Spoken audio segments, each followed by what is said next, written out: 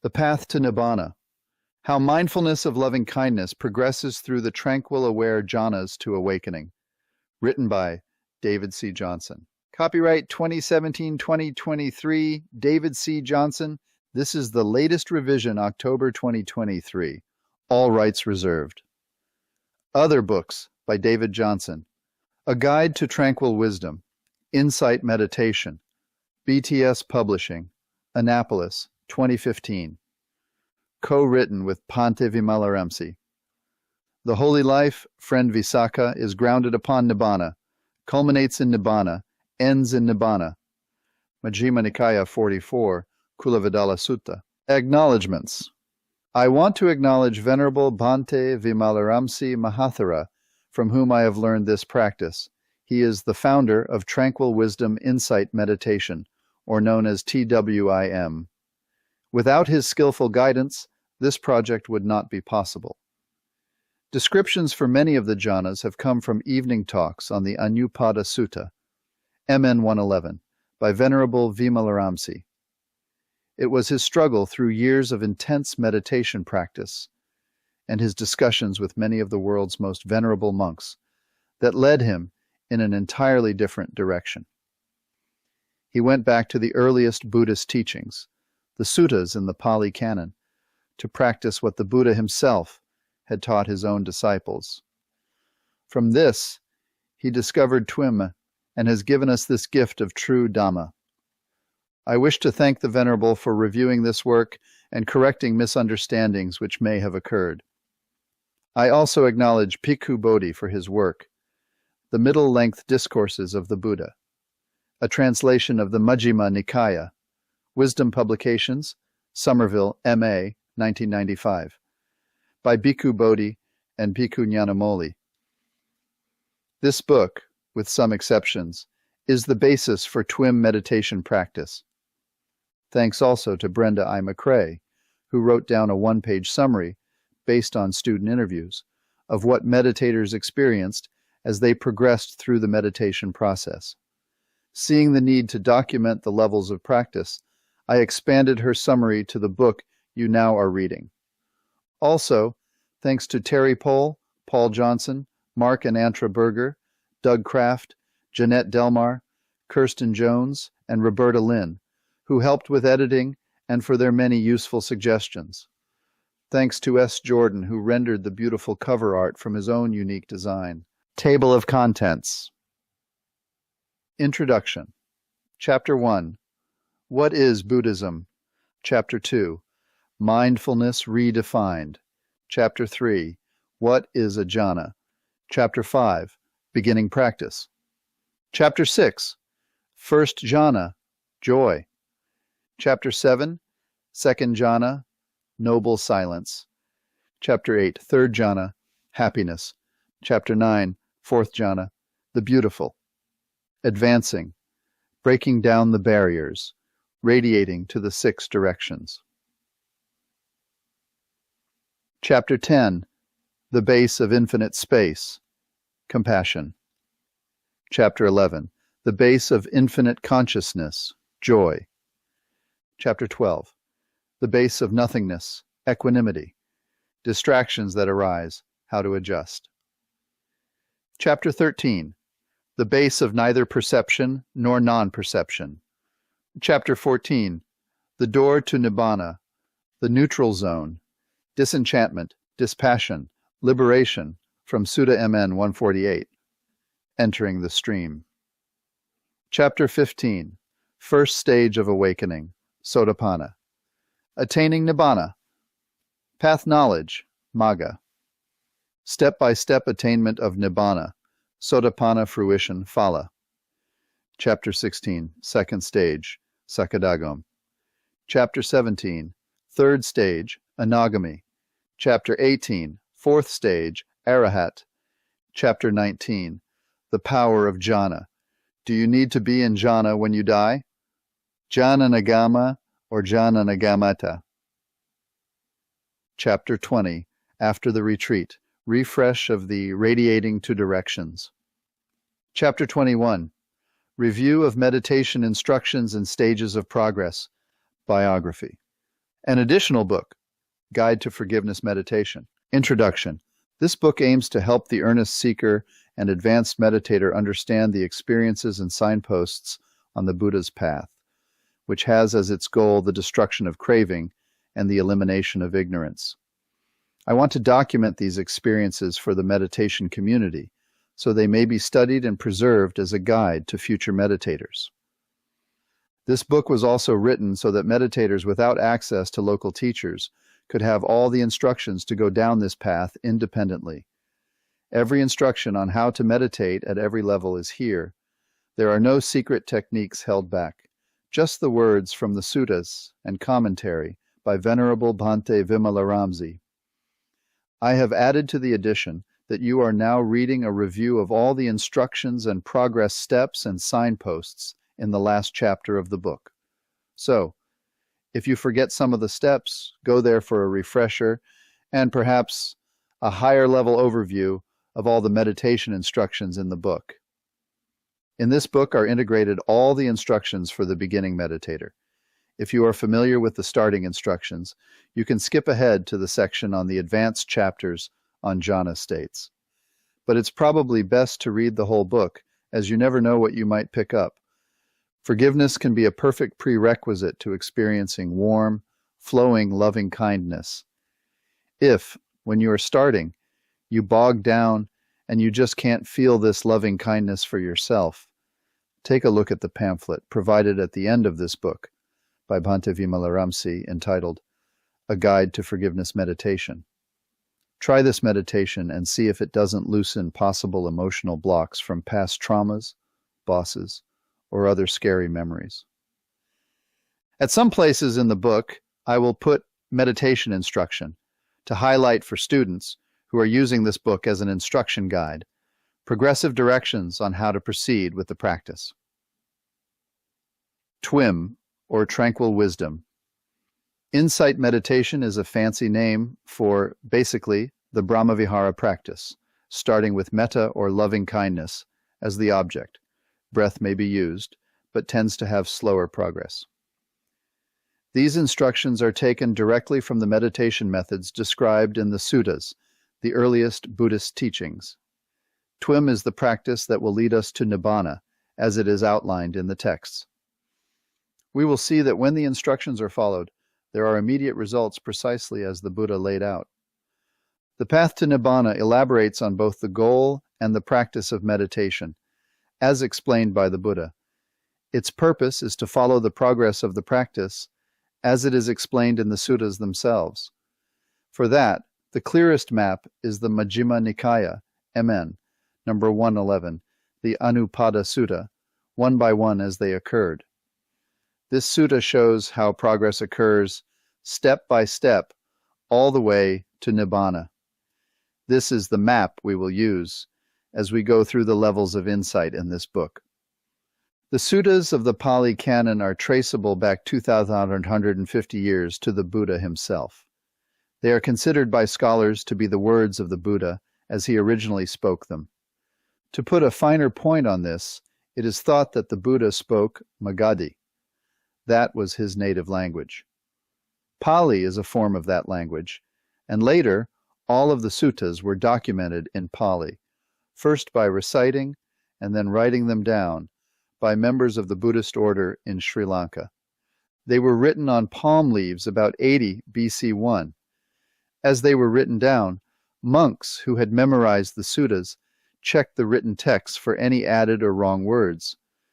The suttas were inscribed on stone tablets in Mandalay, Burma, and are today still being memorized and recited by Buddhist monks in Burmese monasteries. This has continued since the first council of 500 senior monks or arahants convened 3 months after the Buddha died. I visited this interesting site in Burma in 2003 and saw the white marble stones with these very inscriptions. Groups of monks memorize the sutta texts together. One monk will recite, and the rest of the group will check and correct him as he goes. This method has been about as foolproof as any other to retain original texts for long periods. Writing the suttas down can be subject to the translator's misinterpretation of what words to use to describe the practice precisely. But even with this method, there could have been errors that crept in, even as perfect as this system was. We can't really know because we weren't there, and it was over 25 centuries ago. Thus, we use these suttas as the closest direct guide to what the Buddha really taught.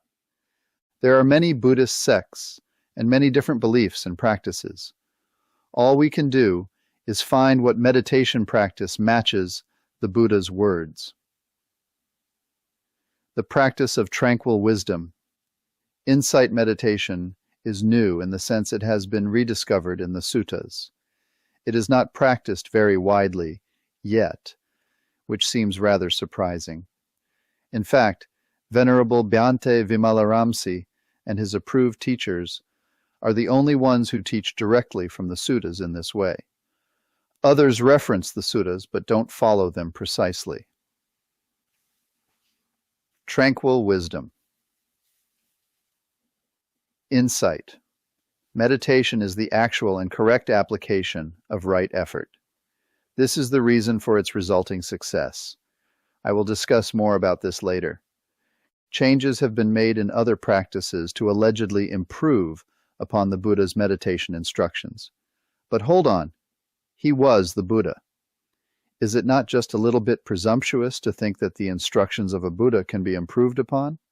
After all, he was indeed the supremely awakened Tathagata, perfecting his wisdom over countless lifetimes. Let's try to put aside all the other techniques for now and just focus on how to practice, as described in the early teachings, as close to the actual words of the Buddha as we can get. Most scholars agree that the Pali Canon and its suttas are the actual teachings of the Buddha. So let's go to them, and only them, to find the way to practice. The Anupada Sutta, MN 111, explains the progress of the meditation through the jhanas and the four foundations of mindfulness at the same time. It will be shown here that these jhanas, when practiced as taught in the suttas, will lead us to awakening. The jhanas described in the Anupada Sutta are not to be confused with the concentration states commonly taught elsewhere. These are the tranquil aware jhanas that are being taught in the suttas, in which you maintain awareness of both mind and body. Their foundation is collectedness, not concentration, which we will cover later. It is this rediscovered aware jhana that is the key to a new understanding of the Buddha's teachings. The Tranquil Wisdom Insight Meditation technique referenced in this book uses for its primary sutta guide the middle-length discourses of the Buddha, a translation of the Majjhima Nikaya by Bhikkhu Bodhi and Bhikkhu Nyanamoli. Bhante Vimalaramsi feels this is the closest translation available, though sometimes he prefers different wordings than are used there. For example, he uses the word habitual tendency instead of becoming. More on this later. We will combine here the explanation of the sutta's meaning with the actual experiences of the many meditators who have practiced and have been successful. Also, we will attempt to explain some of the reasons why certain experiences and subtle phenomena occur. Please forgive me for errors and omissions, as there is no awakened Buddha to guide us. Some phenomena, like the subtlest links of dependent origination that are deep down in the mental processes, have had their descriptions left out. They are for the student to discover on their own, and it won't change the pace of a student's progress by not describing them here. Explaining certain phenomena before the student is ready to see them can create false expectations and wrong ideas. Many students later are grateful that Bhante does not explain to them where they are in the jhanas. They just want to progress and not be thinking and analyzing as they practice. They may develop some sense of pride because of thoughts about, I am in this jhana or that jhana. They might have some familiarity with meditation practice and may have some conceit arise and get stuck thinking about how far advanced they are, when they are only beginners in this practice. It is better off not knowing where you are if you are on an intensive retreat, and just follow the instructions. If you are seeking an even deeper understanding of how the practice works than what is described here in this book, more descriptions of insights and levels of understanding that arise, and the sutta references that support this meditation, you may also want to read one of the following books. Meditation is Life. Life is Meditation, which provides information in depth and detail. Breath of Love and Moving Dhamma. Volume 1 also offers skillful guidance as one goes deeper into the practice. These are all written by Venerable Bhante Vimalaramsi. My purpose here is to put down on paper the steps to awakening, the progress through the levels of insight to awakening. It is my hope that this knowledge can be handed down, studied in the future, and not lost. This book is based on Venerable Bhante Vimalaramsi's sutta-based methods and results, using texts from his various talks, as well drawing on my own personal experiences involving this practice. Today's practices include Brahmanic influences, New Age methods, and even a new take on Buddhism, in which the Buddha himself starts to disappear from the pages. This is called secular Buddhism, or just mindfulness, with no mention of the Buddha. The heartwood of the Buddha's teachings has been mixed up with Western psychology, and even the word mindfulness is no longer being used in the way the Buddha intended. An important goal of this book is to show how Buddhism, as it is generally taught today, has veered away from the ideas presented in the suttas. It has deviated from what the historical Buddha taught. We are going to explore, among other things, what the Buddha taught us in his own words from the suttas, awakening both mind and body, dependent origination, the definition of mindfulness. What is Tranquil Wisdom Insight Meditation, TWIM? What are the 6 R's? 2 types of jhanas, absorption jhanas and aware jhanas, the progress through the jhanas to Nibbana, the 4 stages of sainthood, 1K Sri Dhammananda, the Dhammapada, Introduction P.G. Buitfurnd, WFB, 2010. Chapter 1. What is Buddhism? Around 2,600 years ago, when the young prince Siddhartha Gautama went outside his palace into the village, he realized suffering was experienced universally by all beings. He found that there was sickness, old age, and death, and it so shocked him that he left behind his wife and newborn son, his kingdom, and all his worldly goods to go in search of a way to end this suffering.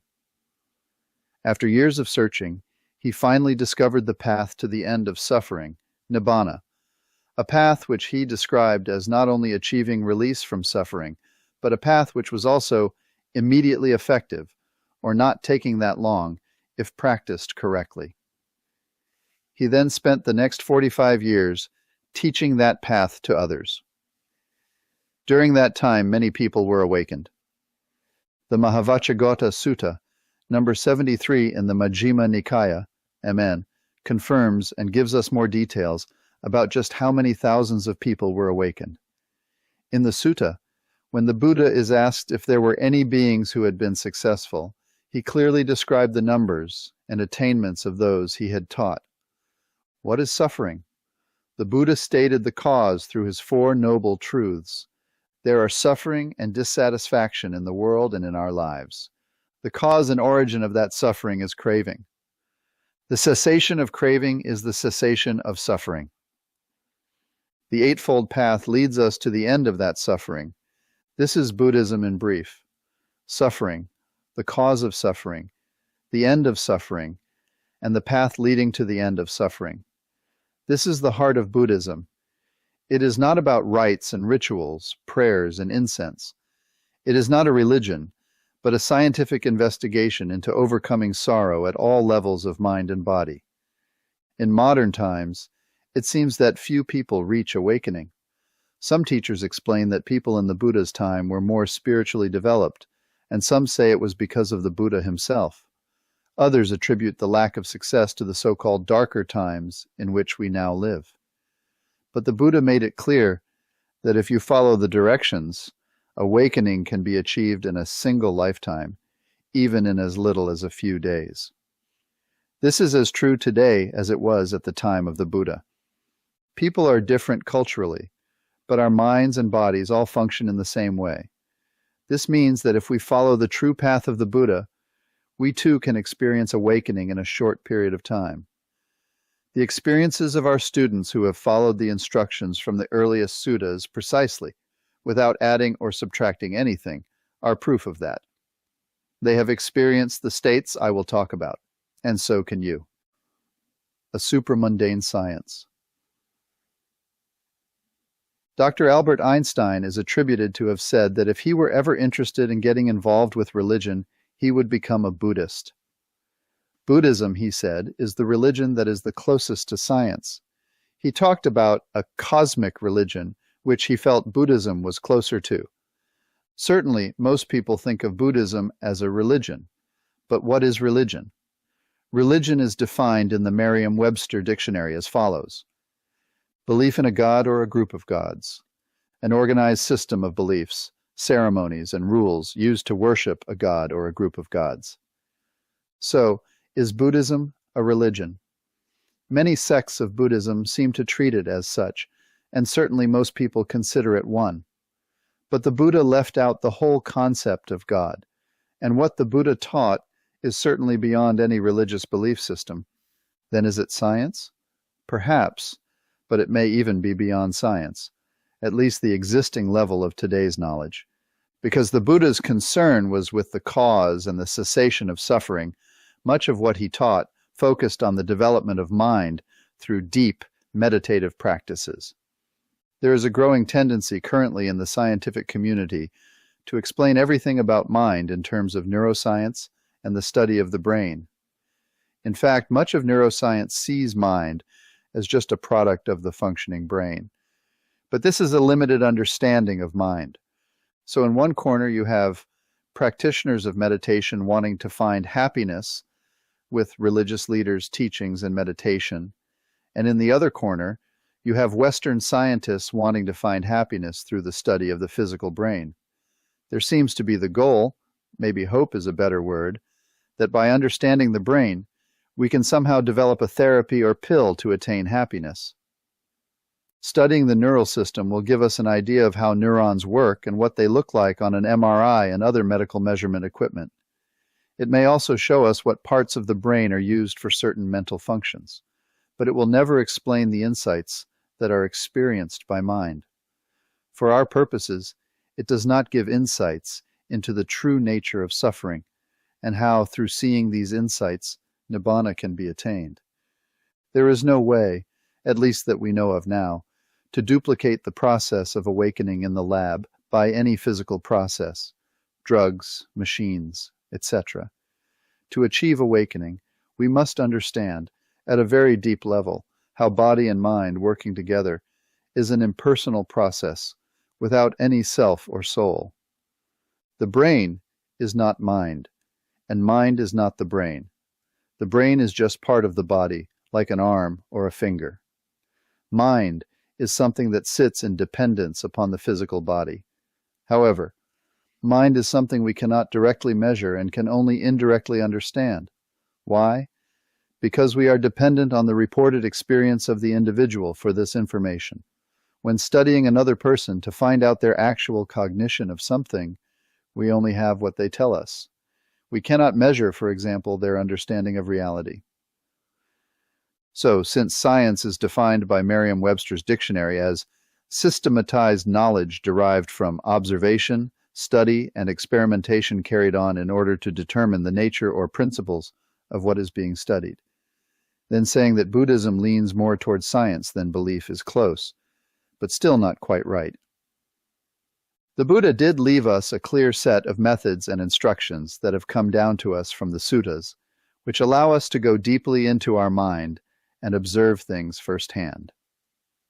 Whenever the Buddha taught the way to the cessation of suffering, he always told his followers that they did not have to believe what he said, but that they should come and see for themselves, as he suggested in the Kalama Sutta.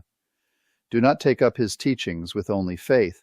Try it first, and then dismiss it if it has no measurable benefit. No belief or faith was asked for by the Buddha. These instructions still apply. Try the practice as the Buddha taught it. You decide for yourself if the results you are having are the same as those that are described, and if they are beneficial to you. When you see that they work and produce repeatable results, this develops confidence and encourages you to continue on the path. If we only study the brain, we cannot purport to be studying mind, as mind is only truly knowable by the individual being studied. The researcher must ask the subject what happened. They can never know how understanding and wisdom have internally affected the subject's mind. This is something beyond simple science. When we say that the Buddha's teachings go beyond science, i.e., that it is supramundane, we are talking about both the actual methods that the Buddha taught and the results, insights, achieved with the practice. While both the methods and the results are repeatable and measurable, they are also subjective experiences. They are transformative and profound, but not easily measured by outside researchers. The Buddha was not just trying to understand the nature and principles of what is being studied. He was searching for a way to finally end personal suffering, not just obtain understanding of it. Buddhism is beyond any scientific study because only by observing mind directly with one's own consciousness can we understand mind. Once the understanding is achieved, then that mind being observed is transformed. In India, it is called a subjective science. I call it supramundane science. This is why we needed a Buddha to show us the path. The answer was not a simple this or that. It was a subtle recipe, a complex training, to which he gave the name the middle path between all extremes, awakening both mind and body. Traditionally, Indian masters believed that enlightenment could be achieved by controlling desire, as desire was believed to be the cause of all kinds of suffering. Practicing initially within this tradition, the Buddha mastered the mind-based practices of yogic, one-pointed absorption concentration. Following that, he spent some long years mastering the body-based austere ascetic practices of the yogic sadhus. Both efforts were intended to bring desire under control and thereby bring about awakening. On the one hand, the Brahmanic meditation masters believed that they could control desire by controlling mind. By forcing the attention to stay on an object for longer and longer periods of time, it was thought that craving, or desire, could be controlled. But it wasn't that craving would be overcome. It was that there would arise this all-powerful controller of that craving which, by improving self-discipline and self-control, would be able to exert mastery over desire, holding it down and keep it from coming up, pushing it down versus eliminating it. But then we'd have to ask the question, who is our real self here? The controlling one, the mind that wished to control desire, or the one with the desire, or neither? For there even to be a self, there must be something that is considered not the self, or at least not our real self. In the Brahmajala Sutta, number 1 of the Digha Nikaya, the Buddha describes there are 62 views of self. There is self-watching self, not self, observing self, the self-observing a not self, and on and on. There is only one you, but which one is it? If an alcoholic says they will give up drinking by exercising their willpower, then who is the real self? Is it the one who wants to keep drinking, or the one who wants to stop drinking? Which one is the real you? On the other hand, if controlling desires with mental self-control and discipline didn't work, then ascetics thought that they could control desire by controlling the body. Yogis would stand on one leg for extended periods or eat a very restricted diet, believing that by controlling the body in this way, enlightenment would surely come. Mind would experience a breakthrough when the control of the body was mastered. Again, self-discipline would enable someone to take charge and bring desire under control. This someone was conceived as the higher self, or the I, who would finally have total control, such that one would no longer be subject to desire and its suffering. This was the perceived goal of the meditation practice. It wasn't about eliminating desire, but actually controlling desire. After practicing both approaches extensively, the future Buddha or Bodhisattva had not achieved awakening. When he entered deep states of absorption concentration, he found that these states suppressed his sense bases so that he no longer felt, heard, or experienced anything from the body. The mental states he achieved were blissful and sublime. However, he soon realized that tightly controlling mind did suppress desire, but only while he was practicing. This was temporary. It did not eradicate the craving mind entirely. As soon as he stopped practicing, desire returned in full force. Similarly, after 6 years of ascetic practices, when he was about to die from hunger near Bodh Gaya, he understood that excessive controlling of the body through deprivation would only lead to death through starvation.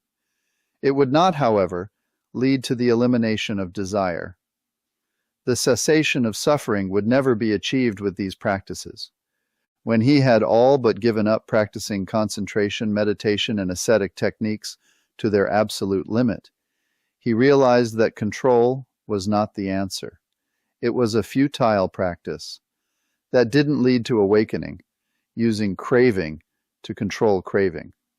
At that point, he sat down under the Bodhi tree and determined that he would sit there until he found the answer. On a full moon day in May, he became the Tathagata, the Buddha, the awakened one, in the third watch of the night, between 3 and 7 a.m. He had found the middle way. He had come to understand the need to employ a meditation method that used a totally different approach, a method that would include both mind and body and eliminate the controller. The Buddha had previously developed the seeing and understanding of how his mind worked by careful observation. He began to see that the mental processes are a dependent chain of events, arising and passing away. We now know this as seeing the links of dependent origination. The Buddha used the term paticca samuppada, which is Pali for dependent origination. On the morning of his awakening, he realized that seeing clearly the deepest phenomena in mind is without a doubt the way to Nibbana. By seeing how his own mind worked and closely observing the mental processes, he grew to understand that we all cause our own suffering. He saw how desire works, how it leads to suffering, and how the cessation of suffering can be achieved. The Buddha realized that desires arise because we feed them and continually chase after them. We see them as ours and personally identify with them. In other words, if you are sitting quietly and your mind goes to thinking about how nice it would be to be somewhere else, can you stop it? Can you just say, "That's okay, mind. I'd like to sit quietly and enjoy some peace this afternoon"? No. Here come the desires for this and that unasked, uncalled for. In that sense, it is not our desire, because we personally identify with these desires that we experience, thinking of them as mine, and then become attached to them. This craving inevitably leads to suffering. We have no control over how or when they arise, or how or when they pass away.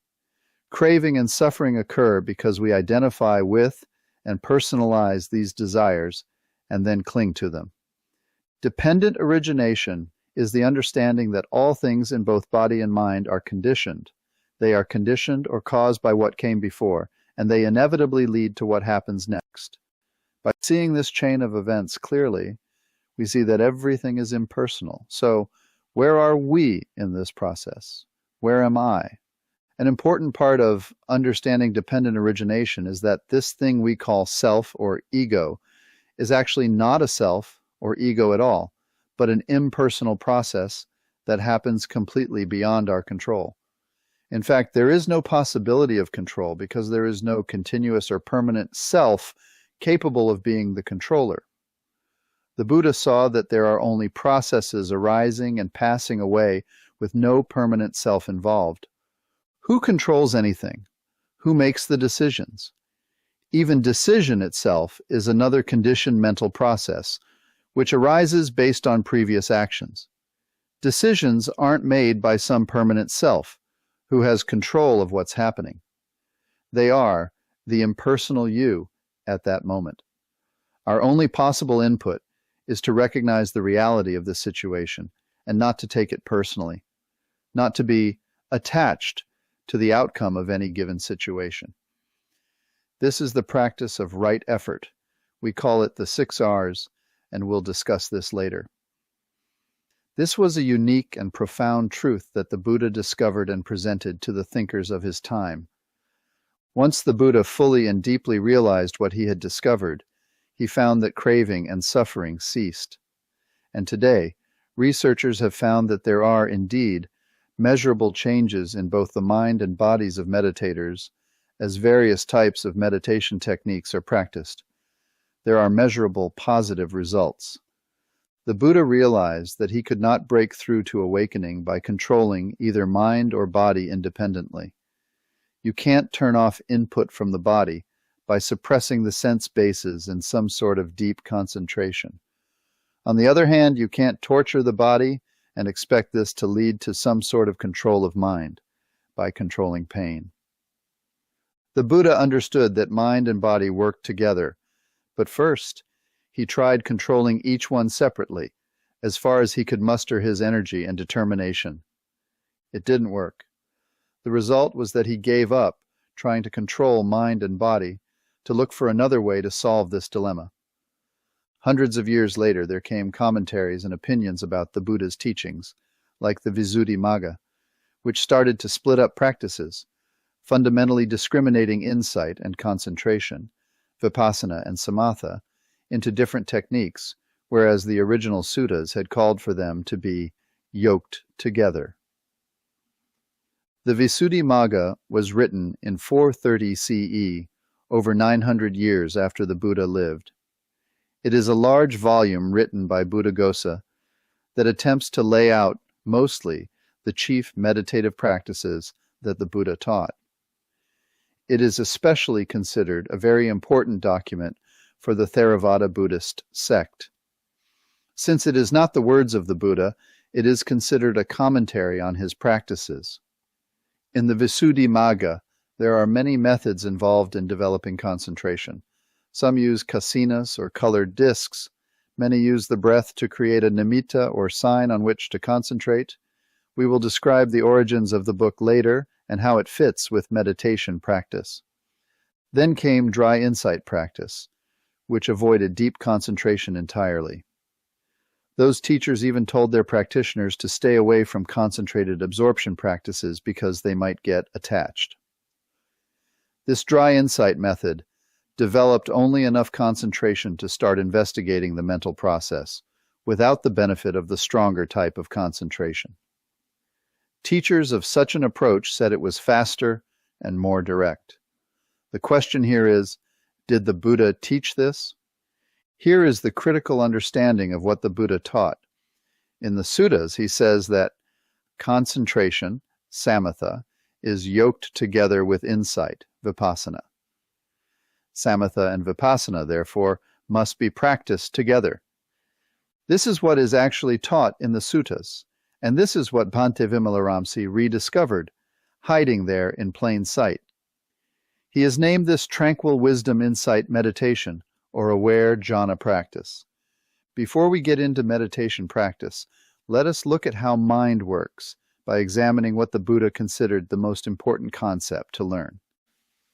Dependent origination, leaving control behind. After years of practice in the Brahmanic tradition, on the night of his awakening, the Buddha realized why he had not found relief. The fundamental premise of those practices was incorrect. That idea assumed that one could actually control desire and thereby control suffering. On the night of his awakening, the Buddha directly realized what he had already reasoned out about his own mental processes.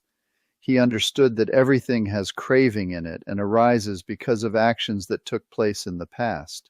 Because those actions have already happened, no one has any control over what will emerge or how they will react to it. In other words, you cannot, in fact, control what desire arises, but can only observe the impersonal arising of it. What is dependent origination, and how does it work? When one sits and quiets mind, all becomes still. The next thing that might happen is a sound arising. A bird may chirp. The sound form, the chirp, hits the ear base, the organ, physical ear, and ear consciousness arises. These three things, sound, the ear base, and ear consciousness, are the contact link in the 12 links of dependent origination. Contact, phassa, is all three elements coming together so that hearing happens. In the same way, lighting a match, you have the match head, the flammable chemicals, and the flint of the matchbox. When they are struck together, this is called contact. Heat and light arise, resulting in a flame. If either one of these three things are missing, hearing doesn't happen. Once hearing happens, there arises a feeling, vedana, associated with that sound. Then perception arises that it is pleasant, unpleasant, or neither pleasant nor unpleasant, neutral. Feeling and perception are followed by craving, tanha, arising with the formula, I like it, or I don't like it, or I don't care. This is where you start to identify with what is happening and take it personally. Craving can always be recognized as tension and tightness in the head. The tension or tightness is how you recognize craving. You must see and let go of this craving in the head. That desire is what is next going to lead you into thought, clinging, and then leads to the birth of action and resulting in sorrow, lamentation, grief, and despair. Following craving, clinging, upadana, or thinking arises the story about why you like it or don't like it. This is based on your past experience. What happened when that sound arose at some past time?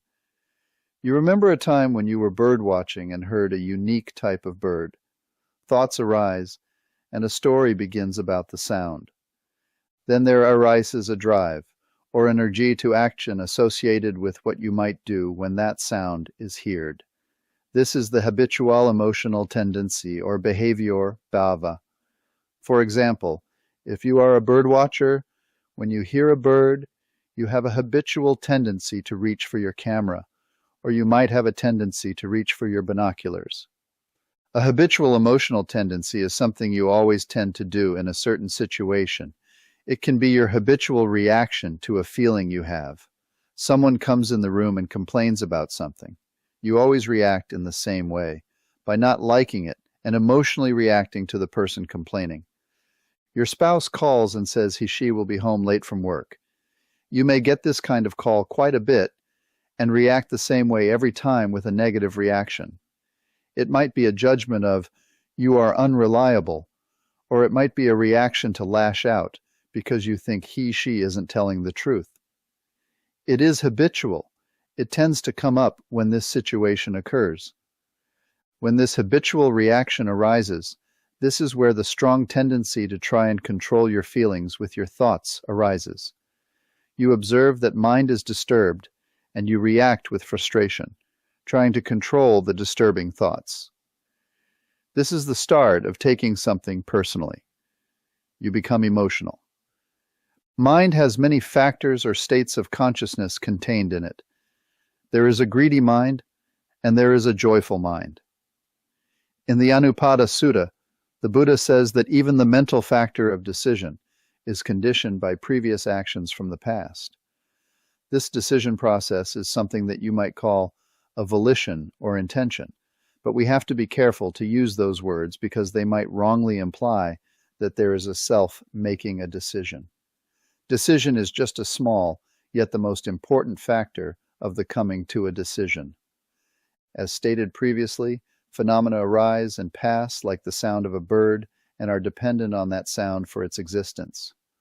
When your mind is very tranquil, you can see the decision factor arise as well as the push that goes with it to make the decision.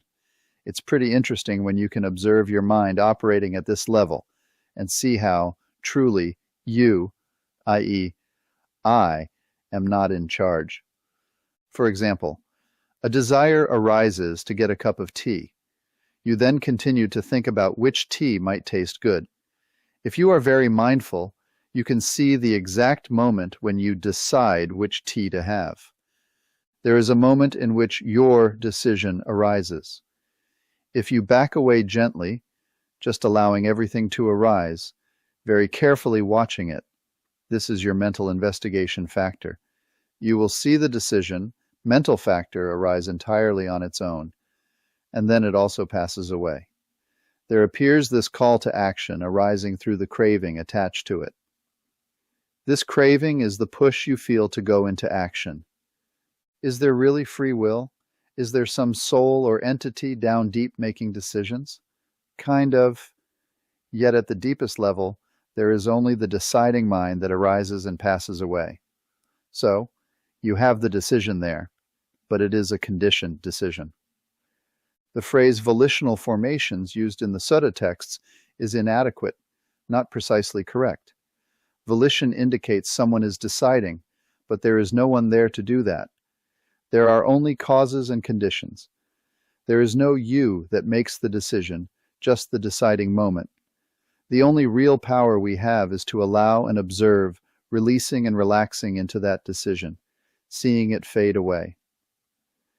Continuing, after the habitual tendency link in dependent origination comes the actual birth of action, jati link, and you get up to go get your camera. The drive to action translates into taking action. This can be bodily action, moving, verbal action, speaking, or mental action, thinking. Unfortunately, by the time you get back with your camera, the bird has flown away.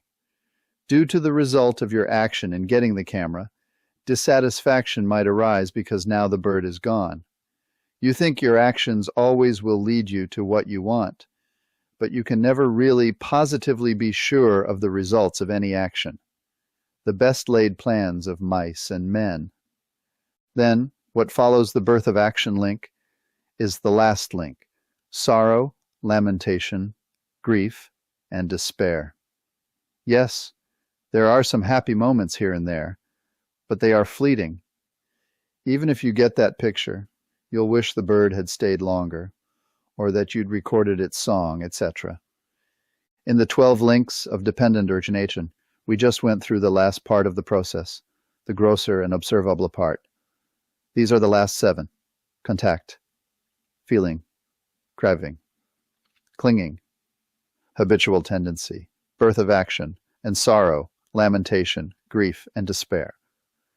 These are the ones you can see without having to go too deeply into the meditation. Contact, feeling, craving, clinging, habitual tendency, birth of action, sorrow, lamentation, grief, and despair.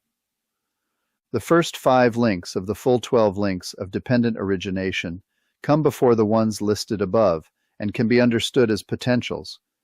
They can only be observed as subtle movements in mind, with the exception of ignorance, which is your understanding. Later, when your meditation goes deeper, you will see the arising of the first 5: ignorance, formations, consciousness, mentality, materiality, and the 6-fold sense base. The Buddha said that it all starts with ignorance of how things work, that is, ignorance of the truth of dependent origination and of the 4 noble truths, which makes clear that craving drives the whole process of suffering. It is this ignoring of the 4 noble truths which leads us to act in unwholesome ways, which creates endless suffering. There is a chart that shows the circle of dependent origination in the next few pages. Each link is dependent on the link before it as nutriment, as food.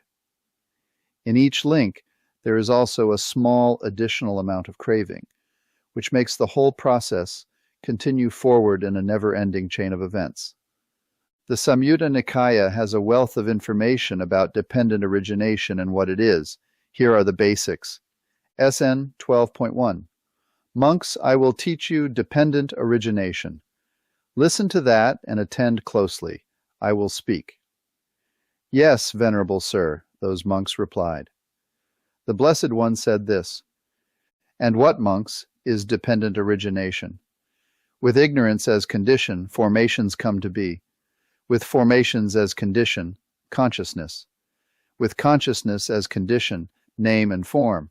With name and form as condition, the six sense bases. With the six sense bases as condition, contact. With contact as condition, feeling. With feeling as condition, craving. With craving as condition, clinging. With clinging as condition, existence. With existence as condition, birth. With birth as condition, aging and death. Sorrow, lamentation, pain, displeasure, and despair come to be. Such is the origin of this whole mass of suffering. This, monks, is called dependent origination. But with the remainderless fading away and cessation of ignorance comes cessation of formations.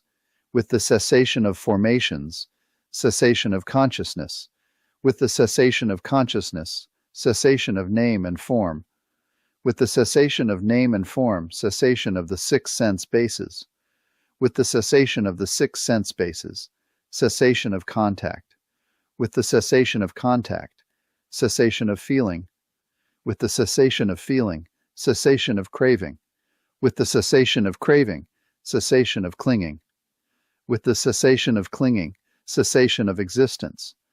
With the cessation of existence, cessation of birth. With the cessation of birth, aging and death, sorrow, lamentation, pain, displeasure, and despair cease. Such is the cessation of this whole mass of suffering. The highest goal of tranquil wisdom.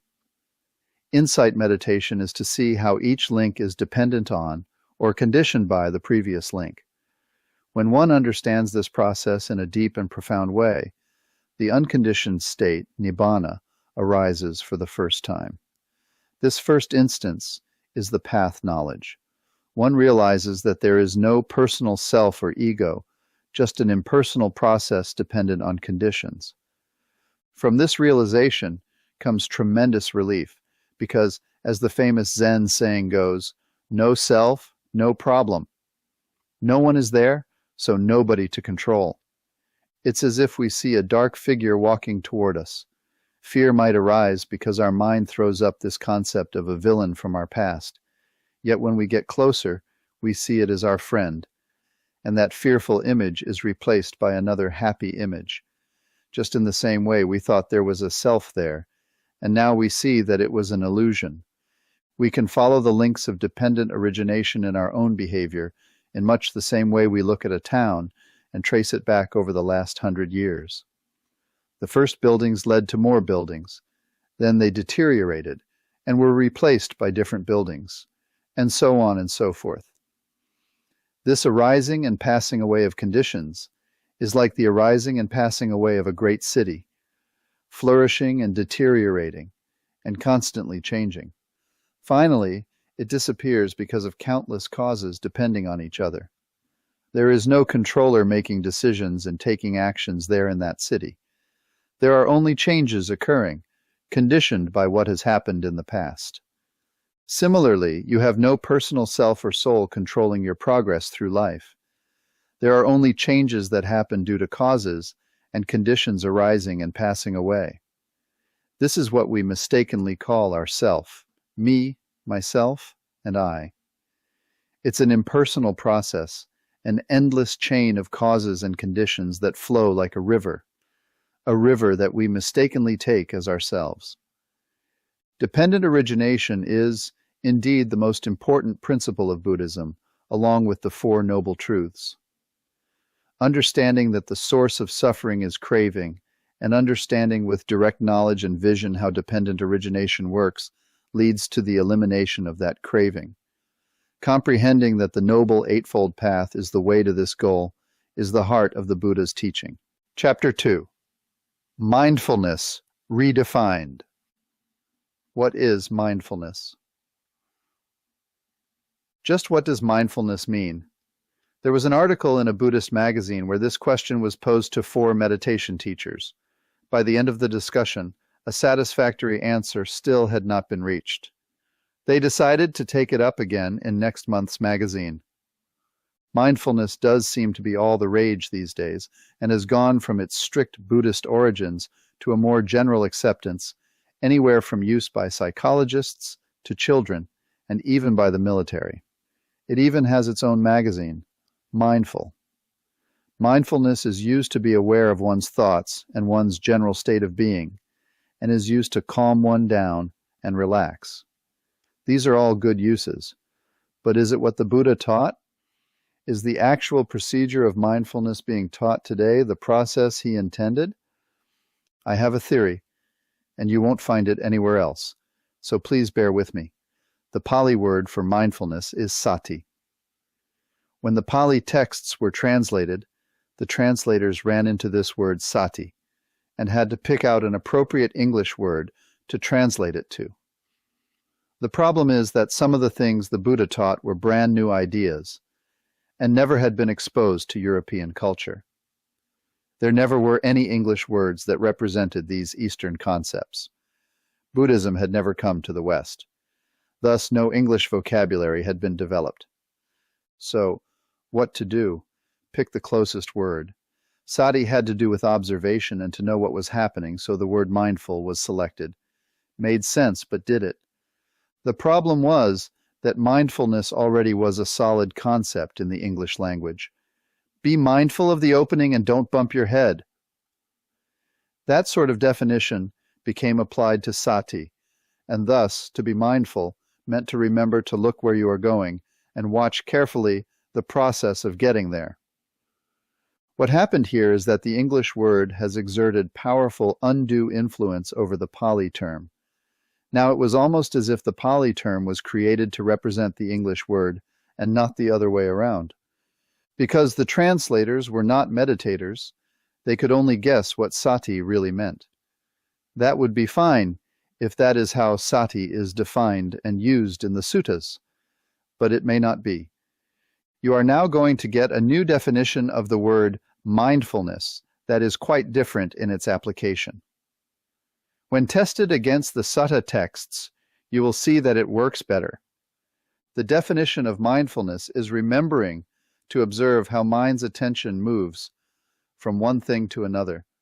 Looking closer at this definition, the first part is just remembering, which sounds easy, but it isn't. Once you pay attention, you'll find that your mind is constantly distracted from observation of itself by thoughts over which you have no control. You are aware of mind, a thought arises, and you are pulled away into that thought until you remember that you're supposed to be paying attention to the movement of mind's attention.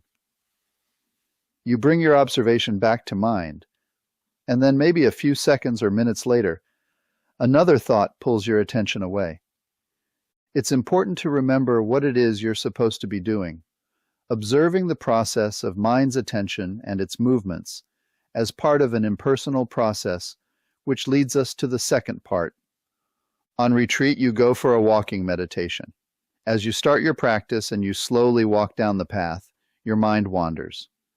The first thing you must do is to remember to be mindful, then actually do it.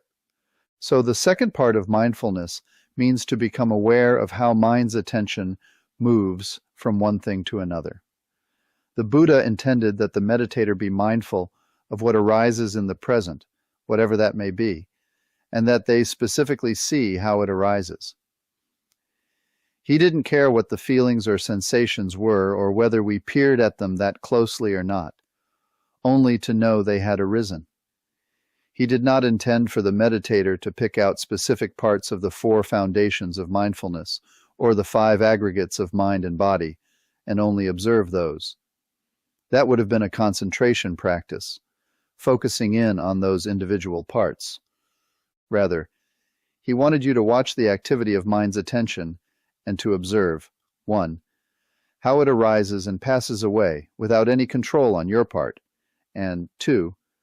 How you take this mental movement personally as yourself. Mind clamps onto a feeling and then identifies it as my feeling, even though you did not ask for it to arise or to pass away. You never had any control over it whatsoever. It just arose when conditions were right. This identification with feeling gives rise to a false belief in a personal self, the concept of I. When you see how the I concept arises, you can release it by not keeping attention on it. Relax the tension or tightness caused by that disturbance, smile into it, and return to the meditation object. It becomes clear that there never was a self at all. There is only the endless stream of activity. Since you have no control over what comes up, you begin to see how this identification process, craving, is at the root of suffering. Craving manifests as that desire to control what happens. And when even that can't be accomplished, suffering arises and we don't like it. This leads to frustration and an even further desire to control.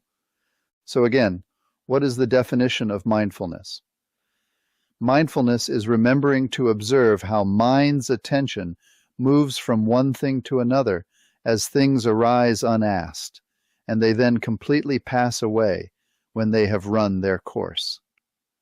Mindfulness is not over-focusing on an object, feeling or breath or anything else. It only knows that it is happening. This process of observing the movement of mind's attention is where you see the hindrances arise and pull your attention away. There are 5 hindrances. 1. Greed or sensual desires. 2. Hatred or aversion. 3.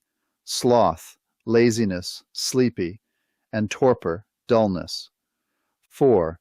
Restlessness, worry, or anxiety. 5.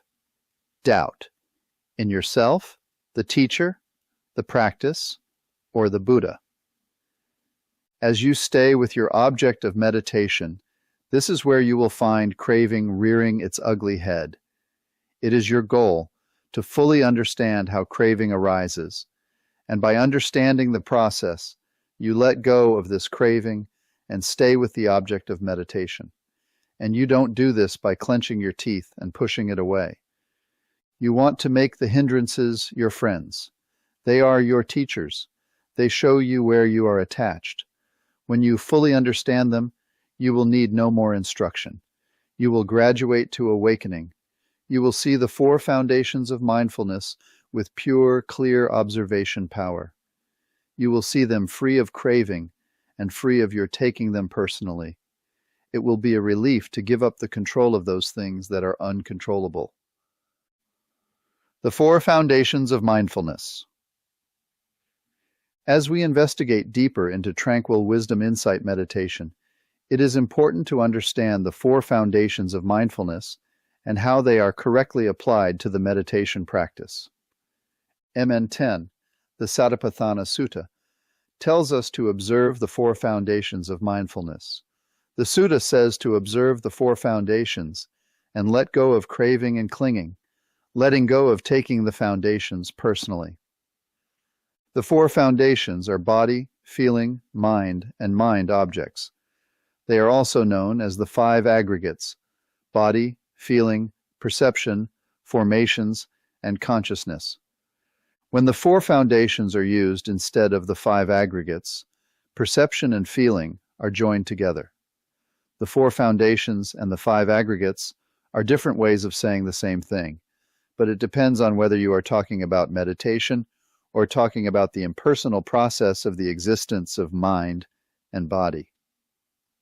We want to see what is there before we create confusion by identifying with what we are observing and taking it as ourself.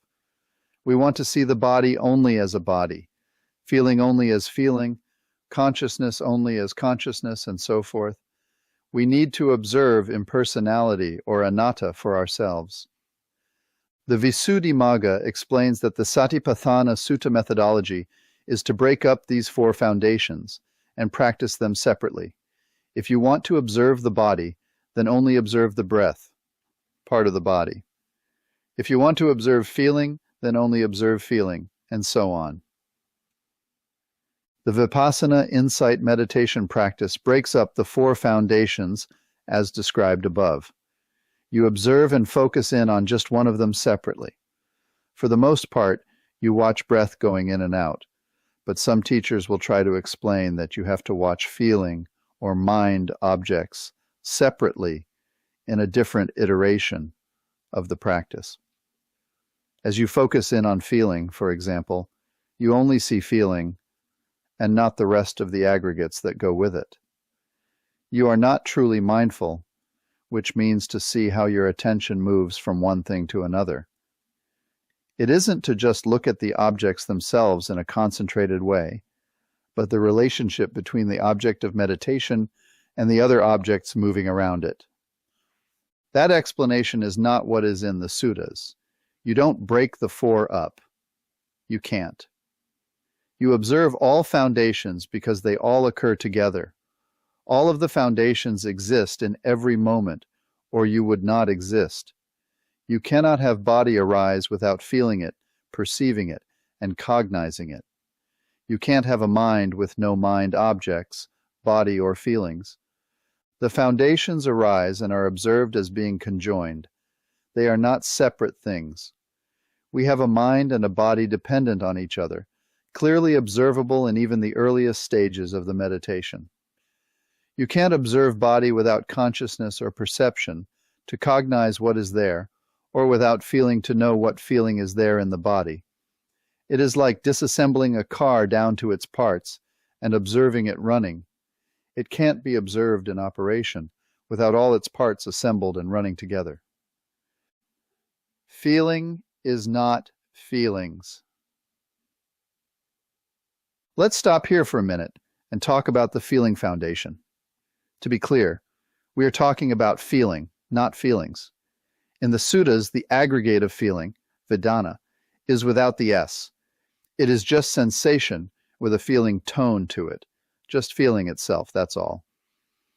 The most important part of this feeling is that it is either a pleasant feeling, painful feeling, or neither pleasant nor painful feeling. Feelings, on the other hand, are usually understood to be emotional states, which mean there is craving mixed in. If you look at someone whom you find attractive and a pleasant feeling comes up, lust likely will arise. A pleasant feeling with lust, I like it, is what we call emotions, habitual tendency, bhava. That emotion might be categorized as a pleasant feeling or desire that is taken personally. This feeling with the personalization is commonly known as feelings with an S on the end. For example, love, where referred to romantically, is not loving kindness. This kind of love in a relationship is much more related to the state of affection or infatuation and has craving in it. Loving kindness is a pure, non-personal state, a true wish for someone to be happy. Loving kindness may turn into compassion when it is directed towards someone who is suffering. It doesn't turn into hatred or sadness. It's never taken personally. These are not feelings. They are just feeling. The Buddha considered feeling to be anything that was felt. In other words, he considered feeling as any mental or physical experience that was felt. He categorized feeling as either pleasant, unpleasant, or neither pleasant nor unpleasant, neutral. He did not use the word sensation here. He did not care whether it was a feeling of heat or a feeling of hardness or the taste of a mango or a banana flavor. He only wanted you to consider whether it was pleasant, unpleasant, or neutral. No need to dive deeper. Why is this distinction important? Because feeling leads to craving. The I like it or I don't like it states of craving are dependent on feeling and will arise in the untrained mind if not released quickly. The I like it mind may lead to thoughts about why you like it, when you last had it, and when you will get it again. With this process, your mind starts to wander away from your object of meditation. This is the unwholesome mind, in which you are watching the 5 aggregates arise. It becomes muddy with craving, leading to thinking and stories. How do we let go of this craving state? And what is a clear mind free of craving? In the next chapter, we will look at what this freed state is and how it arises, which the Buddha called a jhana. We will consider the stages of progress in the meditation as you move through the jhanas. We will examine by using suttas references how, as time passed, the original meaning of the word jhana became confused and became used for another type of state. Chapter 3. What is a jhana? More than one type of jhana. If you have ever run across the word jhana before, then it is likely a state that you desire to experience. Jhanas are described as levels of concentration. Contained in them can be bliss and deep contentment, which of course everyone wants. They are important to understand because the suttas explain that you pass through them on the way to Nibbana. They are the road to Nibbana. Actually, there are 2 types of jhana. Today there are so many methods that are taught in meditation practice. Which is right? How can we find out what the Buddha really taught? In the Digha Nikaya, this same dilemma was addressed by the Buddha. Digha Nikaya Sutta 21. Sakka asked the Lord, "Sir, do all teachers and Brahmins teach the same Dhamma, practice the same discipline, desire the same thing, and pursue the same goal?" "No, ruler of the gods, they do not." "And why not?" "This world is made up of many and various elements, and people adhere to one or another of these elements and become tenaciously attached to them, saying, 'This alone is true, all else is false.' Therefore, all teachers and Brahmins do not teach the same Dhamma, practice the same discipline, desire the same thing, or pursue the same goal." In this book, we will try to remain faithful to the sutta material as we explain the differences in the many techniques of the Buddhist universe. Yes, there are 2 types of jhanas and 2 major types of meditation practice by which to attain those 2 types of jhana. There is the one-pointed concentration absorption practice and the Tranquil Wisdom Insight Meditation TWIM practice. Later, the first type, one-pointed concentration practice, will be broken further into 1. Straight concentration absorption practice 2. Concentration absorption insight practice, and 3. Dry insight practice. The Pali word jhana was not used in reference to meditation prior to the Buddha. The Buddha did use it to describe his own experiences during meditation practice. While the Pali word jhana is often translated as a state of concentration, this is not correct from the viewpoint of TWIM. Pali experts, like most Venerable Punnaji of Malaysia, say that jhana just means level. If you check a Pali dictionary, it also defines it as meditation or state of meditation. Most Venerable Punnaji also offers an alternate definition of the related word samadhi, which is often considered and used to define a state of absorption concentration. The Pali word sama means equal or even. Dihi means state in this usage. So most Venerable Punnaji translates samadhi as an even state of balance. The word samadhi implies a collected and unified state, but not deep absorption that suppresses the hindrances. It is a more open and aware state. Venerable Bhante Vimalaramsi defines the word jhana as a level of understanding. Each successive jhana is an increasingly deeper level of understanding of the workings of dependent origination and the mental process. Bhante Vimalaramsi uses collectedness to translate the word concentration more accurately. Additionally, Bhante has found that in Pali, the word di may also be translated as wisdom in terms of the levels of understanding. Thus, we put together sama and di, resulting in tranquil wisdom. In the Buddha's description of the jhanas, As you go deeper into the practice, the attainment of each jhana reflects a deeper level of understanding of what it means to let go of craving. You pass through the jhanas as you progress from gross craving to a finer and finer balance of mind, until finally, after the state of neither perception nor non-perception, the highest jhana, you reach the cessation of craving. This is the gateway to the attainment of Nibbana. At that moment, the cessation of craving, Nirodha Samapatti, occurs. This is the state of no feeling, no perception, and no consciousness arising at all. The mind just stops, and Nibbana arises. Again, jhana never was supposed to mean absorption. It means a collected state or a level of understanding and mental development. However, as emphasis shifted away from the Buddha's actual teachings, as described in the suttas, to the commentaries like the Visuddhimagga, the word jhana was more commonly used to describe the state of one-pointed concentration. In the Anguttara Nikaya, the Book of Fives, number 27, we have this quote, and 5. 27. The knowledge arises that is personally yours. This concentration is peaceful and sublime, gained by full tranquilization and attained to unification. It is not reined in and checked by forcefully suppressing the defilements. Clearly, this quote indicates an open and aware state, and not an absorbed, suppressing state. So there are two kinds of jhana, or two different ways to understand the term. One style is made up of one-pointed absorption jhanas, which are achievable by various concentration methods, including observing the breath, focusing on a colored disc, kasina, or absorbing yourself in a candle flame. These jhanas are the states achieved by the yogic masters and were learned by the future Buddha when he first started down the path. The absorption concentration jhanas have been adopted by many of today's Buddhist monks and are supported by commentaries like the Visuddhimagga.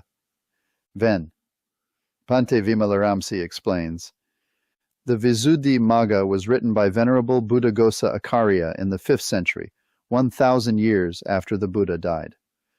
Buddhaghosa was asked by his teacher to go to Sri Lanka and translate the commentaries written in Sinhalese back into the Pali language for a readable translation.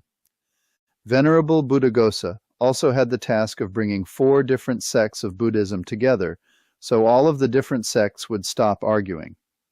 He was a very good student of the Pali language, a true scholar, but he didn't study the suttas. He didn't practice meditation himself.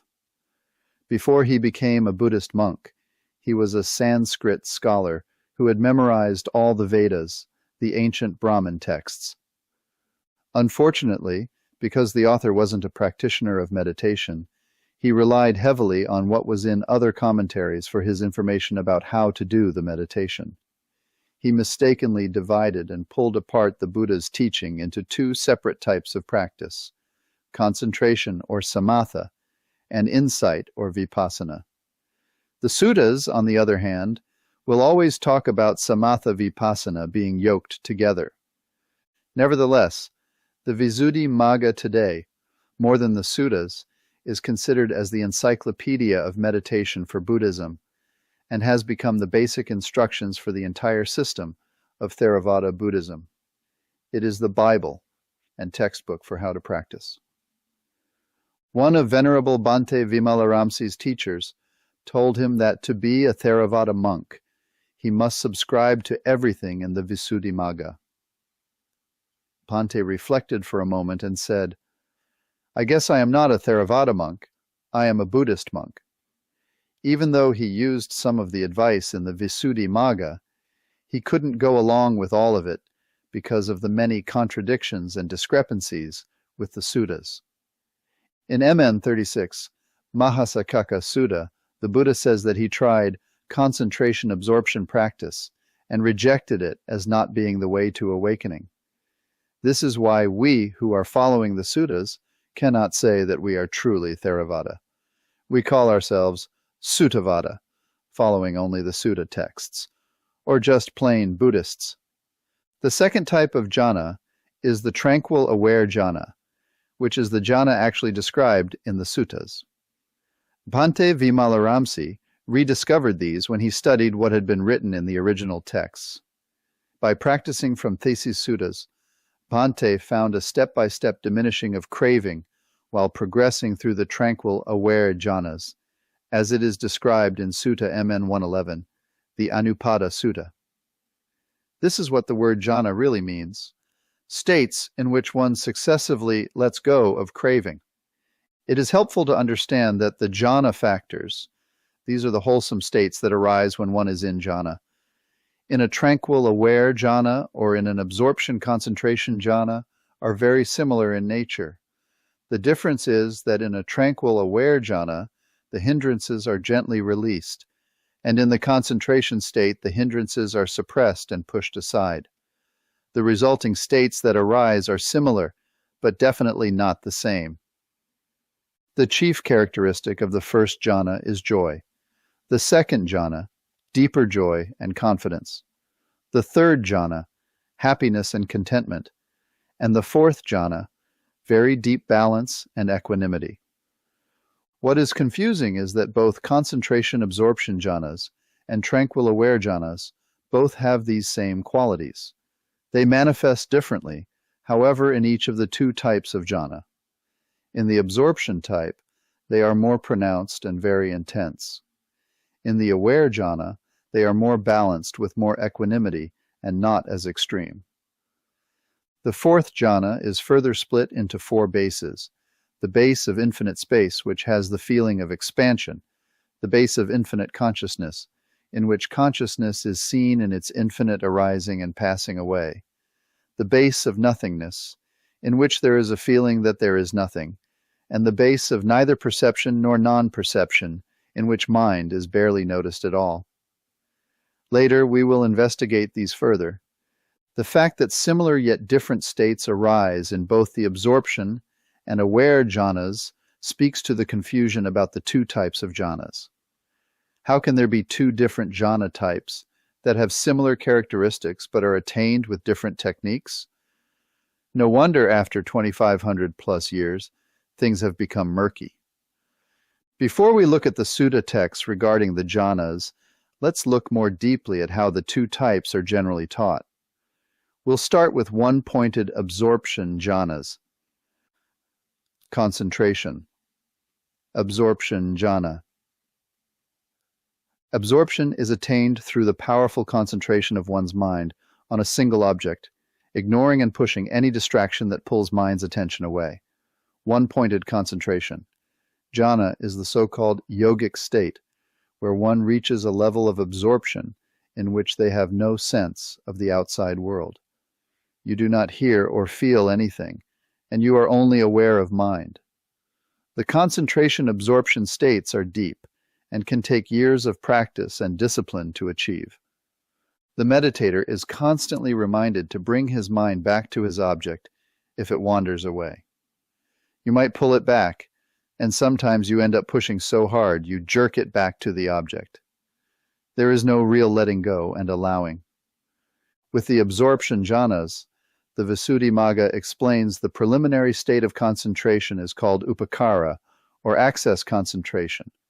You are still aware and not yet absorbed fully. Note that this term or idea doesn't appear in the suttas. In this access concentration, no hindrance will stick in your mind. Even if you try to bring something up like a thought of anger or lust, it will not stay, and your mind will be clear. Your mind doesn't wander, but just rejects any distraction, taking it away from its object of meditation. By practicing this pushing away, mind learns to come back to the home object automatically. As you progress, you will enter full absorption or apana concentration, in which awareness of the outside world will disappear entirely. You will have attained the first concentration jhana level. You then work through the rest of the 8 jhanas, using the power of the deep concentration to suppress any further hindrances that arise. This process does work. You do experience concentration states that have similar characteristics to the aware TWIM jhanas. But they are not the same and have subtle differences, which most just dismiss as not important, yet they are. One has some craving left, and one doesn't. This type of jhana practice may take over a decade in the Thai tradition to develop. The Sri Lankans say they are better and can get you to the first jhana in less than 10 years of practice. Some others say much less, but it takes an incredible effort. Bhante tells a story about a monk who was asked to go into an absorption jhana, which he did. The monks who were with him picked up his arm and raised it up above his head.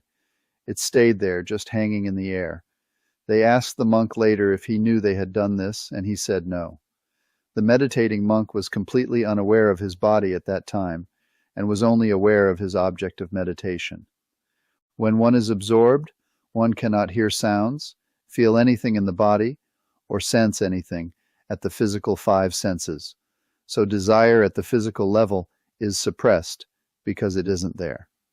In addition, because one is so tightly focused on their object of meditation, desire is also suppressed at the mental level.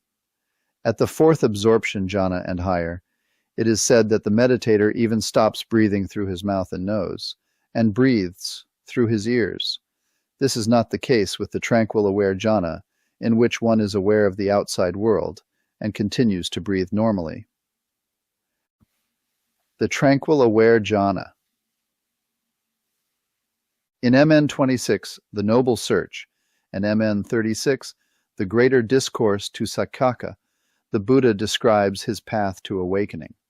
As mentioned in the previous section, he initially believed that the problem of reaching enlightenment was about control, controlling mind with the goal to control desire, and thus end suffering.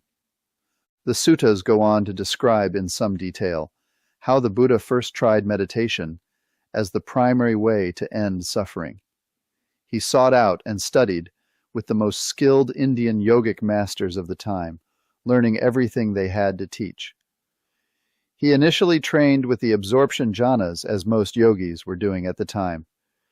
When Gautama had attained to the 7th absorption jhana, the state of nothingness, his teacher Alara Kalama honored him, saying he had learned everything he had to teach.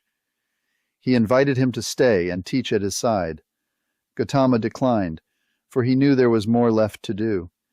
He saw that he could go deeper. There was something more than even this very sublime level of meditation. Suffering still existed. Craving was not yet extinguished. So, he asked Alara Kalama if there might be an even higher state. Alara Kalama told Gautama he knew someone who taught the highest state attainable. He was told to go study with Uddaka Ramaputta, who taught him up to attain the 8th absorption jhana, that of neither perception nor non-perception. He mastered this state in a short time, and then the same thing happened. This teacher also invited him to stay and teach. Again, Gautama refused, feeling there was still something more to learn, that this was not the way to Nibbana. He still experienced subtle craving after coming out of these high states. Once more he left, having been told there was nothing left to be learned. He had mastered the highest yogic state taught at that time. He could find no one else to teach him any higher technique to control his mind. Venerable Bhikkhu Jnanananda states in his small book Nibbana, The Mind Stilled, Volume 2 in Sermon 6, Pimar 127. These subtler layers of preparations, thoughts, formations, also have ignorance, craving, hidden within them. That is why even Alara Kalama and Uddaka Ramaputta thought that they could get out of this wheel of existence, samsara, by tranquilizing the bodily activities, the verbal activities, and the mental activities. But they did not understand that all these are sankharas or preparations. Therefore they were confronted with a certain dilemma. They went on calming down the bodily activities to subtler and subtler levels. They calmed down the in-breaths and out-breaths. They managed to suppress thinking and pondering by concentration exercises, but without proper understanding. It was only a temporary calming down. No awakening had yet occurred for Gautama into the true nature of mind, so, disappointed, he rejected all mental absorption concentration practices, and set off to do the austere ascetic practices of the yogic sadhus. By controlling pain in the body, through engaging in tortuous, pain-producing practices, he hoped to achieve control of his mind. This would hopefully bring him to peace and a balanced mind. After 6 years of austerities, doing unspeakably difficult and even disgusting practices, like drinking his own urine and worse, see Suttas MN 36 and MN 12, when he was on the verge of death, the Bodhisattva, the future Buddha, gave up that path as well. He did master control of his body and perfected any austerity that was asked of him, but this did not lead him to the end of desire. After spending all this time mastering the yogic concentration jhanas and the yogic austerities, the future Buddha sat on the banks of the Ganges, near present-day Bodh Gaya. He was nearly starving to death, down to eating 1 rice grain per day. He knew he would die if he continued. A young woman named Sujata came and offered him sweet milk rice to eat. For the first time in a long time, he allowed himself to consume a reasonable portion of food. Immediately, he felt his energy returning. Vitality started to course through his body and mind. As he sat there on the river's bank, in the shade of a Bodhi tree, he reflected on his past efforts, realizing they had all been in vain. He was no closer to the end of suffering than when he started. He had tried and mastered all of the practices of concentration and austerities, and hadn't gotten any closer to awakening. Then Gautama, the future Buddha, began to reflect on the plight of human beings. In the Samyutta Nikaya, the Book of Causation, Nidana origination, it says, "Bhikkhus, before my awakening, while I was still a bodhisattva not yet fully awakened, it occurred to me, alas, this world has fallen into trouble, in that it is born, ages, and dies. It passes away and is reborn. Yet it does not understand the escape from suffering, headed by aging and death. Then it occurred to me, when what exists does aging and death come to be? By what is aging and death conditioned? There took place in me a breakthrough by wisdom. When there is birth, aging and death comes to be. Aging and death has birth of action as its condition." Then it goes on to explain how the Bodhisattva discovered each of the links of dependent origination through reasoning them out. He saw how each link ceased, and if that link ceased, then the link that followed also ceased.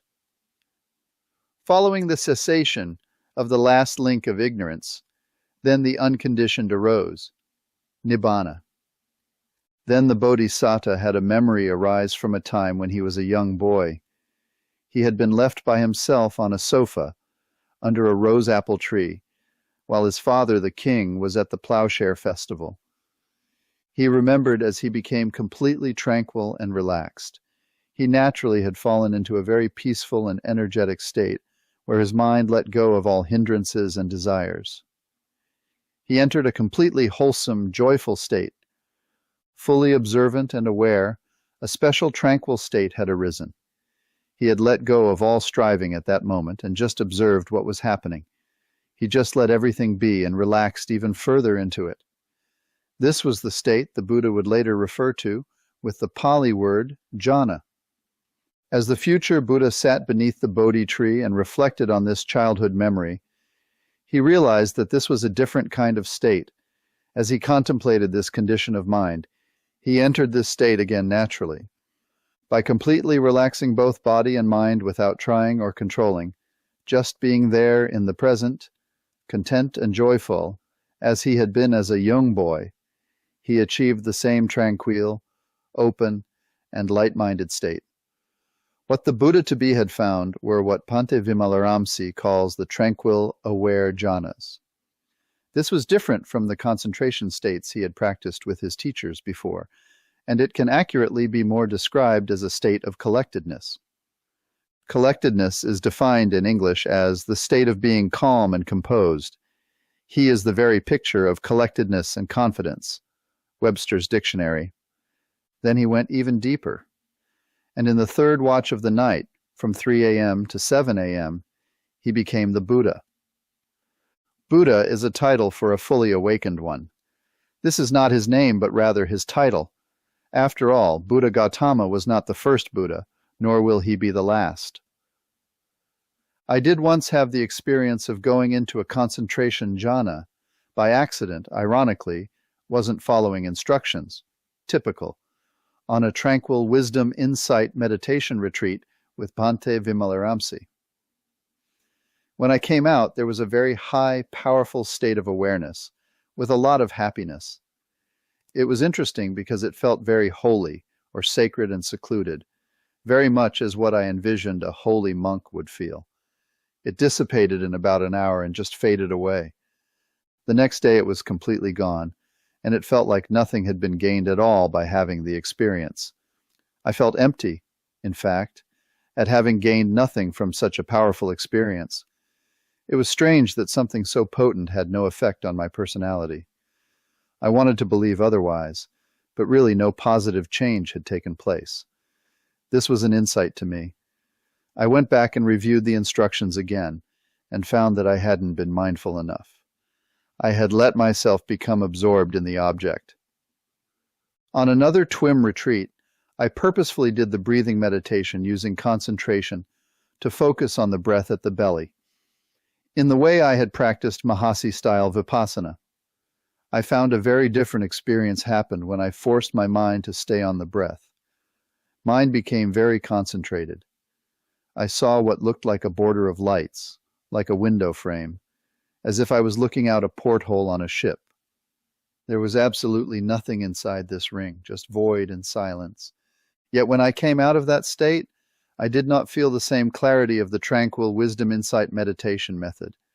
The deep concentration left a kind of torpor-like state and was rather uncomfortable. The mind did not feel bright and balanced. It had lost its pliancy and ability to think clearly. Strangely, it felt a little like I was stressed out, jumpy.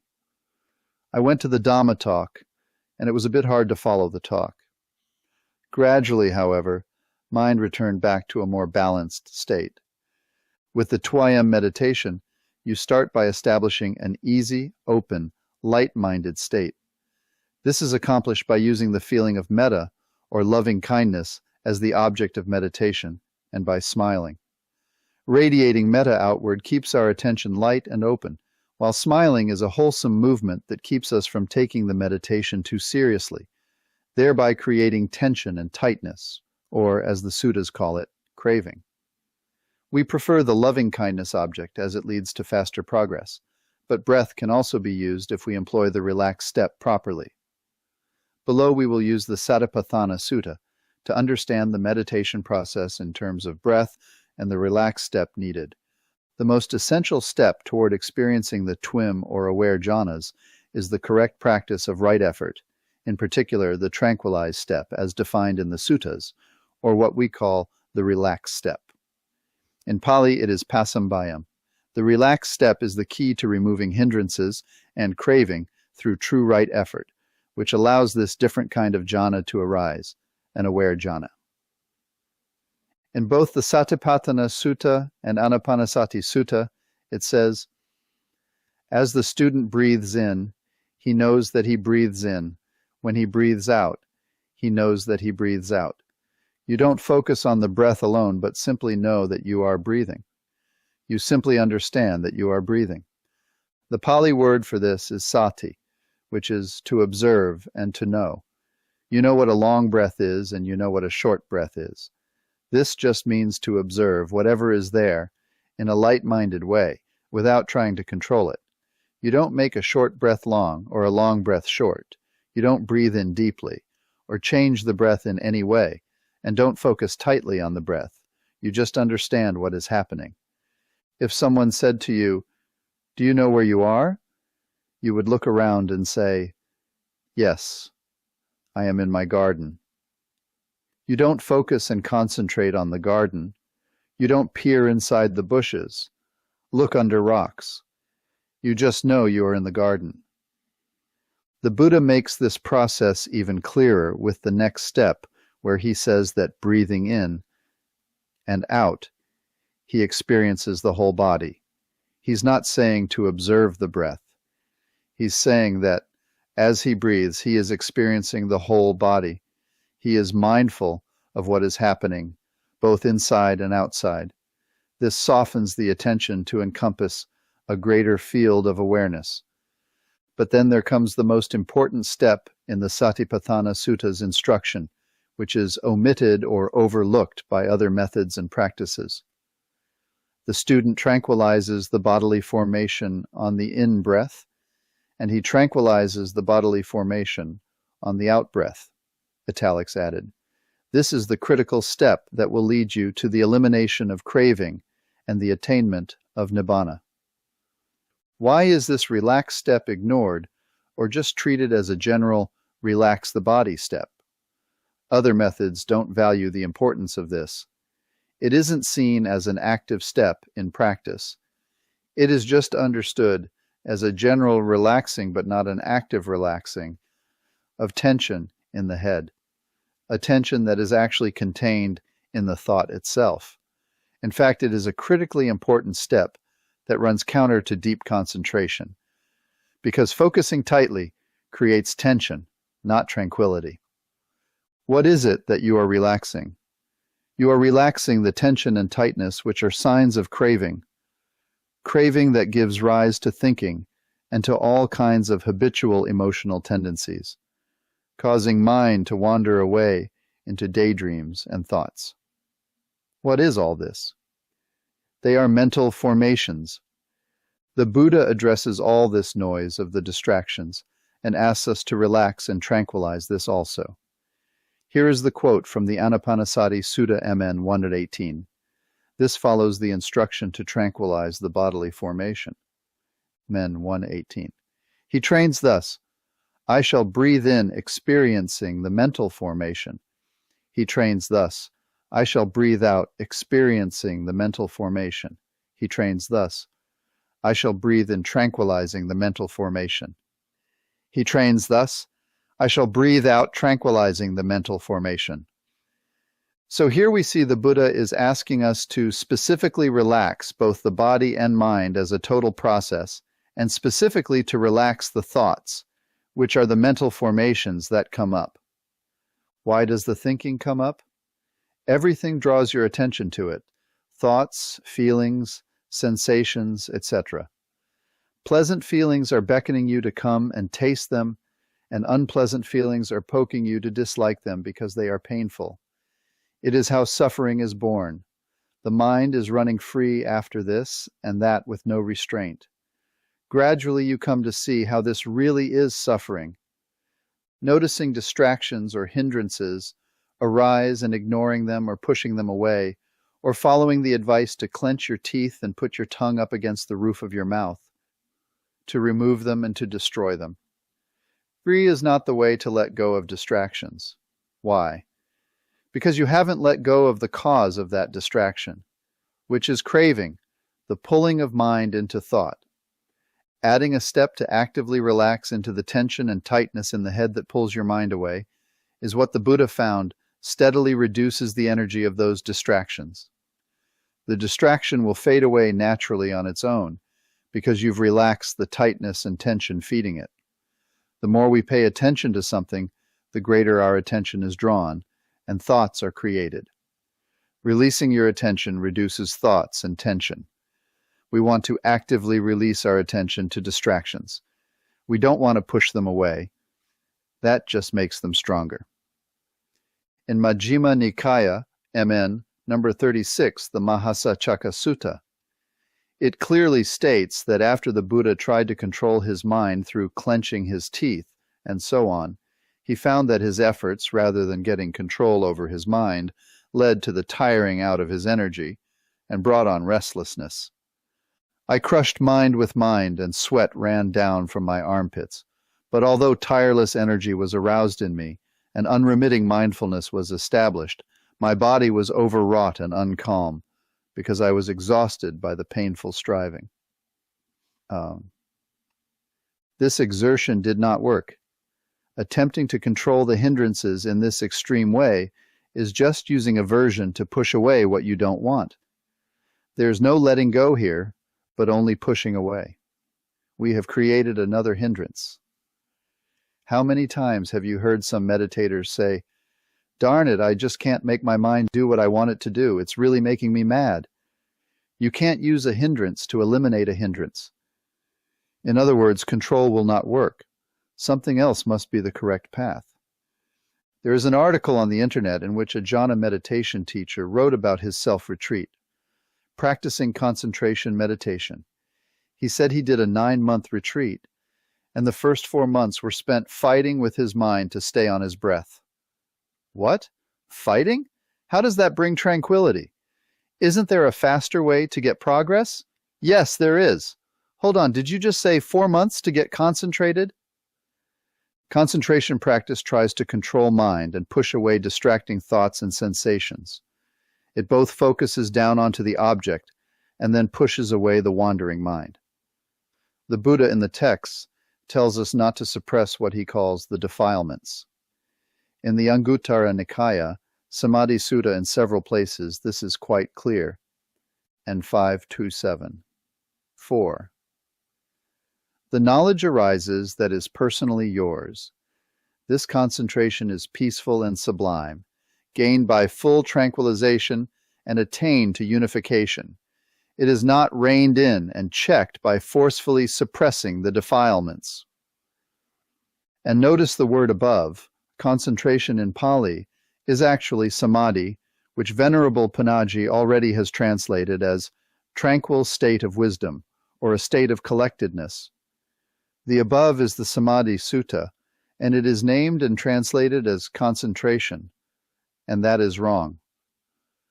Are you beginning to see that the concentration methodology that the Buddha had already rejected keeps trying to make its way back into the teachings?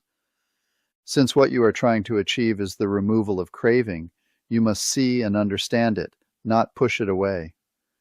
Absorption just puts it on the shelf such that when you come out of the absorption jhana, the hindrances come back even stronger, like a vicious dog. You open the gate, now he attacks you with full force. Instead of pushing away the distraction, you simply relax into it and accept that it is there. The Buddha found that relaxing the tension and tightness from the things that are pulling your mind away will gradually reduce the energy of those distractions. Finally, after relaxing enough of tension and tightness, the distraction will fade away on its own. Why? It is because you are not feeding it. You are not reacting to it. This is what tranquilizing means, relaxing any tension or tightness that is whisking you away into thinking. The Buddha called this right effort, sama vayama. In Tranquil Wisdom Insight Meditation, it is called the 6 R's. This is the way hindrances are removed, and craving is eliminated bit by bit. When you react to your wandering mind with aversion, "I don't like this," the reaction itself is the craving you are trying to remove. You need to tranquilize this reaction. Relax into it. Soften into it. Let it be. Let go of beating yourself up. As it occurs in the suttas, tranquilize is an action verb. It involves removing by softening and purposely relaxing into any tightness and tension in mind or body. It is not just a general relaxing of the mood or the body. You see a beautiful woman walking down the street. Your mind has a pleasant feeling, and craving arises. I like her. You can feel your mind tightening around the form of the woman. Then comes thoughts about her. Wow, I haven't seen her around before. Wonder where she came from. So if we are sitting and we are using concentration meditation, and we start thinking over this experience of the lovely lady, we pull, or even jerk, our mind back to our object of meditation. We try to hold it there, pushing away this distraction. But because we did not allow that distracting mind that arose to be there by itself, and actively relax the tension and tightness around it, sensual desire, we had even more thoughts. We keep thinking more thoughts because the craving embedded in those thoughts keeps generating even more thinking. Then we start getting upset because our thoughts are out of control, and we get frustrated and think what it would be like to constantly have lustful thoughts, constantly thinking, and unable to be quiet. Then we think even more about it and get completely lost. A daydream could just turn into a nightmare. The moment the image and the pleasant feeling arise, start relaxing into that perception right away. You want to release your attention from it, relax the tightness around it. Then the rest of the thoughts don't come up. You also don't get frustrated because you have truly let go and have not suppressed anything. The word tranquilize in modern use often refers to stress relief. One might use a tranquilizer drug to take the stress away. In much the same way, we are tranquilizing the hindrance and taking away its tension and tightness. Returning to the Buddha's awakening story, he sat in meditation again, but this time he relaxed and let go of the tight mental fist wrapped around those thoughts that pulled his mind out of the present. He relaxed into and tranquilized the tightness arising in his mind, in his head. In the first watch of the night, the Buddha followed this method. He reached the fourth, tranquil aware, jhana. When one adds the relaxed step, progress in the jhana practice is indeed swift. The Buddha called progress immediately effective, or akaliko in Pali. From there, the triple knowledge arose. He remembered his past lives, experienced other realms, and realized how karma worked. At last, through seeing with wisdom, understanding dependent origination, he attained Nibbana that very next morning. The Buddha's process of awakening was what is called the three knowledges, tevijja. But the process of going through the jhanas is the same. More on this later. What he taught the most, however, as in the Anupada Sutta, which we are going to study next, is the path that goes through all the four material jhanas, the four immaterial states, and on to Nibbana. Again, these are the tranquil aware jhanas, not the absorption jhanas of yoga or other methods. In the Majjhima Nikaya, the Buddha teaches jhanas in 50 suttas out of 152.5. Clearly, the Buddha recommends the jhana path to awakening. It just needs to be the right type of jhana. In addition to the fact that the tranquil aware TWIM jhanas will take you all the way to Nibbana, a significant advantage with the aware jhanas is that they develop in a fraction of the time it takes to attain the absorption jhanas. Consider that the Buddha taught many uneducated farmers as well as princes. He had to have a simple system of meditation that was immediately effective, akaliko.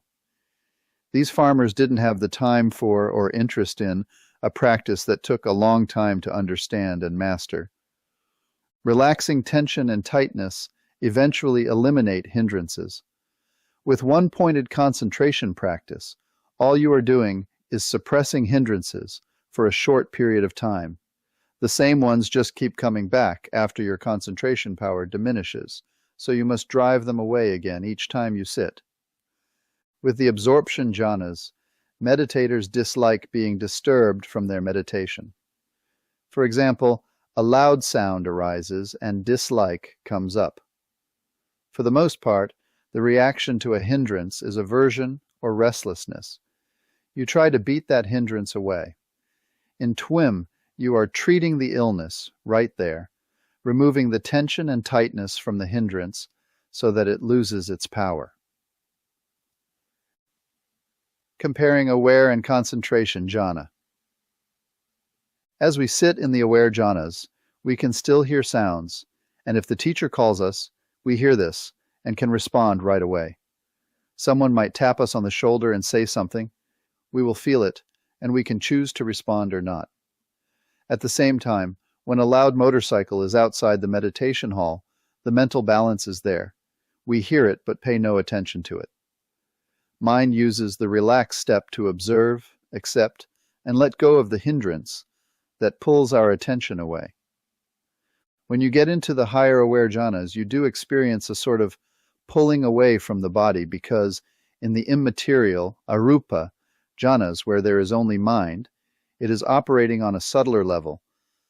The senses have receded into the background. Only when there is contact do you notice the outside world. The word contact here means something happens to draw your attention. something unexpected like the teacher calling or the phone ringing. Some teachers may advise you to stay away from concentration, jhanas, because you could become attached or even addicted to them. Actually, this can be true for absorption, one-pointed concentration jhanas, as they can become really intense. You might become caught by them because some are very blissful, and you could stop right there. I have read accounts on discussion sites online where people experience absorption jhanas and think they are enlightened.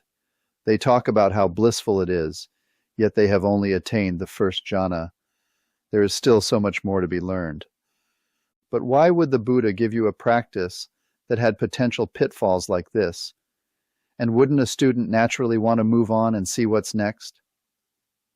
Based on the sutta texts, the Buddha did not give us the absorption jhanas. He had already rejected them in the first part of his journey, Sutta MN 36. You never need to worry about becoming attached to the aware jhanas. It's like saying you are attached to the third grade and never want to progress to the fourth because you don't want to learn anything new again. With the aware jhanas, we are always looking to progress, to see what is next.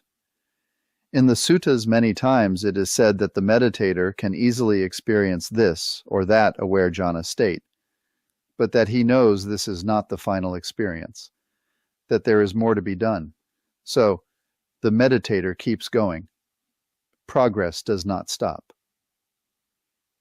In MN 105, Sunakata Sutta, it says that the meditator, upon attainment of the realm of nothingness, now looks forward to the realm of neither perception nor non-perception. He wants nothing to do with the previous state, and in fact, even considers it to be repulsive. 14. It is possible, Sunakata, that some person here may be intent on the base of neither perception nor non-perception. When a person is intent on the base of neither perception nor non-perception, only talk concerning that interests him, and his thinking and pondering are in line with that, and he associates with that kind of person, and he finds satisfaction in that. But when talk about the base of nothingness is going on, he will not listen to it, or give it ear, or exert his mind to understand it. He does not associate with that kind of person, and he does not find satisfaction in that. 15. Suppose a person has eaten some delicious food and thrown it up. What do you think, Sunakata? Could that man have any desire to eat that food again? No, venerable sir. Why is that? Because that food is considered repulsive. The experiences you have when you practice an aware jhana are unlikely ever to be repeated in the same way again. They are stages of progress. For example, when one gets an insight, it can unleash quite a bit of joy. But don't expect that again. You have now acquired that understanding, and there is no more to be learned from that insight. That one is in the books. Progress using the relaxed step is incredibly fast. In the Satipatthana Sutta, the Buddha says awakening can happen in a single lifetime, in 7 years, 6 years, 5 years, or even as little as 7 days. When you follow the instructions precisely, your progress can be very quick. On a typical 10 to 14 day Tranquil Wisdom Insight Meditation retreat, most students will get to the 4th jhana, and many of those will get into the higher arupa, formless bases or jhanas. A few might even have the first experience of awakening. It doesn't happen every retreat, but some people are just ready for it. They understand and follow the directions perfectly and have a successful retreat in every sense of the word. When we release the tension and tightness from a hindrance, it gradually disappears. When that happens, you will have joy. For the first time, you have become free of craving until another hindrance shows up. This experience is the basis for the first tranquil aware jhana, a fully energetic, balanced, and sublime deep state of mind from which one can clearly see the impersonal processes of mind. From here, you begin to see deeply into all 12 links of dependent origination, and in due time, letting go of all conditions, you will come upon an unconditioned state. In summary, tranquil wisdom. Insight meditation is not a concentration meditation practice. It is a collected meditation practice. 1 Majjhima Nikaya 26, The Noble Search, Section 16. 2 Samyutta Nikaya, translated by Bhikkhu Bodhi, Somerville, M.A. Wisdom Publication, 2000, Parjanya 537. 3 Majjhima Nikaya, 20 sec. This sutta is one that appears to have text from MN 36. However, in MN 36 it was shown how this advice was rejected by the Buddha. 4 Majjhima Nikaya 36, The Greater Discourse to Sakaka. Phai Kumkit P. Library Dhamma Sukha, org, Jhana Sornobach, Emily. Chapter 5.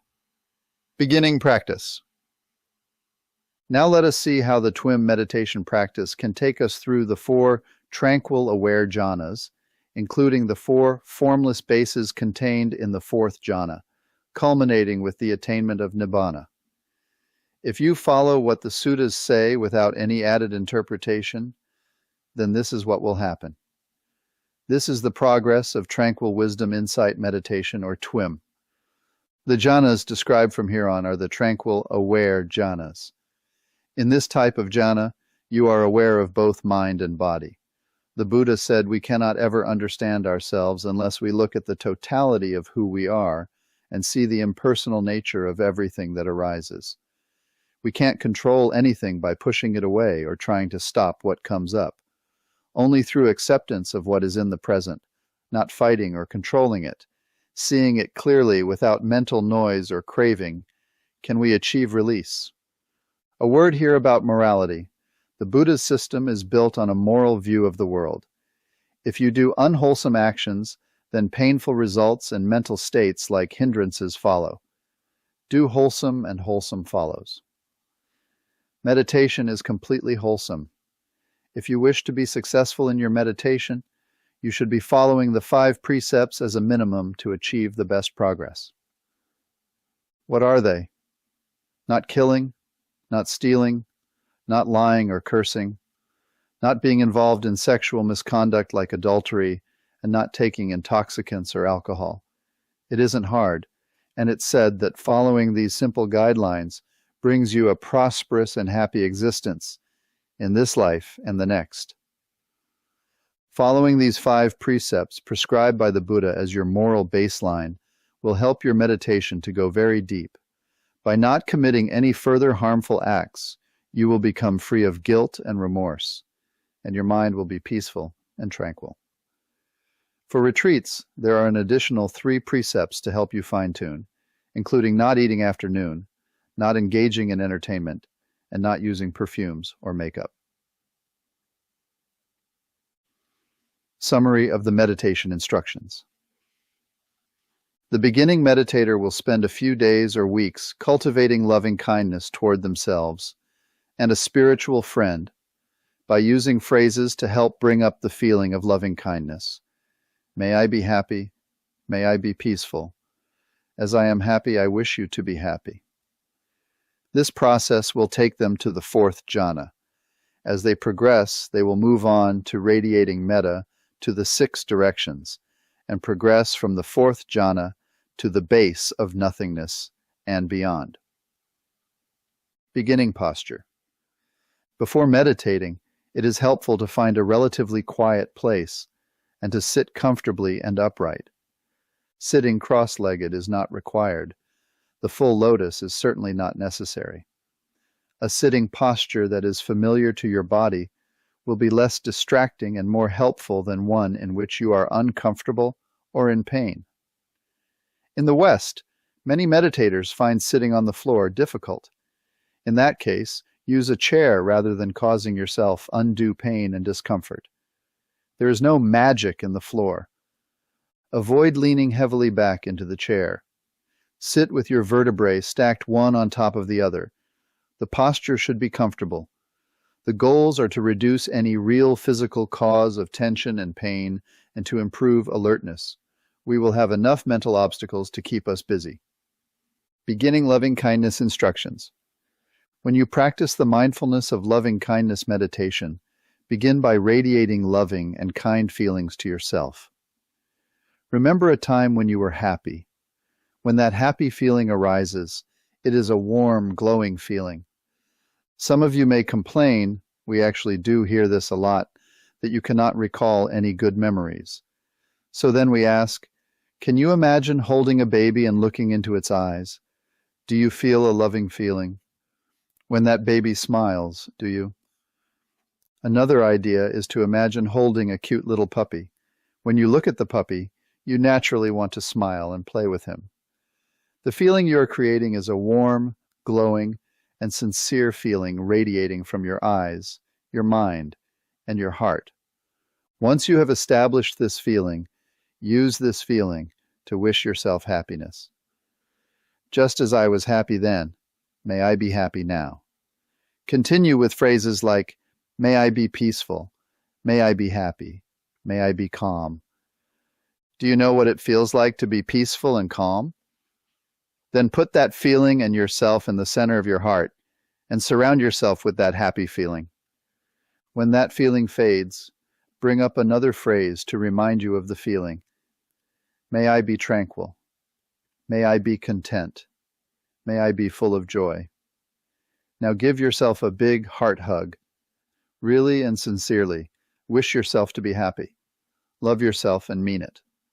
This feeling is your object of meditation. Each time the feeling fades, repeat the wish verbally a few times in your mind. Just repeat it enough times to bring up the feeling. Do not make it a mantra. Saying a phrase over and over will not bring up the feeling we want. The phrase just reminds us to bring the feeling up. When the feeling comes up, we drop the phrase. There are a number of other teachers who focus on just saying the phrases over and over, and that doesn't work. That will just turn it into a concentration practice on the phrase. Some people visualize easily, others do not.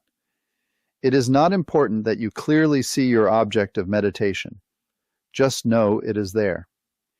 Keep the feeling of yourself in the center of your chest, wrapped in this happy and content feeling. And we do mean really feel good, feel peaceful, or calm, or loving, or gentle, or kind, or giving, or joyful, or clear, or tranquil, or accepting. Be okay sitting and feeling this. It's okay to feel good. Let yourself be there in the present, just feeling this contentment. You have nowhere to go. You are on a little vacation from life now. There is nothing to do other than to be happy and radiate that feeling to yourself. Can you do that? Don't try to be happy. Be happy. Be content. Be at peace. Right here, right now. You have our permission to be happy for at least the next 30 minutes. This is a feeling meditation, but don't over-observe the center of your chest, trying to bring up a feeling of loving kindness. Don't force a feeling where there isn't one. Don't put the cart before the horse. Smile and feel that smile all through your body. As you say the phrases, bring this feeling up, and it will resonate in your heart area on its own. Sincerely wish yourself happiness. Believe it, and know that you do wish happiness for yourself.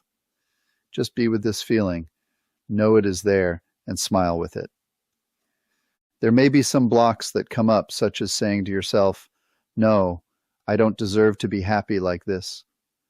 This aversion to your own happiness is a distraction. Distractions will be covered shortly. We will explain the method to deal with them so that you can allow and train yourself to feel real loving kindness for a longer period of time. Later, when you begin feeling this feeling toward others, know that similar blocks may come up and that these are distractions too. There is no reason that others should not be happy as well. The goal is to first accept and allow yourself to be happy and peaceful. It's okay. Then, since you feel that happiness in your own mind, you will be happy to share that feeling with other beings. When you sit, please don't move. Don't wiggle your toes. Don't twitch or itch. Don't rub. Don't scratch. Don't rock back and forth. Don't change your posture at all. Sit as still as the monk below. When you sit still, the mind calms down. If there is any movement at all, the mind will be distracted. Just as Jell-O sets up, it must be cooled and not jiggled around to solidify. Smiling. This is a smiling meditation.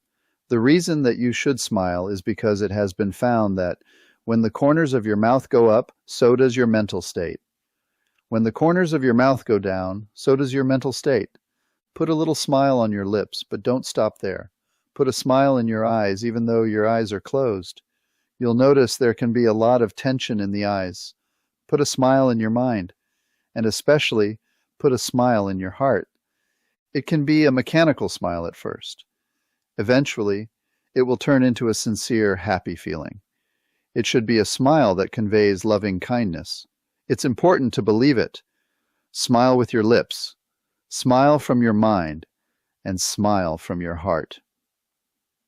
If your mind wanders away 25 times in a sitting, and 25 times you recognize it, release it, relax, re-smile, and return to your meditation, then you've had a good meditation.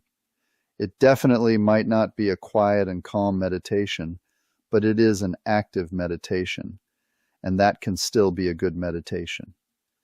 Every time your mind wanders away and comes back, and you relax and smile, you are developing your ability to see a distraction and let it go. You are improving your mindfulness, your observation power. As you practice, you will get better at it, and your powers of observation will get stronger. Distractions. While you practice metta meditation in this way, your mind is going to wander. What do we mean by wander? You are with your object of meditation, which is the warm, glowing feeling in the center of your chest. You are experiencing this feeling, then you are distracted by some thought or sensation. It might be a sensation of itching, a desire to cough, a burning sensation, or a painful feeling in your leg. It might be a memory of a conversation with a friend or of a trip to the lake, or it could be a thought about something you need from the store. Suddenly, you are with that distraction rather than with your object of meditation. In other words, your attention is somewhere else. You are not sure how you got there or what you are supposed to be doing. Then you remember that you are meditating and that you are supposed to be on your object of meditation. Remember, that is the first part of the definition of mindfulness. If you let go of your thinking about the distraction and relax slightly, you can observe that there is a tight mental fist wrapped around that sensation or thought. You can also observe that you don't want it there. You want it to go away. But the more you want it to go away, the bigger and more intense the distraction becomes. So, your mind is on this itch, this pain, this thought. How did it get there? It didn't just jump there. There is a process that happens, and you begin to see how your mind moves from one thing to another.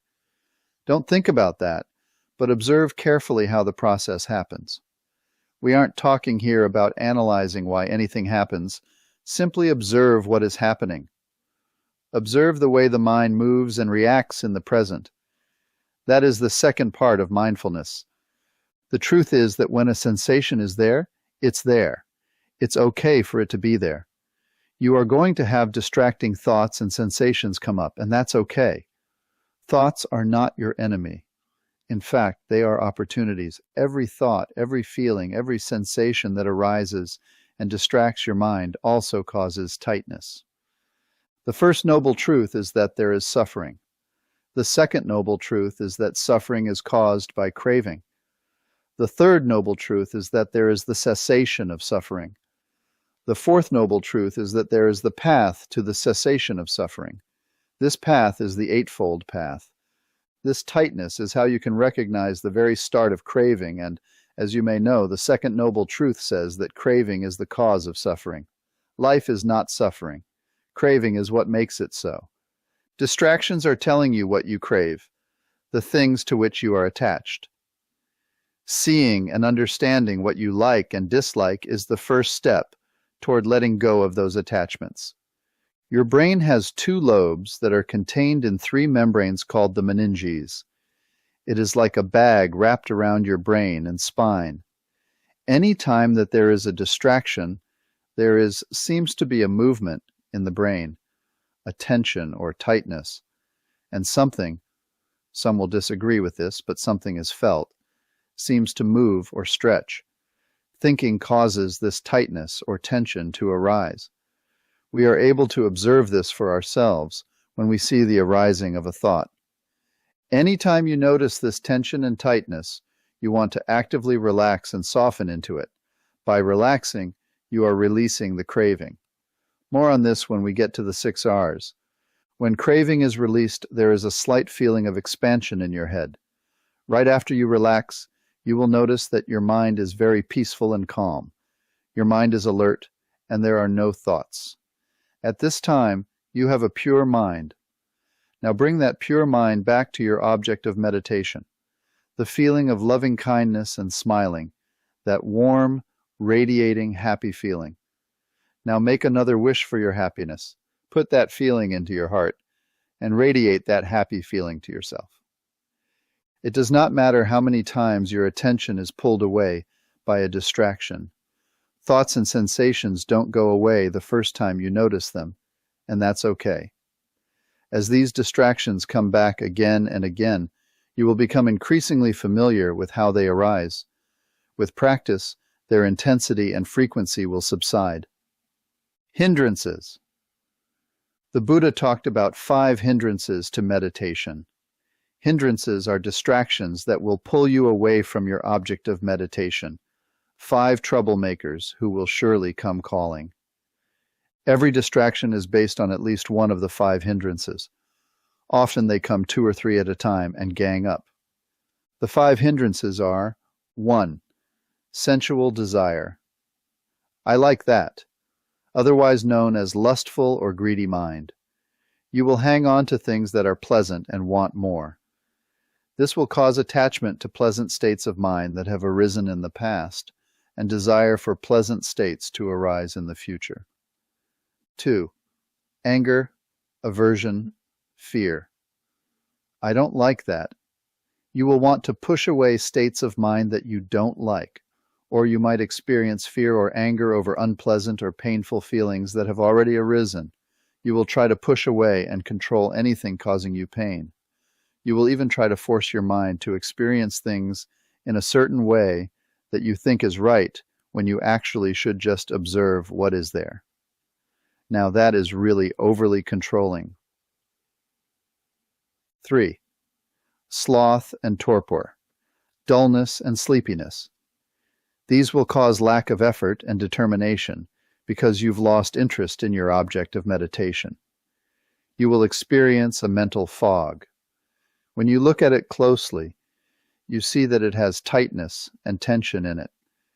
There is even craving in sleepiness. 4. Restlessness.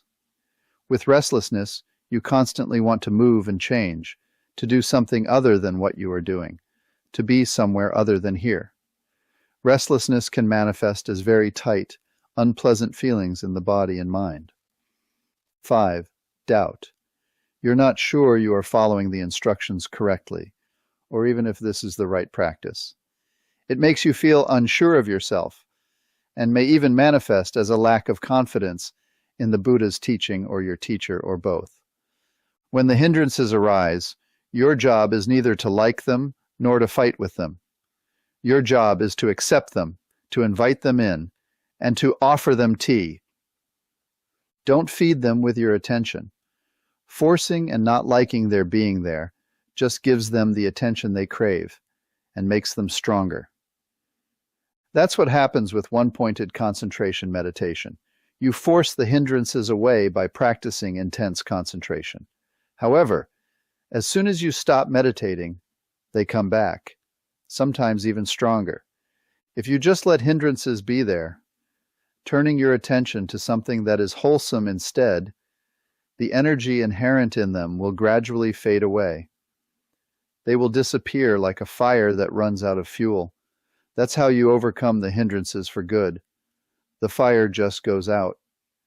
In Pali, Nibbana translates as ni, or no, and bana, or fire. No fire, no craving, no hindrance. The 6 R's. Now we are going to give you specific instructions on how to work with the hindrances in the way the Buddha taught. Imagine for a moment the Bodhisattva resting under the rose apple tree as a young boy. He was not serious or tense. He was having fun, watching his father's festival. Right then he attained to a pleasant abiding, Jhana, as stated in the suttas. With a light mind, he was able to come to a very tranquil and aware state. Later, on the eve of his enlightenment, after he had tried every method of meditation and bodily exercise that was known in India at that time, he remembered this state. And he realized that this simple state, this tranquil, aware, and happy state, was the key to attaining awakening. But how to convey this? When he was teaching, the Buddha worked largely with uneducated farmers and merchants. He had to have a simple, effective practice that was easy and worked quickly. He had to have a method by which everyone could experience the path and benefits for themselves easily and immediately. This is how he was able to affect so many people during his lifetime. Do you want to see clearly?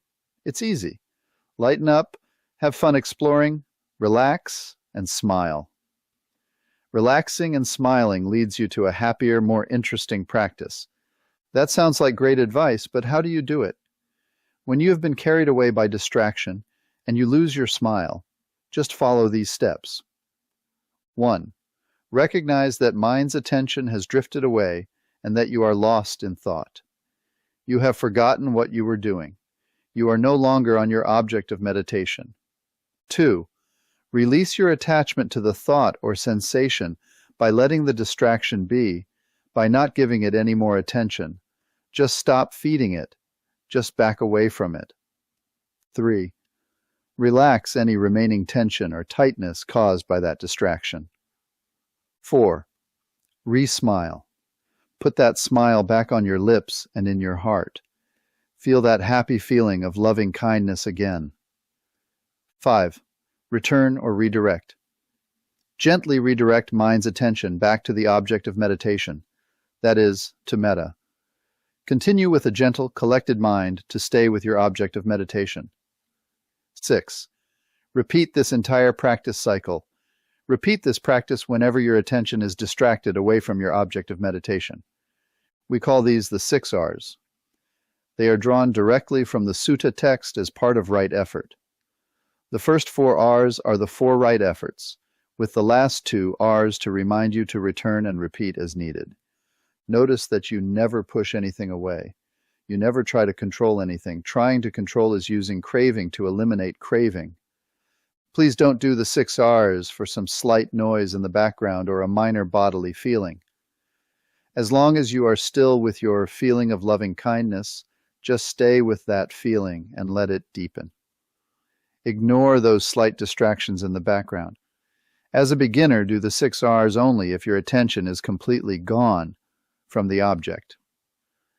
In the explanation of the Eightfold Path in the suttas, one of the components is right effort. Right effort and the 6 R's are exactly the same things. What is right effort? 1. You notice that an unwholesome state has arisen. 2.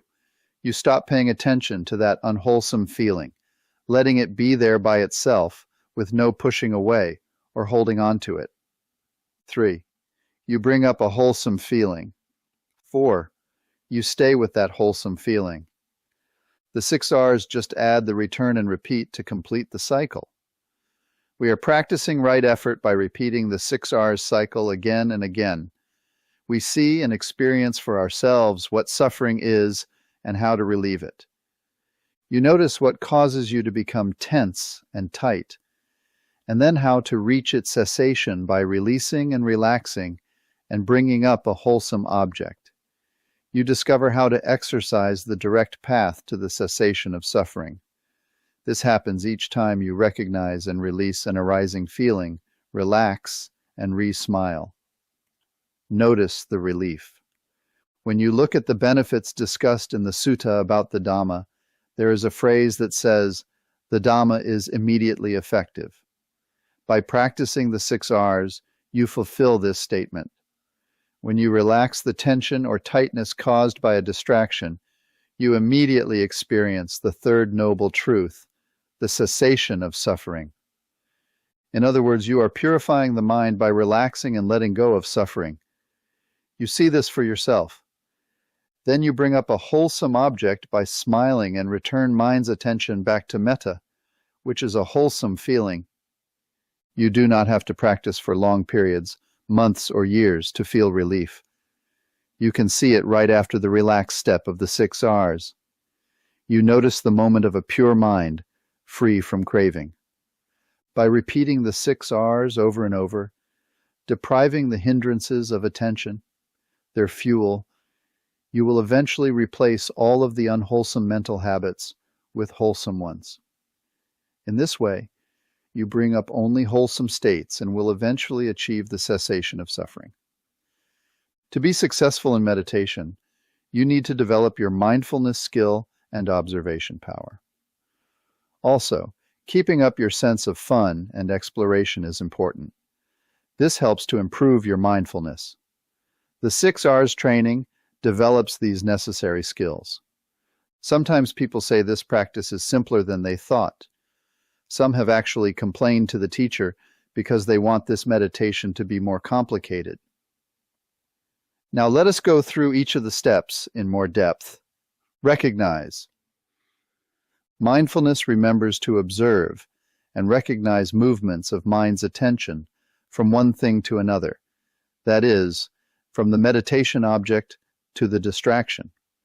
This observing mind notices any movement of mind's attention away from the object of meditation.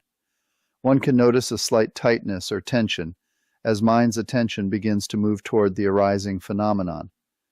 Pleasant or painful feelings can occur at any one of the 6 sense doors. Any sight, sound, odor, taste, touch, or thought can cause a distraction to arise. With careful, non-judgmental observation, you will notice a slight tightening sensation arising both in mind and physically in the brain itself.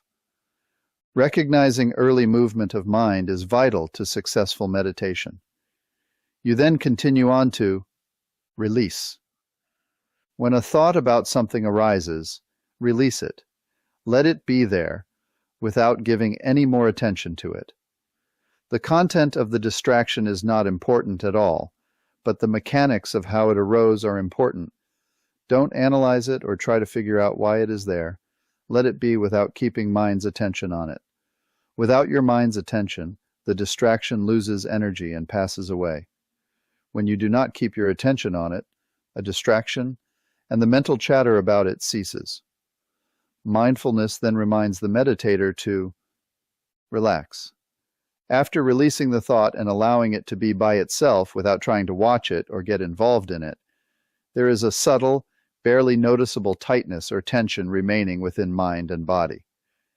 To remove this remaining tension, the Buddha introduced a relaxed step. The suttas one call the relaxed step, tranquilizing the bodily formation.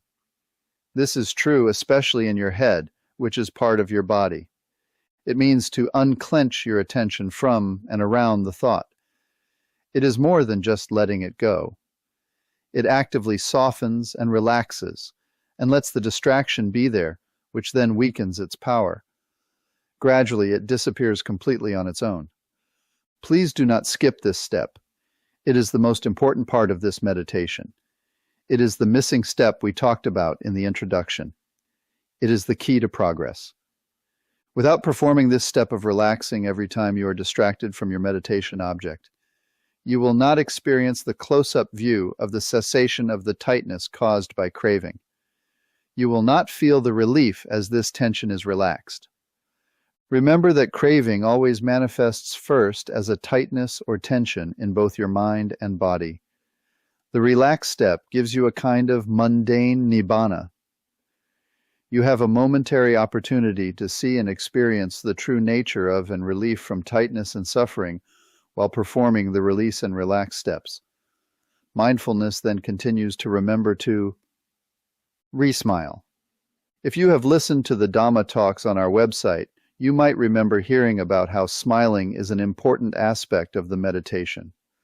Learning to smile and raising the corners of the mouth slightly helps the mind to be observant, alert, agile, and bright. Getting serious, tensing up, or frowning causes mind to become heavy and your mindfulness to become dull and slow. Insights become more difficult to see, thus slowing down your understanding of Dhamma. Return. Redirect your mind back to your object of meditation. Gently redirect the mind and don't jerk it back before you are ready. Make this a harmonious movement, a movement that is timely and not forced. Repeat. Repeat this entire practice cycle as often as needed. Stay with your object until you slip, and then run the 6 R's again. Spiritual friend. For the first 10 minutes of your sitting, radiate loving kindness to yourself. Wrap yourself up in that happy, tranquil feeling using the previous instructions. For the rest of the sitting, radiate loving and kind thoughts to a spiritual friend. What is a spiritual friend? Now, we will select our next object of meditation, the spiritual friend. It is very important that they are a living person of the same sex and are not a member of your family. When the spiritual friend is of a different sex, it may lead to lustful feeling, and this complicates your experience. This is the traditional way of teaching metta. If this instruction does not fit you, then just make sure the person you select does not raise lustful feelings in your mind when you are radiating loving kindness. Remember, you will be spending a long time with this person. Your spiritual friend should be someone you deeply respect and sincerely wish well. They are someone who makes you smile when you think of them. It might be a favorite teacher or counselor who has your highest goals in mind. It might be a friend who always has your back and supports whatever you do. Please do not use a member of your family as your spiritual friend, because family members are too close to you. Family members will be brought into your practice later, but for now, they may raise hidden issues that interfere with the practice. Initially, we want to keep this easy and uncomplicated. Do not radiate to a person who is dead. The feeling will not arise correctly, as there is no personal connection that can be made. You make the wish for your spiritual friend in this way. As I feel this happiness in myself, may you be happy and peaceful. Wrap them up in the feeling of loving kindness. Place them in the center of your heart and smile at them as you are doing this. Really be sincere about this. Really believe it. The more you believe it, the stronger the feeling will become. Continue wishing them well and see them in your mind's eye, but don't put too much emphasis on the actual mental image of them. Again, some people are very good at visualizing, and some are not. Just know who they are, and that you wish them well. The phrases are a way of priming the pump. They evoke the feeling. As you make that wish, shift your attention to the feeling itself. Remember that your object of meditation is the feeling. Stay with that feeling, and let it grow as it will. Don't force it, just give it some gentle encouragement. Sooner or later the feeling will fade. When it does, repeat the phrases again. It is not helpful to repeat phrases rapidly. That makes the phrase feel mechanical. Rather, say it sincerely and rest for a few moments with the feeling it evokes. Repeat a phrase again only if it hasn't brought up the feeling. Some people ask, are we sending this feeling outward to the friend? No, we are not sending anything. We are just seeing our friend in the center of our heart and wishing for him or her to be happy. We are not sending, telegraphing, or overnighting any sort of feeling. When a candle radiates warmth and light, is it actively sending that feeling out? No, it radiates out because that is the nature of warmth and light. In the same way, we surround and immerse our friend with this feeling, wishing it for them and seeing them smiling and happy. This process is a combination of 3 things arising: the radiating feeling in your heart, the mental phrase, and your image of yourself or your spiritual friend. About 75% of your attention should be on the radiating of the feeling, 20% on feeling the wish, and just a little, say 5%, on visualizing your spiritual friend. Some people think they should make the visualization a bigger part of their practice. Then they complain about having tightness in their head. This is because they are pushing the idea of seeing their spiritual friend too much. The teacher will tell them to stop trying so hard because the most important part of metta is feeling the radiating, making a sincere wish for their spiritual friend's happiness, and then feeling that happiness, not visualizing their friend. If you are getting a headache or feeling pressure, you are trying too hard. Smile again and back off a little. When you picture your spiritual friend, see them smiling and happy. Remember to keep a little smile on your lips for the entire meditation session. If you find yourself not smiling, then this will be a reminder to smile once again. Bring up another wish and send a kind feeling to your friend. Your face isn't used to smiling, so please be patient. Your cheeks might even hurt a little, but you will get used to it, and that uneasiness will pass. Please don't criticize yourself for forgetting to smile. Critical thoughts about anything are unwholesome and lead to more suffering. If you see that you are coming down on yourself for forgetting to smile, then laugh at yourself for having such a crazy mind. Understand that everyone has a crazy mind and that it is okay to have this craziness. Laugh with yourself about it. This meditation is supposed to be fun, remember? Smile and laugh at getting caught again, then start all over with your object of meditation. Life is a game to play, so keep everything light and have fun all the time. It does take practice, but this is why you are doing this practice. Play with things and don't take them too seriously. This is a serious meditation, but we do not want you to be serious. Your mind should not be too serious. Rather, it should be light and uplifted. Smile, and if that does not work, then laughing a little bit should help you get back into that happier, alert state of mind. You will use the same spiritual friend the entire time until the teacher says you can change. This may be a few days or weeks. If practicing on your own, get in touch with us via the website and let us help you. Become part of our Yahoo discussion group. The more you can stay in the present, happy and content, feeling happiness with your spiritual friend, the sooner you will be able to move on to the next step of the meditation. You can always contact us through our website for guidance. Once you have settled on a good spiritual friend, stay with that person. If you switch from one person to another, the practice won't be able to ripen or deepen. Sometimes meditators want to send metta to other people or to all beings. This is just a subtle way your mind distracts you. You want to stay with the same friend in the beginning so that you can build your collectedness. We replace the word concentration with the word collectedness to help clarify that we are not forcing our minds to stay on only one object of meditation in a forceful, fixed way. Rather, we want our mind to rest lightly on the object. If your mind wanders, use the 6 R's. When there are no distractions, there is no need to exert any effort to keep your mind on its object. It just stays there by itself. That is really an amazing process to see. Again, there may be times that some random thoughts and sensations arise while you are with your object of meditation, but which are not strong enough to pull your attention away completely from it. When this happens, ignore those and stay with your meditation object. These thoughts and distractions will go away by themselves. There's no need to 6R them. So let's review. 1. Sit for a minimum of 30 minutes. Why is explained later. 2. Begin by radiating kind and happy thoughts and wishes to yourself for about 10 minutes. 3. Switch to your one chosen spiritual friend for the remainder of your sitting, at least 20 minutes, and radiate kind and happy thoughts to them for the rest of the session.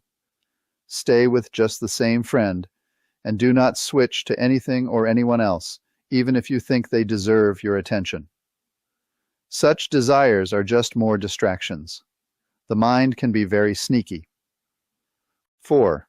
Use the 6 R's to overcome distractions. When the feeling of metta starts to become stronger, notice it and sink into it. Smile into it and let it develop by itself. If you find that you are subtly verbalizing the phrases and the verbalizing starts to cause some tightness, let go of the verbalization and just feel the wish. This will allow the feeling to grow even stronger. Stay with the feeling and just be in the moment without pushing or leaning into it. This practice will take time to master. In a sense, this is a kind of not doing. You are not controlling or pushing the feeling. You are just gently directing it. If there is tension in your body from trying to send it out, then you are putting in too much effort. There should just be the wish for happiness. In the same way, you wish someone good luck on a journey. You stand and wave as they go. You don't stand and try to push a feeling out to them. Similarly, with metta meditation, you simply smile and wish this feeling of gentle, loving kindness. After doing the 6 R's and getting the hang of it, there will be a hindrance that arises. Finally, you 6 R the last little bit of tension from it, and it disappears completely. Craving is eliminated for the first time. A small amount of craving is gone, never to arise again. As a result of the hindrance disappearing, joy arises, and for the first time, you are experiencing the first tranquil, aware jhana. There will be more to go as you progress along this path. As your practice advances, you will find that the joy is there. It can be goosebumps, thrills, or just excitement arising. A pleasant, tranquil feeling will follow it. As you go deeper, your confidence gets stronger, and you understand that what you are doing is right. Also, you will notice there is a much deeper state of quiet in your mind than you have ever experienced before. It is like someone turned off the refrigerator you never even realized was on. You might notice that you are not aware of parts of your body unless you direct your attention to them. This is a normal development as your body starts to lose tension and tightness, and this indicates progress. Finally, as you get deeper, the feeling of loving kindness may rise into your head. Never try to control the feeling. If it wants to move there, then let it move. Now you have become an advanced meditator. But there is much more to do, so don't let it go to your head, unless it's more loving kindness. When this happens, you will be ready for the next step of the meditation practice. This is what the rest of the book is about. You are now on your way through the tranquil aware jhanas to the experience of awakening. Forgiveness meditation. There may be some of you who have difficulty bringing up and sustaining the feeling of loving kindness, even after following all the instructions and guidance here. You may bring up a phrase, "May I be happy? May I be content?" And this causes self-aversion or hatred to arise. "I don't deserve it. I am not a nice person," may arise in your mind. You try the 6 R's, and it doesn't really work. There is no loving kindness there. Your heart just has no feeling and is dry and maybe hard. You may find the practice of forgiveness meditation will help with this. We find now a not so small percentage of students benefit tremendously from switching to forgiveness, in which you radiate forgiveness to yourself and forgiving everything that comes up. And as people come up, you forgive them until they forgive you. Forgiveness is about letting go of the past and softening our minds. Everyone can benefit from practicing forgiveness.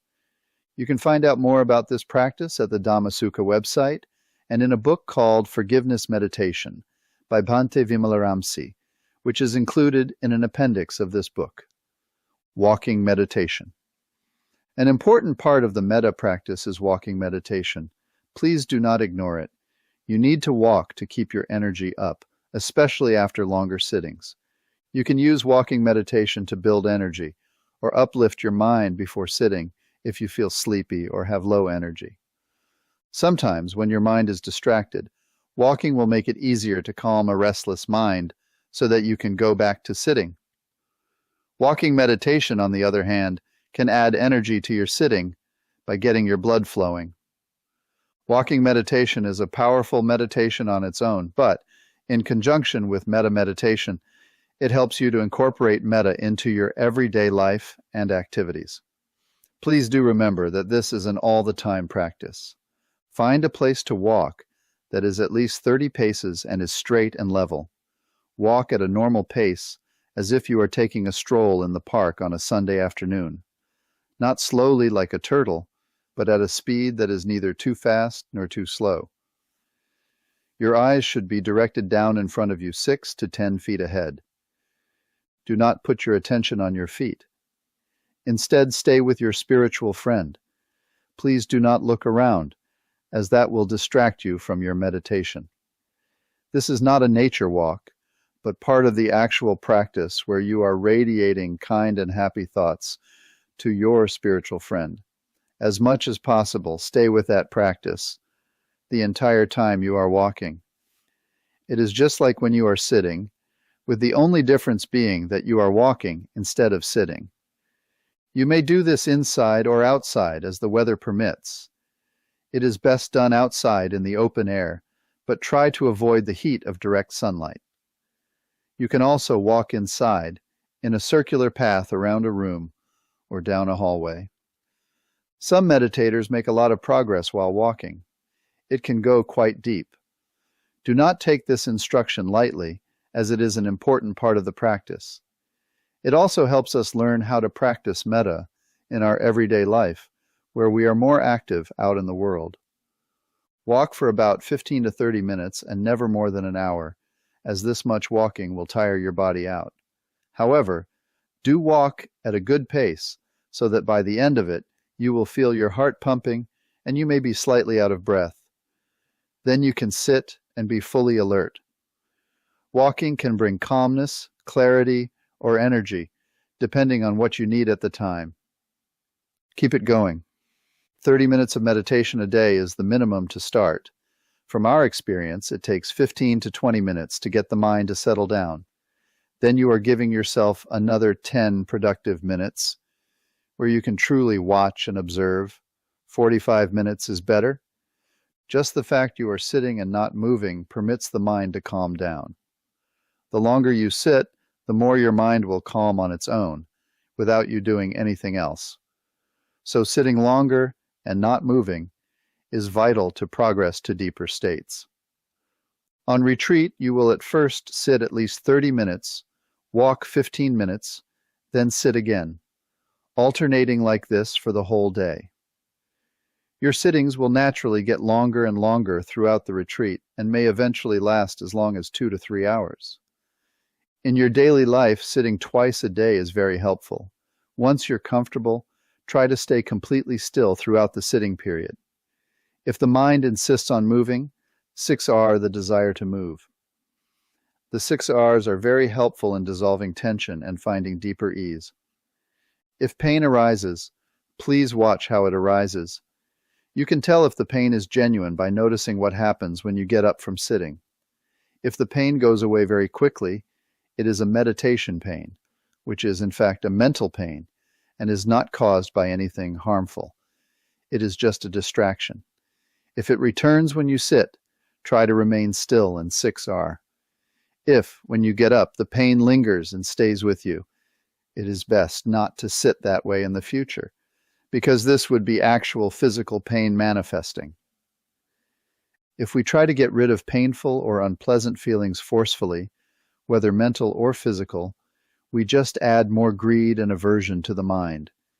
This fuels the vicious cycle of samsara. However, if we approach an unpleasant feeling openly and without taking it personally, we view these unwholesome qualities with wholesome awareness. This pure, clear awareness gradually melts that disturbing feeling. Moreover, you might notice the feeling linger, but your attitude toward it has changed. If you get sleepy sitting inside, try sitting outside, but not in the direct sun. The outdoors tends to wake you up. You can even try doing the walking practice backward after you walk forward 30 paces. Instead of turning around, just walk backward to the starting point. Meditation and its benefits increase if you can continue to cultivate awareness throughout the day. Smile and send metta whenever you think of it. When you notice difficult feelings coming up, 6R them. Do this with a sense of fun and humor at just how crazy mind can be. If you get serious and try to control the mind, that is just more craving. You may wear yourself out and become frustrated. So, do this lightly, but with as much continuity as possible. Add metta to everything. You can bring loving kindness into everything that you do.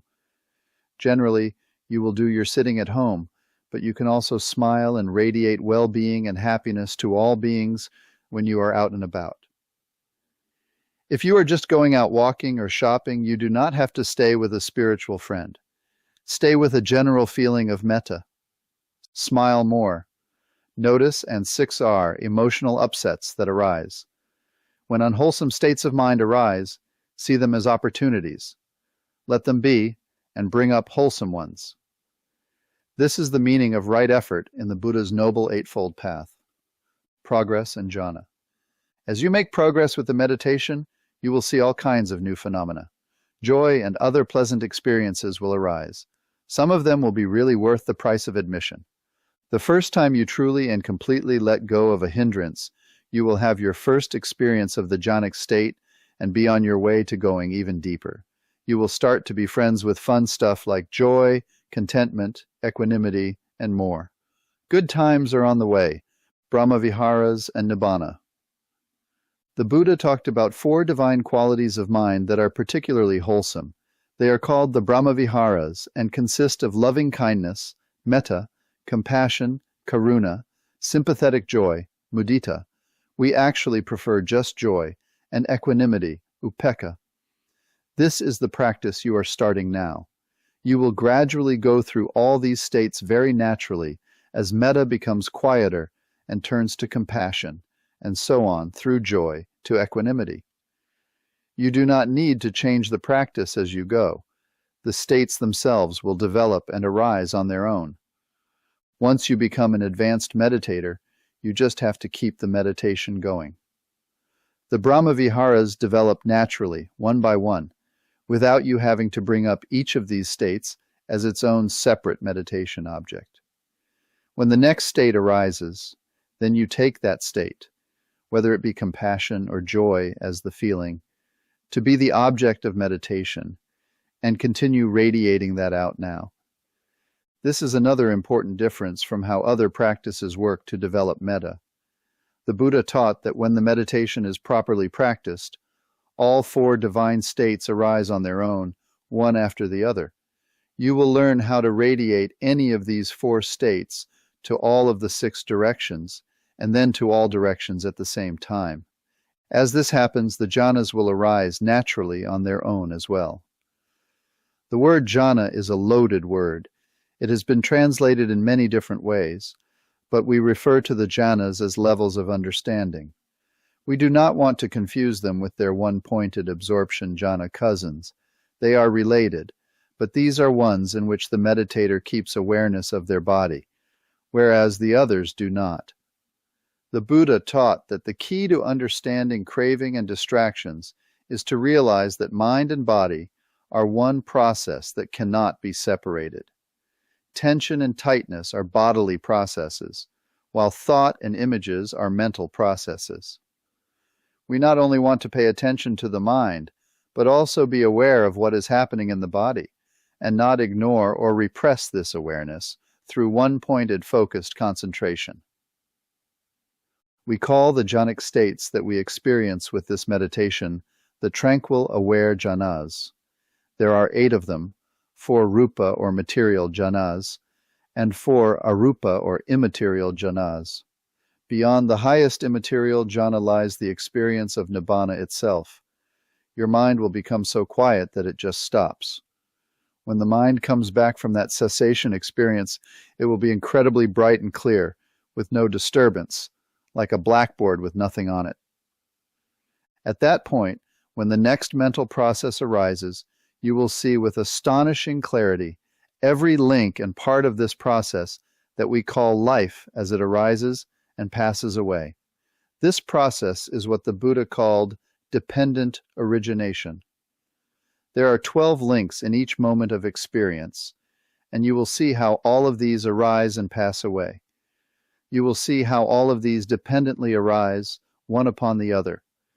When you see very deeply into this process, you will understand, at a profound personal level, that all of the aggregates that make up you, or the I, are actually impersonal and without any sort of enduring self or soul.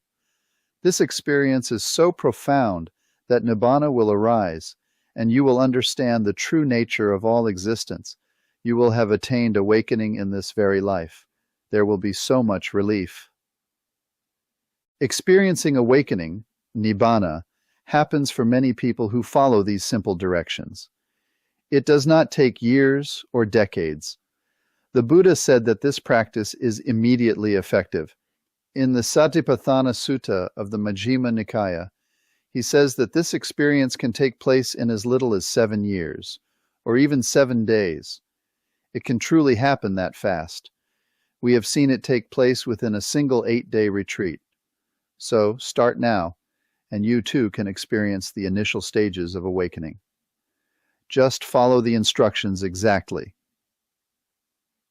Benefits of loving kindness. There are many benefits to practicing loving kindness meditation. In the suttas, it says that when you practice metta meditation, you go to sleep easily and sleep soundly. You have no nightmares. When you wake up, you awaken easily and quickly. People really like you. Animals like you. Your face becomes radiant and beautiful. You have good health. These are just a few of the benefits. When you practice loving kindness, your mind also becomes clear and quiet, and your progress in the meditation is very fast. Metta in daily life. Continue to sit and practice. Listen to talks, read our books, and study more about the concepts surrounding this practice. There are many resources on our website. When starting any new practice, it is usually best to immerse yourself in that practice, setting aside other practices you may have done in the past until you understand the new practice deeply and thoroughly. Otherwise, you may be confused with the various opinions and practices that are out there. Remember that we are not basing our teaching on views or opinions, but rather on the study of the suttas themselves and the direct experience of the meditation practice. We invite you to follow this path as well. The best way to experience deep immersion into tranquil wisdom. Insight meditation is to come for a retreat, or if you cannot get away, do an online retreat with us. Check our website for more information. Once you master staying with the spiritual friend, there are more instructions for breaking down barriers and radiating the feeling of metta in all directions. The teacher will give you those directions and advise you when you are ready. This is where the practice of the Brahma Viharas really takes off. More phenomena will arise, and a teacher can guide you based on your progress. There are more steps in the practice, but they are advanced and are for another book. For now, master the ability to stay with your spiritual friend perfectly, and then contact us, or just come and do a retreat with us. Again, when you are outside moving around in daily life, remember to smile and radiate metta to all beings. Use right effort to recondition your mind. Bring up the wholesome quality of loving kindness instead of allowing whatever ho-hum mind is there. Stuck in a long line at the checkout line? Radiate metta. It is a tough job being a cashier at a store, so smile at the cashier and be friendly. Traffic bogged down, and you just can't move? Rather than getting upset, radiate metta to your fellow drivers. 6R your upset mind and replace it with a wholesome, uplifted mind. Put a CD in the car player and listen to a Dhamma talk to learn more about the Eightfold Path of the Buddha, rather than wasting your own time ho-humming your way through life. Share what you have learned with other people, and let them benefit from your practice. Pay this practice forward once you understand it. Don't proselytize. Just talk about what happened to you in your own words. How is it helping you be happier? Be the Buddha rather than a Buddhist. Can't find a sitting group in your area? Start your own. As soon as you find one more person, you have a group. Meditate for at least 30 minutes, listen to a talk, have some tea, and discuss what you have learned. Right there, you have just created your own sitting group. Little by little, like drops of water filling a cup, you will soon come to supreme awakening. It is possible to do this right now. The Buddha showed us the way. Just follow the instructions exactly. Now, let's get into the jhana states and see, ultimately, how Nibbana arises. This relaxed step is found in all suttas where the Buddha gives meditation instructions. The Pali word for tranquilize is pasampaya. See, for example, the Majjhima Nikaya, Suttas 10.5 or 118. 2 Majjhima Nikaya, Sutta 43.831, shows the progression of radiating into all directions starting with loving kindness. Chapter 6, First Jhana, Joy. When your attention stays with the feeling of loving kindness and your spiritual friend for about 3 to 5 minutes, then joy will arise. Congratulations, you have arrived at the first tranquil aware jhana. How does a jhana arise? First, a distraction arises, fueled by one or more of the hindrances. Whatever it happens to be, greed, hatred, or restlessness. As you let it go, relax, and come back to your object of meditation, the hindrance begins to weaken. When a hindrance arises, it is not your enemy to fight with. Rather, it is a friend for you to invite in, allowing it to show you where your attachments are. Every time you 6R the hindrance, it grows weaker. Why? Because you have released the craving, which is embedded in the distraction arising. Finally, you do one last 6R process, and the hindrance completely disappears. It just has no further energy. From this release and resulting relief, the first jhana arises, and mind enters into a pure state. When the hindrance runs out of energy, you have a real sense of relief. You feel joy arising, which is an exciting, happy feeling. You will feel light in both your mind and body. Quite nice. Hindrances are constantly tightening down on our awareness and pulling our mood down. They lead to a lot of frowning and stress. Now you see the beginning of real happiness arising. It is like you have been in a coarse, painful state your whole life and someone just switches it off. You feel joy, piti, in the head, in the chest, and throughout the body. It may feel full or warm or light. It may be like bubbles popping. It may be subtle, or for some, it may be felt as more extreme joy. There might be some mental and visual activities, or even fireworks going on behind your closed eyes. This will settle down after a period of time, a few hours or a day. The mental state will be energized and joyful, and it will definitely be a pleasant feeling. There will be no hindrances at this time. This is a big relief. Right after the joy fades away, mind will become very tranquil and comfortable. This is called happiness or sukha. Mind just stays on its object with almost no effort at all. You have never experienced happiness and clarity like this before. I will insert some comments from past students taking a physical or online retreat with this practice. I was able to generate loving kindness and radiate the feeling to my spiritual friend. Within a few seconds, I felt an overwhelming wave of joy. It was like my spiritual friend was radiating metta back to me. I cried out of joy. Again, I returned to my meditation object, spiritual friend. But again, I felt the wave of joy. This time, I just felt tremendously grateful. E.M. California. What is joy? Excitement, happy feeling are the nature of joy at this beginning stage. A man in a desert who is dying of thirst, spots in the distance an oasis and a pool of cool water. He becomes very excited and happy. This is the feeling of joy. The moment he sees it, joy arises. This is what happens in the first jhana. The joy in the first jhana is followed by a feeling of tranquility and relaxation. You are still in the first jhana, but it is changing. You will feel this. You will be smiling and radiant. The jhana will last for a while until another hindrance pops up. Sometimes the joy is not strong, and meditators are not sure they have achieved anything, so they don't mention it. On a retreat, over the course of the daily interviews, the teacher will inquire about what is happening to you. They will ask you, "Is there any joy?"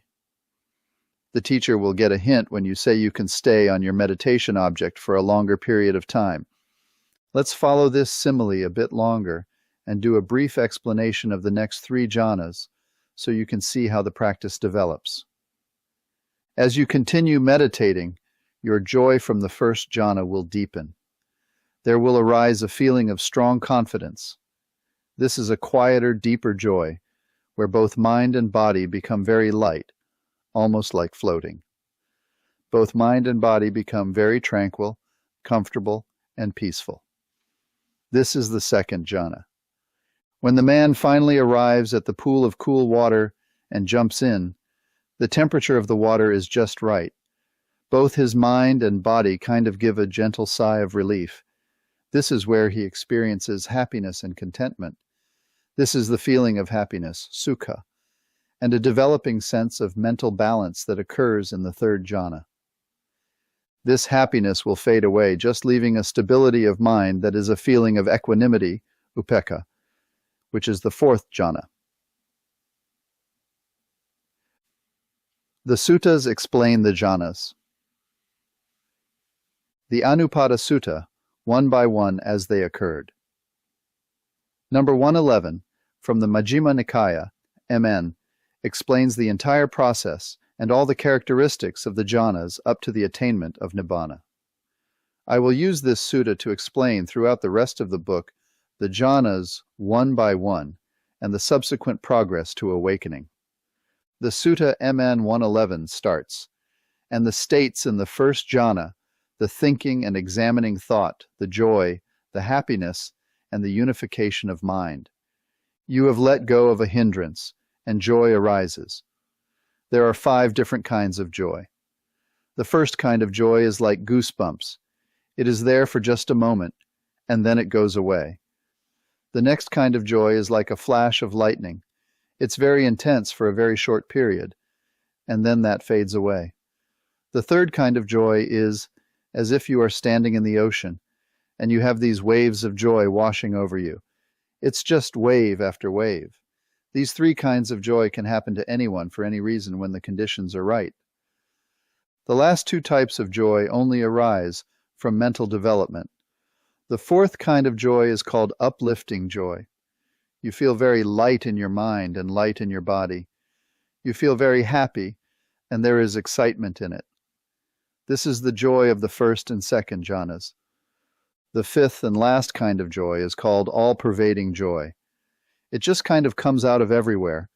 It bubbles out all over and pervades your whole mind. This kind of joy is also called the awakening factor of joy. This is the joy you feel when you attain Nibbana. So the fourth type of joy arises, and right after that, when it fades away, you feel very tranquil and comfortable in your mind and in your body. This feeling is what the Buddha calls sukha, which is the Pali word for happiness. Your mind does not wander very much in your meditation. It doesn't get lost. There is still the thinking and examining mind. You still can internally verbalize thoughts about your experience. You are still thinking, but now only wholesome states are there, though it is still a bit noisy as compared to the states that come later.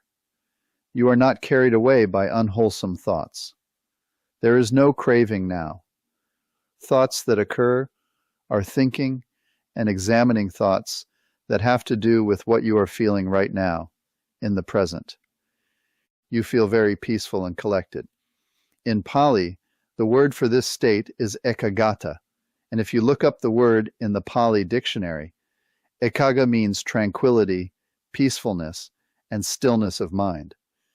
It doesn't mean one-pointed or absorption, but rather collected and unified. The sutta explains there are 5 factors in the first jhana: thinking and examining thought, joy, happiness, and unification of mind. The sutta goes on to explain what else is there. MN. The contact, feeling, perception, volition, and mind.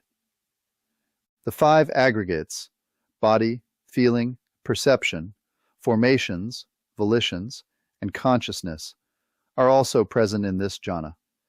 This means that all the foundations of mindfulness are there and will be observed. These comprise who you are, and you can see all the aggregates there without the veil of craving. You see with little dust in your eyes. Then the sutta says, the enthusiasm, decision, energy, mindfulness, equanimity, and attention. These states were defined by him one by one as they occurred. Known to him, those states arose. Known they were present. Known they disappeared. What are we talking about here? We are talking about impermanence. You begin to see impermanence while you are in the jhana. You see these things arise and pass away one by one as they occur. The factors listed in the sutta don't necessarily follow the order that they're given here. They come up whenever they're going to come up. These are the first initial insights or understandings, vipassana in Pali, that arise for you. MN. He understood thus. So indeed, these states, not having been, come into being. Having been, they vanish.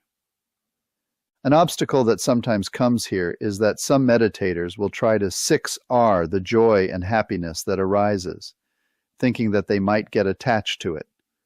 They think they should try to suppress it and not allow it to be there. You do not need to do this. You should let this happy feeling be there with full acceptance, but still go back to your spiritual friend and continue the meditation. This joy is a fruit of the practice and is wholesome. Just let it be. It is okay for you to have joy. It's okay to be happy. It's kind of a new idea to let happiness be there and not push it away, and to even develop it and keep the happy state going, which is the last part of right effort. If you have excessive thoughts and start thinking about what just happened, the joy arising, you can 6R those thoughts and let them go, as you've started to take the joy personally and become attached to it. That is craving, and that keeps us on the wheel of samsara, the wheel of suffering. Again, you should never push the joy away. Just 6R it, allow it, but don't get involved in it. It is a wholesome state, and wholesome states are what we are striving for. The Buddha said it is part of right effort to notice an unwholesome state and bring up a wholesome state. He didn't say to replace a wholesome state with an even more wholesome state. Wholesome is wholesome. Just let it be. It is enough. Gradually this happy feeling will subside, or possibly it may come up again and again over a few days. It will be there as long as it is there. There was a fellow who had tears rolling down his cheeks, and everyone thought he was upset. It was joy, and finally he was told just to get a towel and let the tears fall on that. No need to make it stop. It will stop on its own. After some time, you will lose this happy feeling, and the hindrances will come back. You will certainly start to think, oh, if I could just get that experience again. This is craving, and should be 6R'd. Often at this stage, if you fail to follow the teacher's instructions to 6R, you might go around trying to figure out how to get that state back. And you won't. Subsequently, you might crash and burn, and the next day you will be frustrated at not being able to bring back the experience. Some meditators are smarter than others. They just go back to the meditation as they had practiced it before and continue following the instructions. Some may take an extra day, and that's okay. We all have to learn. Wanting something only creates frustration in mind. We need to 6R that too. Meditation instruction. On a retreat, the teacher will now give you further instructions. For those of you using this book on your own, please pay attention to this next instruction. After you feel this joyful feeling arising, You can drop the verbalization for your spiritual friend. May you be happy. May you be peaceful, etc. Just feel the wish for their happiness without mentally verbalizing. There is no further need for the phrases, as they may cause tension and tightness in your head, and we certainly don't wish to create more tightness. This is a sign of progress in your meditation. Your thoughts have quieted down, and you are starting to experience the quieting presence of the second jhana. More about this jhana in the next chapter.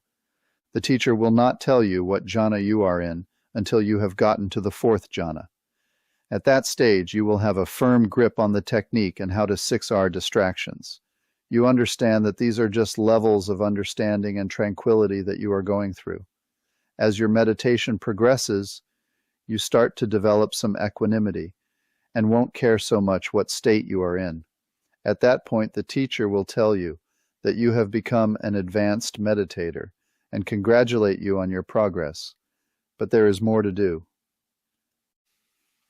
Walking meditation and the jhanas. Walking is an important part of this meditation, as it helps to sustain energy, overcome sloth and torpor, and maintain health generally when you are sitting for long periods of time. However, one of the most important purposes of walking meditation is to enable you to practice integrating TWIM meditation into your daily life. The purpose of meditation is to bring change to all parts of your life all the time, not just while you are sitting. Walking meditation will help you to accomplish this. While you were sitting, you were staying with your spiritual friend in 6-ring distractions. Now, the only difference is that you are walking, just strolling normally, and keeping your mind on radiating kind thoughts to your spiritual friend. In the same way, when you were sitting, see a guide to TWIM for an in-depth discussion of how to do walking meditation. One of the mistakes many people make when they are talking about jhanas is to think that a jhana only arises while you're doing your sitting meditation. However, you can take any one of these jhanas and stay with it while you get up and do your walking meditation. You can also be in this state when you're washing the dishes. You could even be taking a bath or standing in the checkout line at the store. Staying with your object of meditation while you are walking and during all your activities will help you to progress further. Unlike being in absorption jhana, any one of the tranquil aware jhanas can arise during your daily activities. This is one of the reasons that you keep your meditation going all the time. It doesn't matter what you are doing. It's all part of the practice. Everything you do is practice. If you train in this way, then you will make progress. Be aware of what your mind is doing all the time. Remember to stay with the meditation practice as much as possible. That's the first part of mindfulness. Remembering to practice. Remember what? Observing mind's attention, moving from one thing to another. 1 Majjhima Nikaya 111, Sect 4.0, translated by Bhikkhu Bodhi, Somerville, M.A., Wisdom Publication, 2000. Chapter 7, Second Jhana, Noble Silence, MN 111, Section 5. Again, monks, with the stilling of thinking and examining thought, Sariputta entered and abided in the second jhana, which has self-confidence and stillness of mind without thinking and examining thought, with joy and happiness born of collectedness. The joy that arises in the second jhana is stronger than the first and deeper.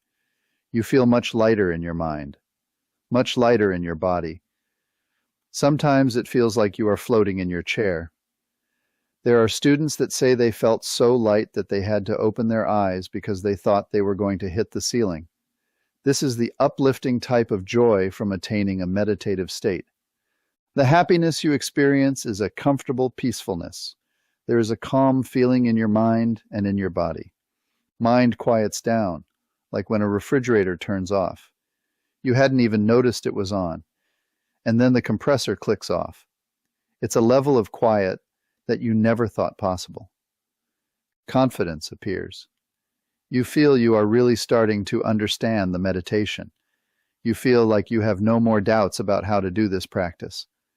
You are starting to understand the 6 R's. When you're in the first jhana, you can still have thoughts, and you can still have thinking and examining mind, which means a wholesome observing mind that is thinking about the experience. When you enter the second jhana, this is where true, noble silence begins. This is real noble silence. It is not writing notes on retreat instead of talking, all the while your mind is speeding along. It is noble silence because your internal verbalizing has essentially stopped.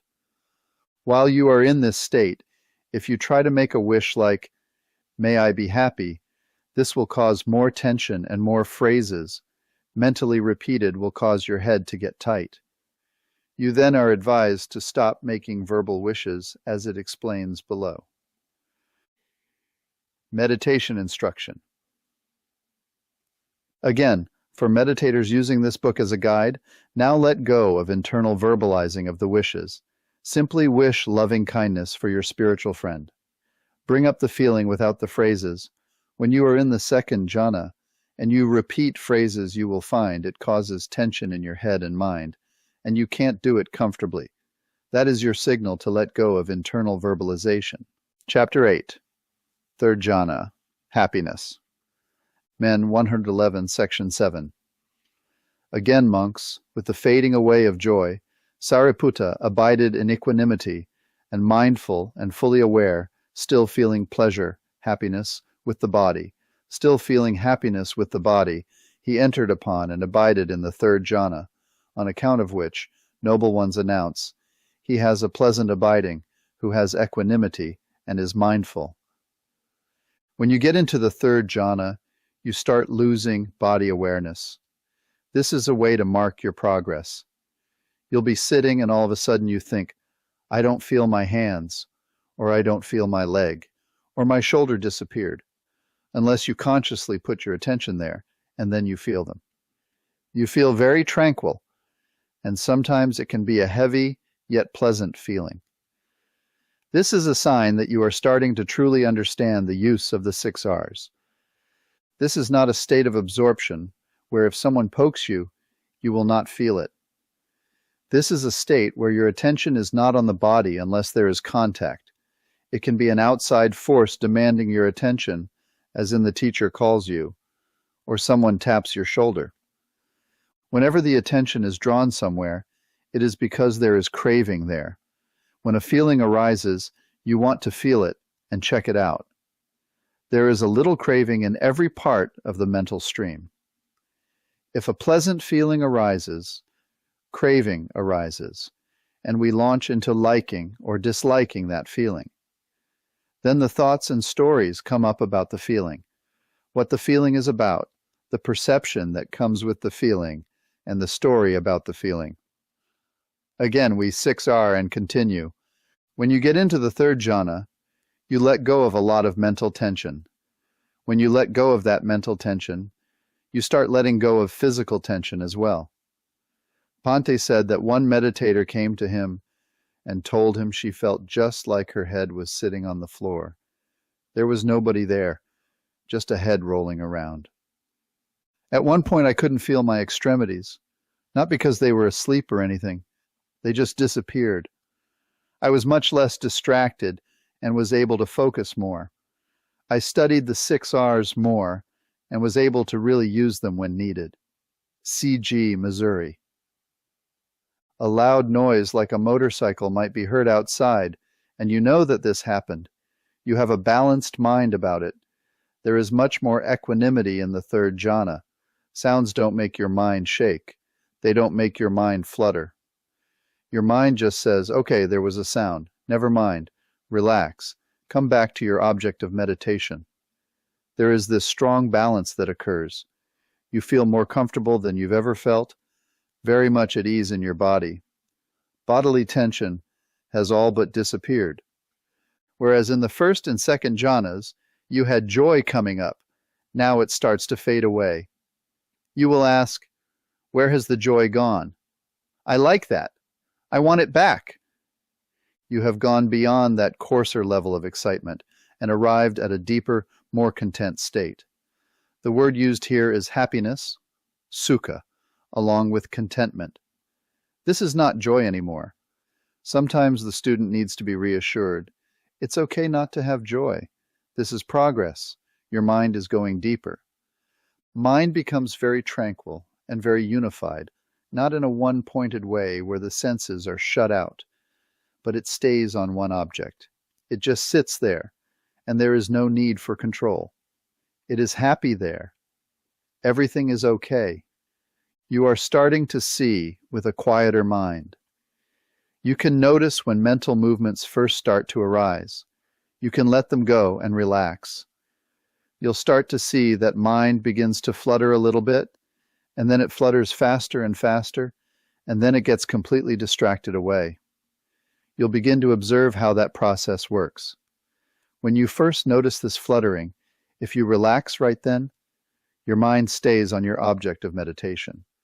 As you go deeper, your wandering mind is 6-ard sooner. Metta takes you to the 4th jhana. In the Samyutta Nikaya, there is a section on loving-kindness meditation that refers to the factors of awakening. This sutta is a real revelation because it is talking about practicing loving-kindness in the 4th jhana. The reason that this is a revelation is that it is widely held that loving-kindness can only take you to the 3rd jhana. But there it is in the Sutta 1, talking about experiencing the feeling of metta in the 4th jhana. The suttas disagree with the Visuddhimagga about this. In reading the sutta accompanied by loving-kindness, number 46, section 54, 4, from the Samyutta Nikaya, it says that, on the other hand, metta, or loving-kindness, goes to the 4th jhana. Compassion goes to the base of infinite space, the first arupa jhana. Joy goes to the base of infinite consciousness, the second arupa jhana. And equanimity goes to the base of nothingness, the third arupa jhana. The practice that is being taught here is not only loving-kindness, it is the complete practice of the Brahma Viharas.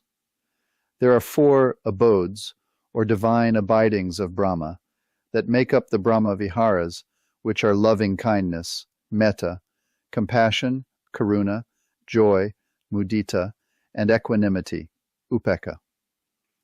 Loving-kindness is the first part of this larger system that eventually leads to the experience of Nibbana.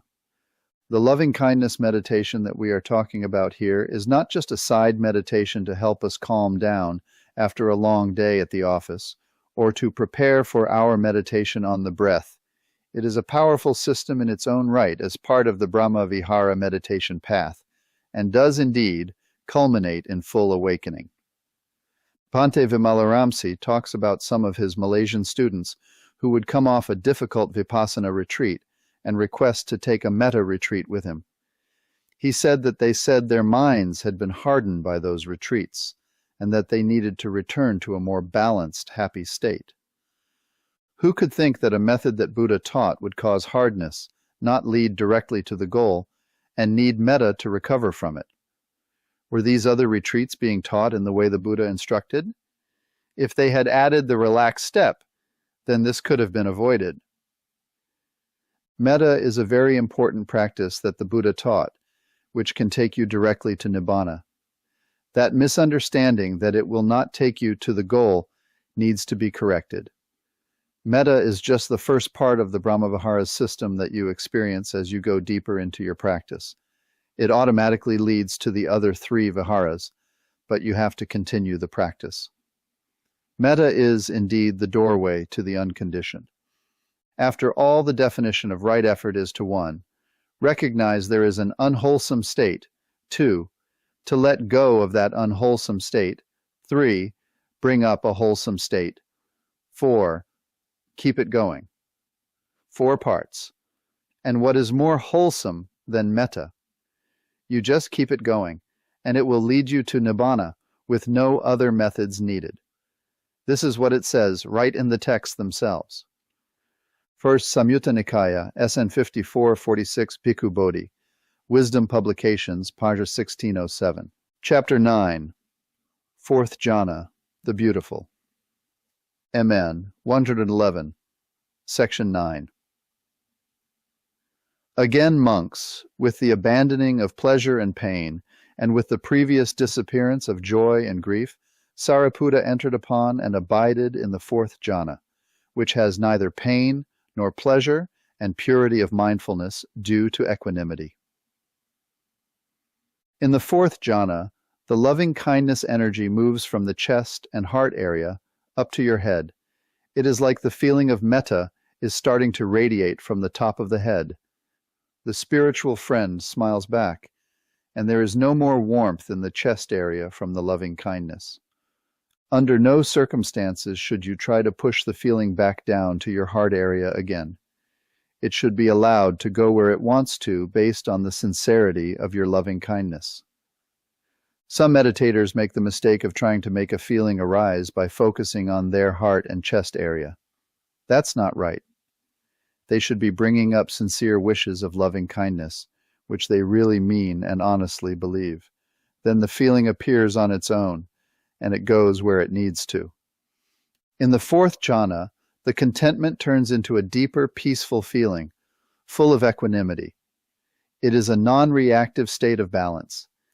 It doesn't mean that there cannot be a painful or a pleasurable feeling arising.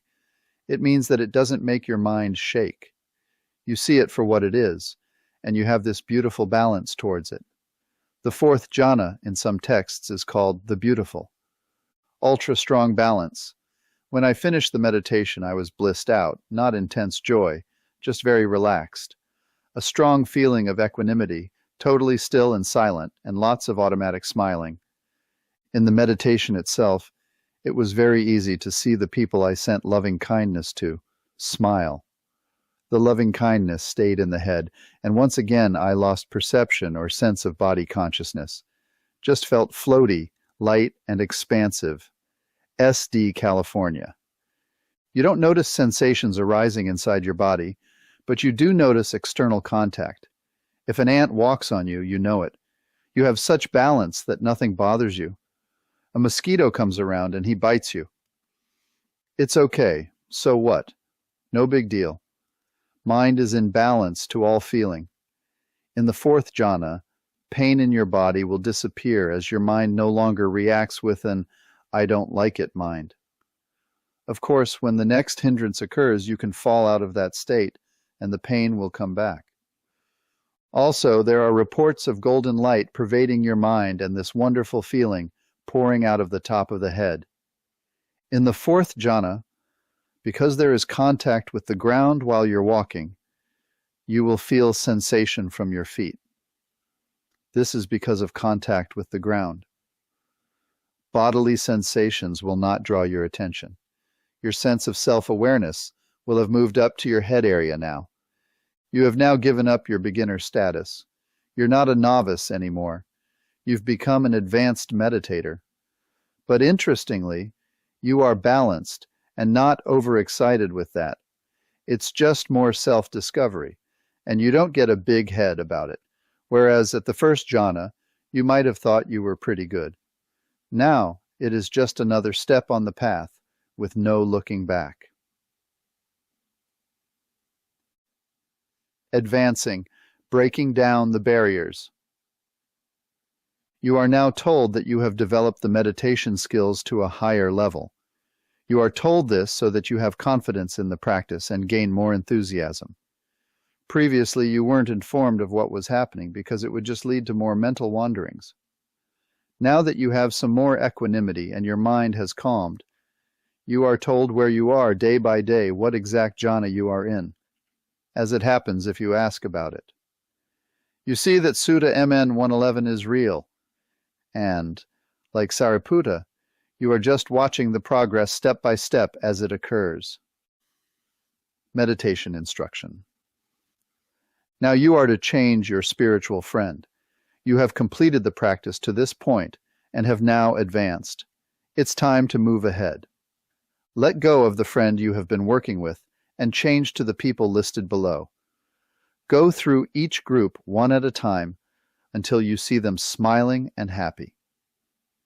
Pick 3 more spiritual friends, any gender, living, and not a family member, and one by one radiate loving kindness to them until they smile back or you feel there is a connection of loving kindness with them. 4 living family members, either male or female. Gender no longer matters. One by one radiate loving kindness to them until they smile back. 4 neutral people, either male or female. One by one radiate loving kindness to them until they smile back. A neutral person is a casual acquaintance that you occasionally see, like the bus driver or the cashier at the store. You don't really know them, but you say hello every now and then. Enemies are last. Send metta to any troublesome people, whoever arises. Enemies are those people we don't like. We may hold a grudge, or we know they don't care for us. It might be public figures or any person who comes to your mind when you do this. One by one, radiate metta to people who pop into your mind until you can't think of anyone else. If hatred or even dislike arises while radiating metta to an enemy, go back to a neutral person until you can let go of the aversion and come back to that feeling of loving kindness. Then begin again. Radiate metta to your enemy and continue until that hostile energy is dissipated and they smile back. It doesn't have to be that deep. Just have a friendly feeling for them, or even a neutral feeling in which they don't bother you. Remember, everyone has some good qualities. You can focus on those. You can do the process above in as little as 20 to 30 minutes, but you should spend no more than an hour on this. If you cannot get beyond this step, then perhaps some forgiveness meditation will be suggested by the teacher. Information and directions for forgiveness. Meditation may be found on the Dhamma Sukha website and practiced from the book on this topic by Bhante Vimalaramsi. Forgiveness is a very powerful practice by itself and is highly recommended to everyone, but especially to those who cannot bring up a genuine feeling of loving kindness for any of these groups of people. This morning I did my first breaking down the barriers sitting. It went so well. I saw everyone smiling at me pretty quickly. Then I got to my enemies. There's a woman I'm quite jealous of. I forgave myself for it. I wished her love, peace, and happiness. Then I saw the smile. The second one is my niece's husband. I've never seen him smile in real life, so I don't even know what that would look like. But, as I was wishing peace for both of us, it felt like a lightning bolt went through my heart. I knew then I am wrong for the hate I'm feeling toward him. Only love can beat hate. C.G., Missouri. Radiating to the 6 directions. Meditation instruction. After the process of breaking down the barriers is complete, you will report back to the teacher. Or if you are working on your own, then simply continue below. You will be now instructed to radiate loving kindness from the head, not from the third eye or forehead, but from the area in the middle of or the top of your head. You radiate to each of the 6 directions, forward, backward, right, left, above, and below, for 5 minutes apiece. That is 30 minutes total. For the rest of the sitting, you then radiate to all beings in all directions at once, to the whole universe without limitations. Sit and glow with this feeling of loving kindness, and let it warm the whole cosmos and beyond. Like a candle, let the feeling radiate to all beings. Don't push or force, just let it radiate and see it just going out by itself. Now the fun begins. I was completely immersed. At one point there was no me. All I saw was the light going in all directions. It was like a fountain going up, down, and in all directions. I was so absorbed when my timer went off I jumped. My husband said I looked like I was radiating, full of joy and peace. C.G., Missouri. You should sit for more than 1 hour if you can. You are encouraged to sit even longer if you are comfortable. Don't stop when you feel good or think you have made progress. Go longer. Don't stop if you get edgy or want to quit. Try another 5 minutes just to see if you can do it. Many times a few more minutes will get you through that short period of restlessness. Radiating the 4 Brahmaviharas successively as they arise to all directions will now be your practice into the highest states of the meditation. Please note that I am describing the technique as it is presented in the texts. I am only explaining the texts here and not creating a new sort of meditation. You are now practicing the Brahmavihara practice exactly as it is described and taught by the Buddha in the texts. This practice of metta and the rest of the Brahmaviharas are actually mentioned much more frequently. In 12 suttas in the Majjhima Nikaya versus the breath or anapanasati practice, which is only found in 4 suttas. Which one do you think the Buddha taught more often? He did appear to favor the Brahmaviharas over the breath practice. Bhante Vimalaramsi states that metta is 6 times quicker than breath and gets you to the goal much faster. He says it takes 6 weeks for someone to experience jhana with breath versus a week, or less, with metta. This has been our experience, and thus we always recommend metta first. He will teach breath to certain personality types that have a hard time with the feeling of loving kindness, but he does add the relax or tranquilize step. 1 Itpi Library Dhamma Sukha org Brahmaviharavasbrith Timul. Chapter 10. The Base of Infinite Space, Compassion.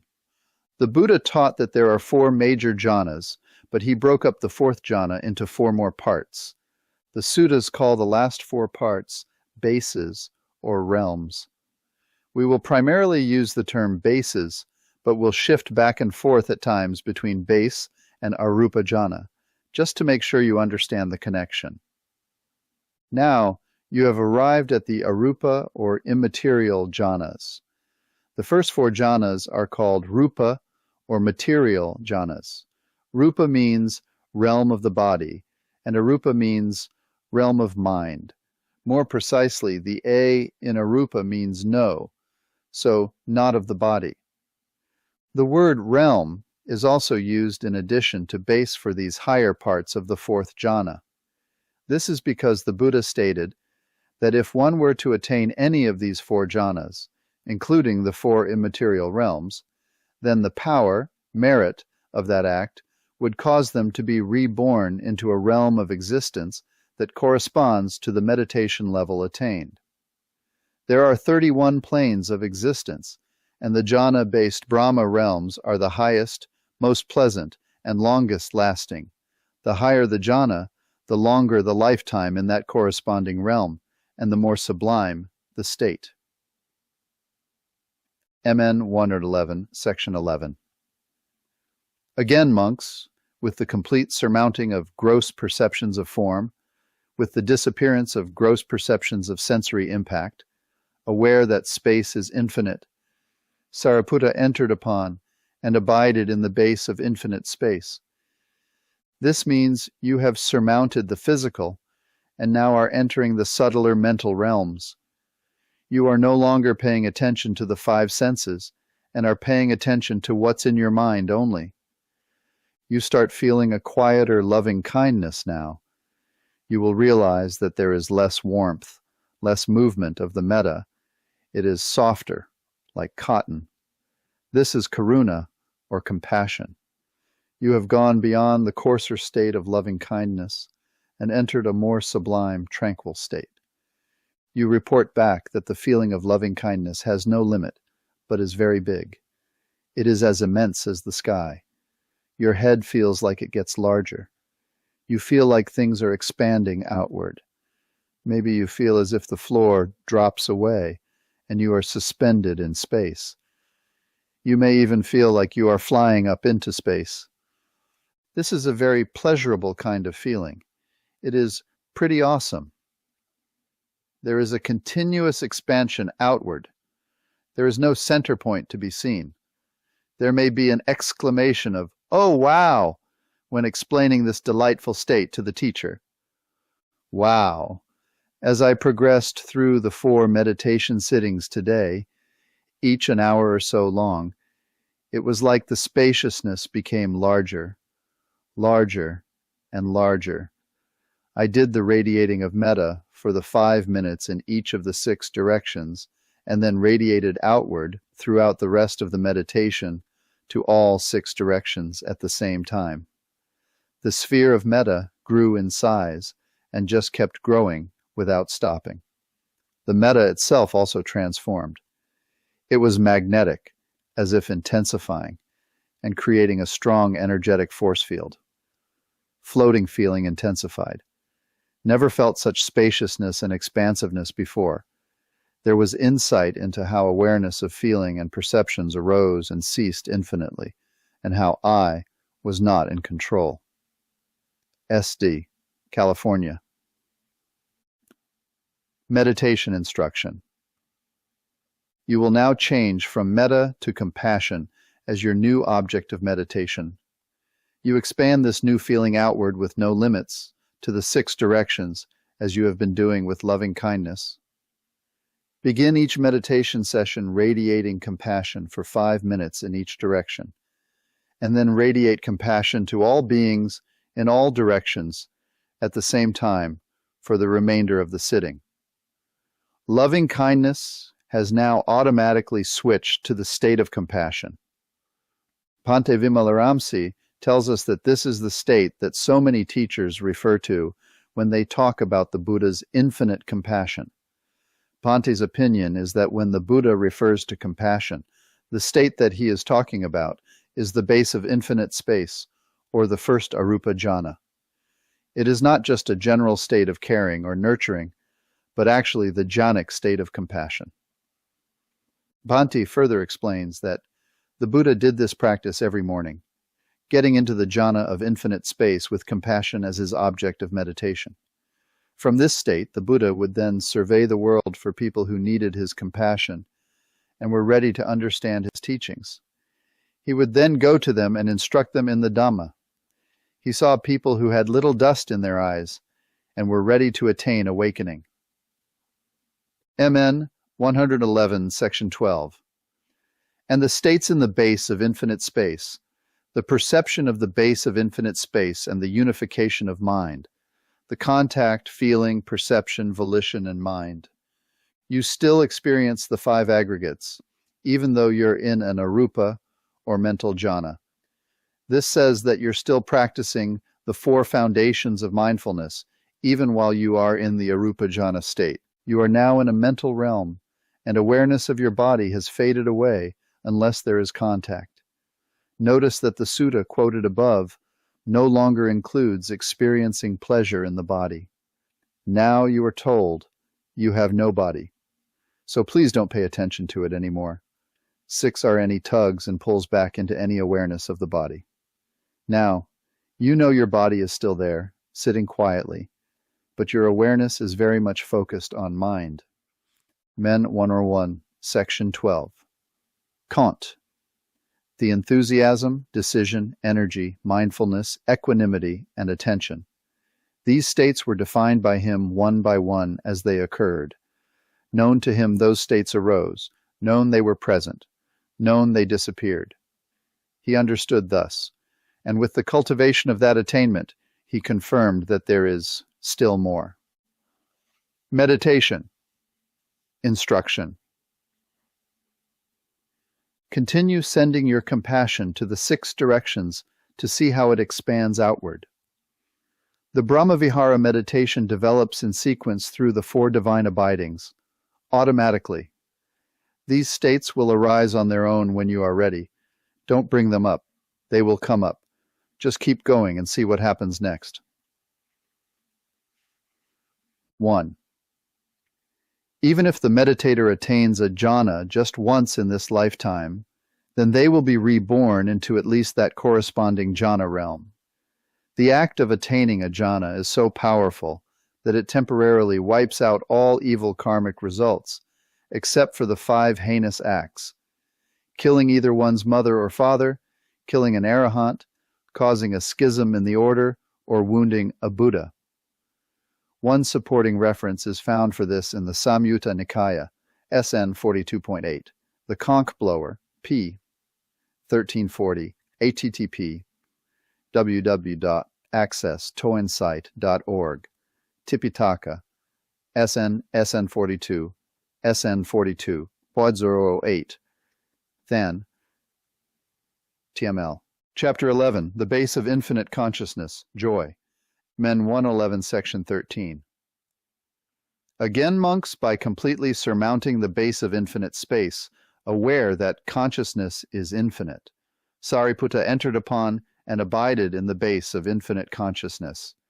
This is a fascinating state. For one thing, the compassionate feeling automatically changes again to a feeling of altruistic joy. But that's not as clear a definition as it could be. It is a feeling that's very different from the compassion experienced previously. It is a feeling that Bhante prefers to call just joy or joyfulness. Whereas before, joy was an exciting type of joy, piti. Now it becomes sublime and tranquil. This is pati versus mudita. Regardless, you now go from a feeling of compassion to a feeling of joy. Meditation instruction.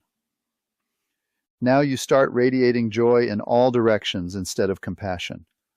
Joy is now your object of meditation. What happens is, your awareness starts to be so good and so sharp, you begin to see individual consciousnesses arise and pass away continually. You see firsthand how truly impermanent everything is. There's no doubt in your mind anymore that everything just comes into existence and then fades away. Sometimes your eyes just pop open. There can be so much energy. If you try to close them, they just stay open, so you just let them be open. The arising of awareness was automatic, and its ceasing too was automatic. It was all impersonal and uncontrollable. The sense of I disappeared and reappeared over and over and over. There were moments where awareness ceased completely. There was nothing in between the arising and ceasing. The lapse in awareness grew in frequency and length as well as far as I could tell. But as soon as I saw this, I was back to seeing the arising and ceasing and then the spaciousness. When I finished the final sitting meditation, my mind was still, clear, and sharp. Mind and emotions never felt so pristine, calm, and pure before. Nothing I can say here except excellent, SD, Caliph. After you sit with this insight into impermanence and impersonality for a little while, something interesting happens. Some students report, well, yes, I see all these consciousnesses, the eye, the ear, the nose, the tongue, the body, and mind. I see these consciousnesses arise and pass away, and it's really tiresome. What you see now is not only impermanence but suffering, and you're seeing there's nobody home. There's no control over this process. It happens all by itself.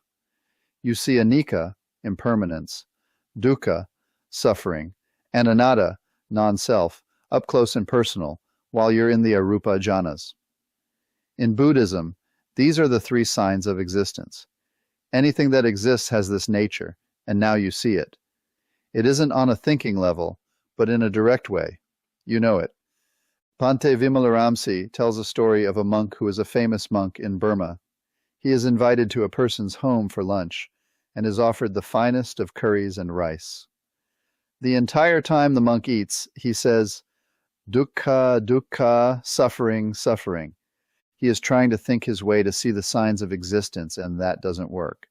All it does, it is to create an aversion to whatever you are labeling or noting, and that's developing an unwholesome state, not insight at all. This experience answers a lot of questions that you may have had brewing. Before this, everybody was talking about things happening so fast, but now your awareness is so sharp that you actually see each part of the experience. The 12 links of dependent origination are starting to come into focus, and you are beginning to see separate links. Moreover, you are beginning to see that they follow each other and that each link is dependent on the link before it. After a while, it does appear this constant arising and passing away of consciousness does become tiresome. You wonder, will it ever end? Is this all there is? It doesn't matter whether you're doing your walking meditation or eating or going to the toilet. You see all these consciousnesses continually. Is there a way out of this? As you instructed, I first radiated joy in all directions, beginning with sending it out to individual directions, 5 minutes each, then expanding the sublime joy outward. It grew larger and larger without stopping. There was once again insight into the impermanence of I as it arose and passed away. The gaps in between each arising and passing away grew larger, and my focus shifted subtly to those blanks, where then the joy radiating in all directions was shifted to equanimity. There was total disinterest in the impermanence of I, and insight into the silliness of identifying a non-existent permanent I with every feeling, thought, and action. Deeper experiential realization that feelings and thoughts were not under my control, and that thoughts or mind objects in general were like what odors were to the nose or sounds were to the ears. They came and went without me being involved. I continued to 6R nonetheless. SD, California. Meditation instruction. Small pinpoint lights may arise like little stars that twinkle and then fade away. These are the start of craving. They are indications of tanha just starting to arise. These are thoughts that are just starting to form. You feel a pull from those lights, a tightness. You realize that if you 6R them the moment they arise, then thoughts don't arise. You see the relief in this. The 6Rs will return you to a state of balance and tranquility. Be sure to 6R them as soon as they arise. These lights are sticky, as they are little seeds of craving coming into existence. You now see the craving that exists in all thinking, and you see that is why constant thinking is so tiring and annoying to your mind. Consider the other night, when you couldn't get to sleep because you were thinking so much. It was suffering. Being successful with this meditation practice brings you the benefit of getting to sleep easily and having no bad dreams. This is one of the 11 benefits of metta meditation. You might see illuminations expanding out like small suns. These are called nimitta.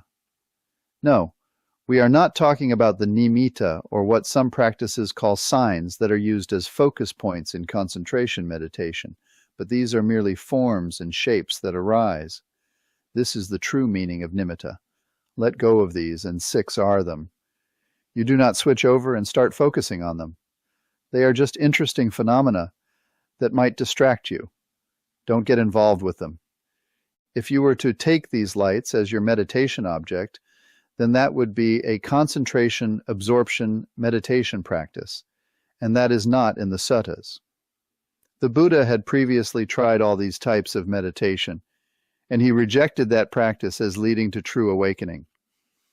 When you practice concentration with the breath, meditation lights can arise as well, and if you take these lights and concentrate on them, then, again, you are not practicing what is in the suttas.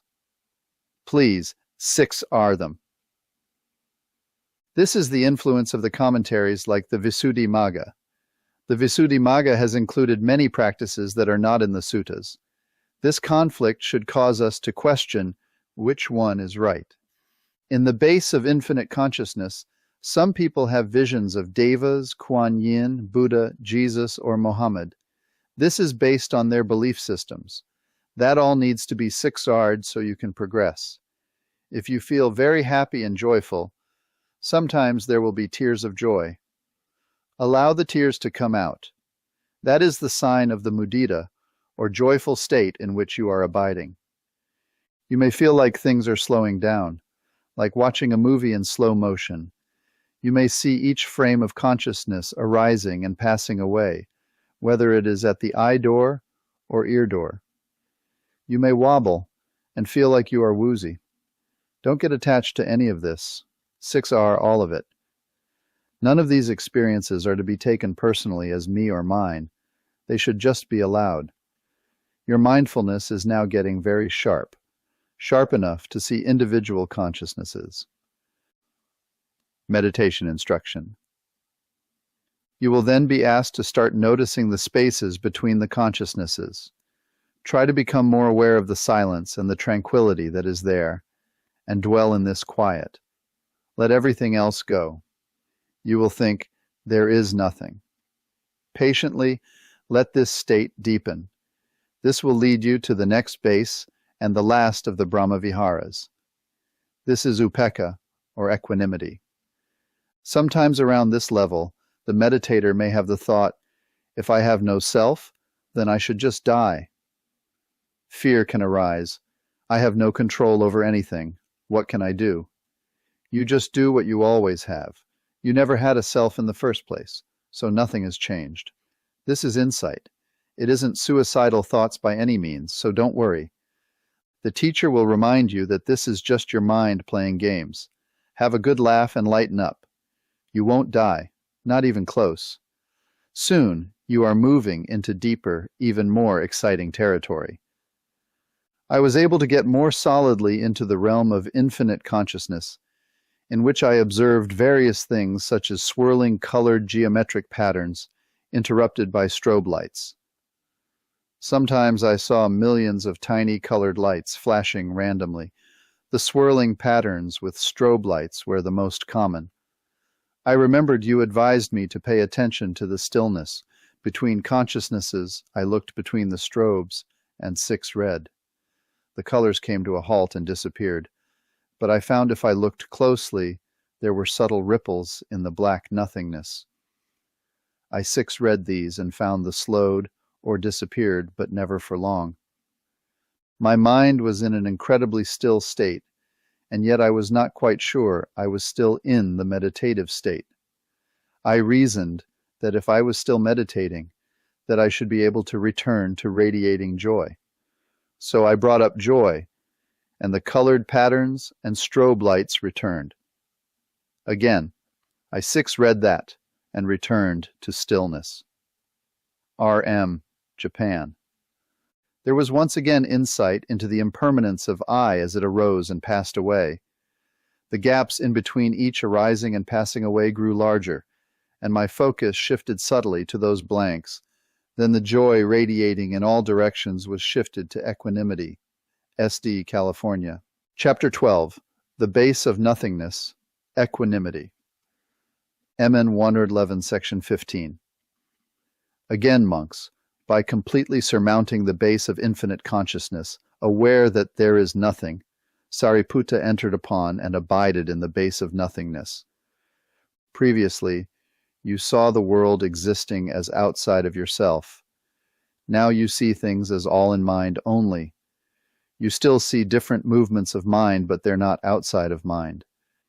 You have had a concept of yourself being in the world, which is constantly in the background of your thinking. We all see ourselves in relationship to the world as a separate self or entity. Taking things personally means we see ourselves doing things in our mind. We see ourselves having done things in the past. We see ourselves doing things now, and we see ourselves doing things in the future. We only exist in our minds. This idea or concept of self only exists in our mind, and now we see it. Outside of the thinking mind, there is only seeing, hearing, touching, tasting, and smelling. Just sensations that are arising and passing away. Yet we identify these as having this self, this existence laid over the top of it, this me that is doing this, planning to do that, thinking about this, being a part of a team to create that. You are an actor in this dream of existence. It is all in your head. You are constantly creating this illusion of self, moment to moment. They are just images. Yeah. Now you finally start to come out of the dream and only see what is there. Gross thinking stops. Conceptual engagement stops. Now in the seeing, there is only seeing, in the hearing, only hearing, etc. Nothing happens in the past, and nothing happens in the future. It is all happening now. And in this clear present, there is no self. There is only awareness of what happens at the sense doors moment to moment. It becomes very quiet. You have never experienced this before. This is the awareness and experience of the base of nothingness. If the reader is familiar with The Matrix, this jhana is like the part in the Matrix movie where Keanu Reeves wakes up from his dream existence in this machine-created mental world and realizes that his body is in a pod, just dreaming what he believes is his real-life experience.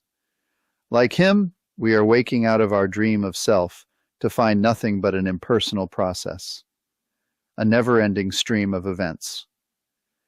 At one point in the movie, interestingly, one of the characters realizes that he is in the dream, but shows Keanu his juicy-looking steak and says he'd rather just live the dream. We can choose to live the dream of having a family, a good job, and a nice retirement that leads to happiness. It is our choice. Now it's like your consciousness stops paying attention to general body awareness and sensations and jumps up into your head. You are no longer paying attention to the awareness that has anything to do with the body. You see everything as happening from mind and physically from the head area. You are only attentive to mind. Concepts stop. Thoughts are now just observing thoughts and not being taken personally. They are not defining your world anymore. In fact, most thoughts simply stop. Since concepts come from thoughts, and things come from concepts, then the lack of things leads us to the realm of nothingness. You are now seeing clearly, without the noise and without creating stories about everything. Some people will say it even feels like being in the desert all alone, in total desolation. There is nothing around but sand.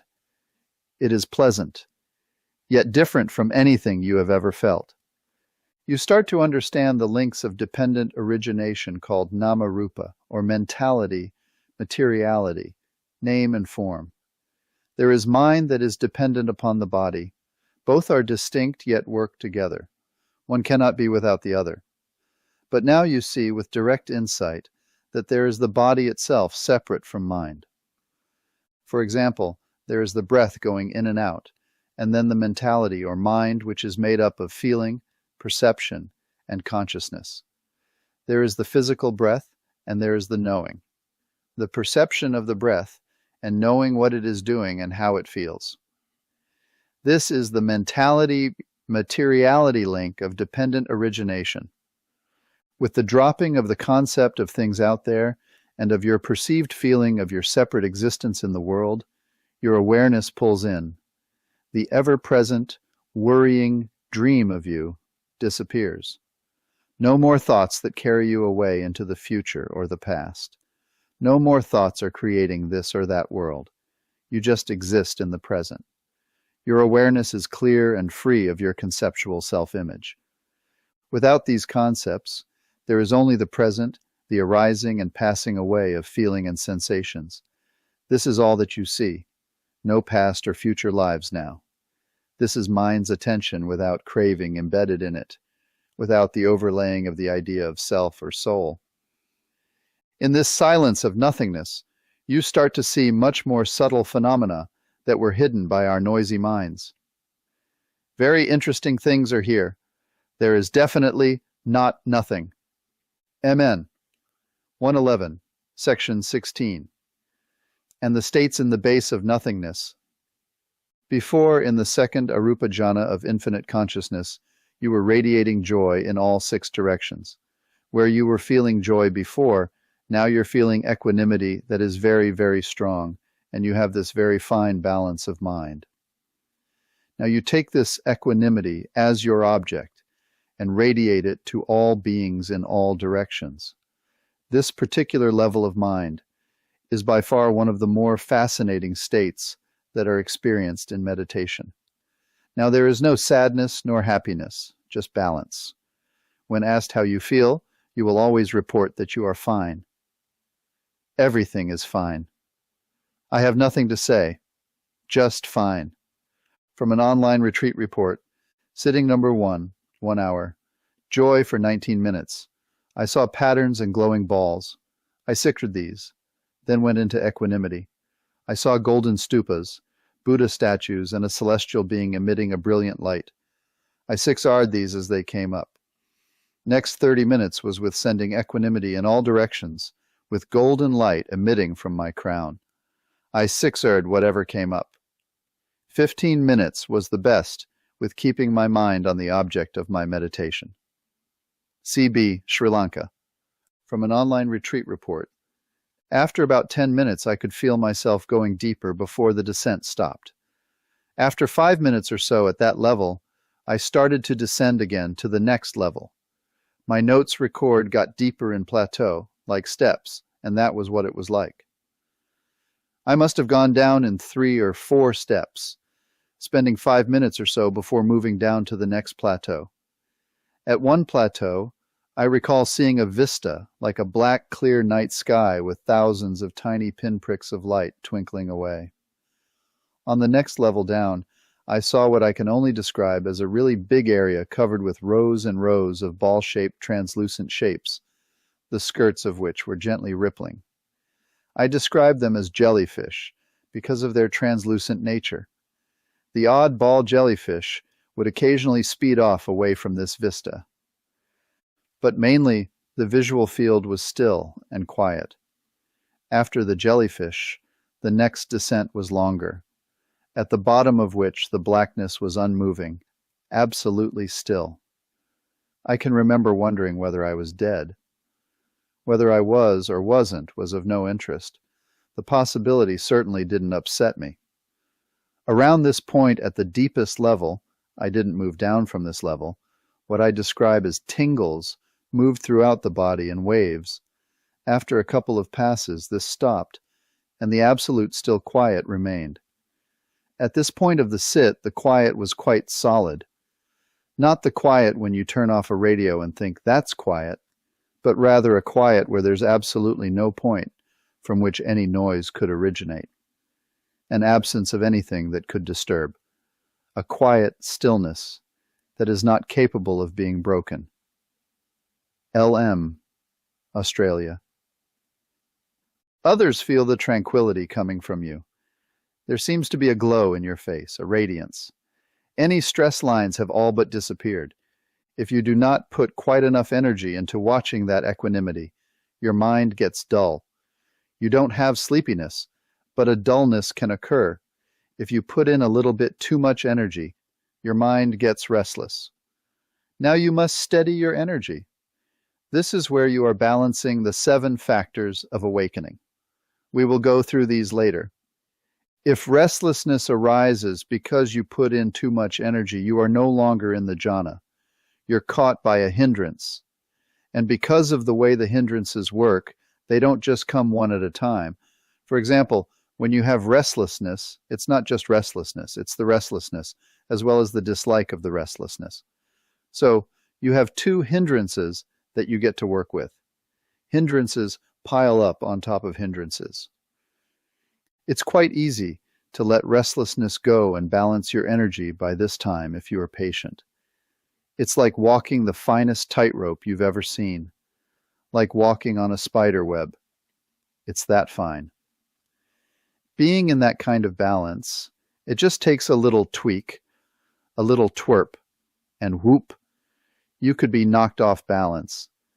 And then you should work with it again. Bring in a little more energy, some more mindfulness. If this is too much, back off again. This is where working with the energy is incredibly interesting and subtle.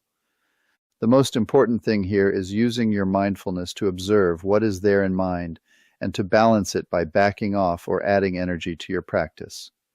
By observing these states, you will affect them naturally.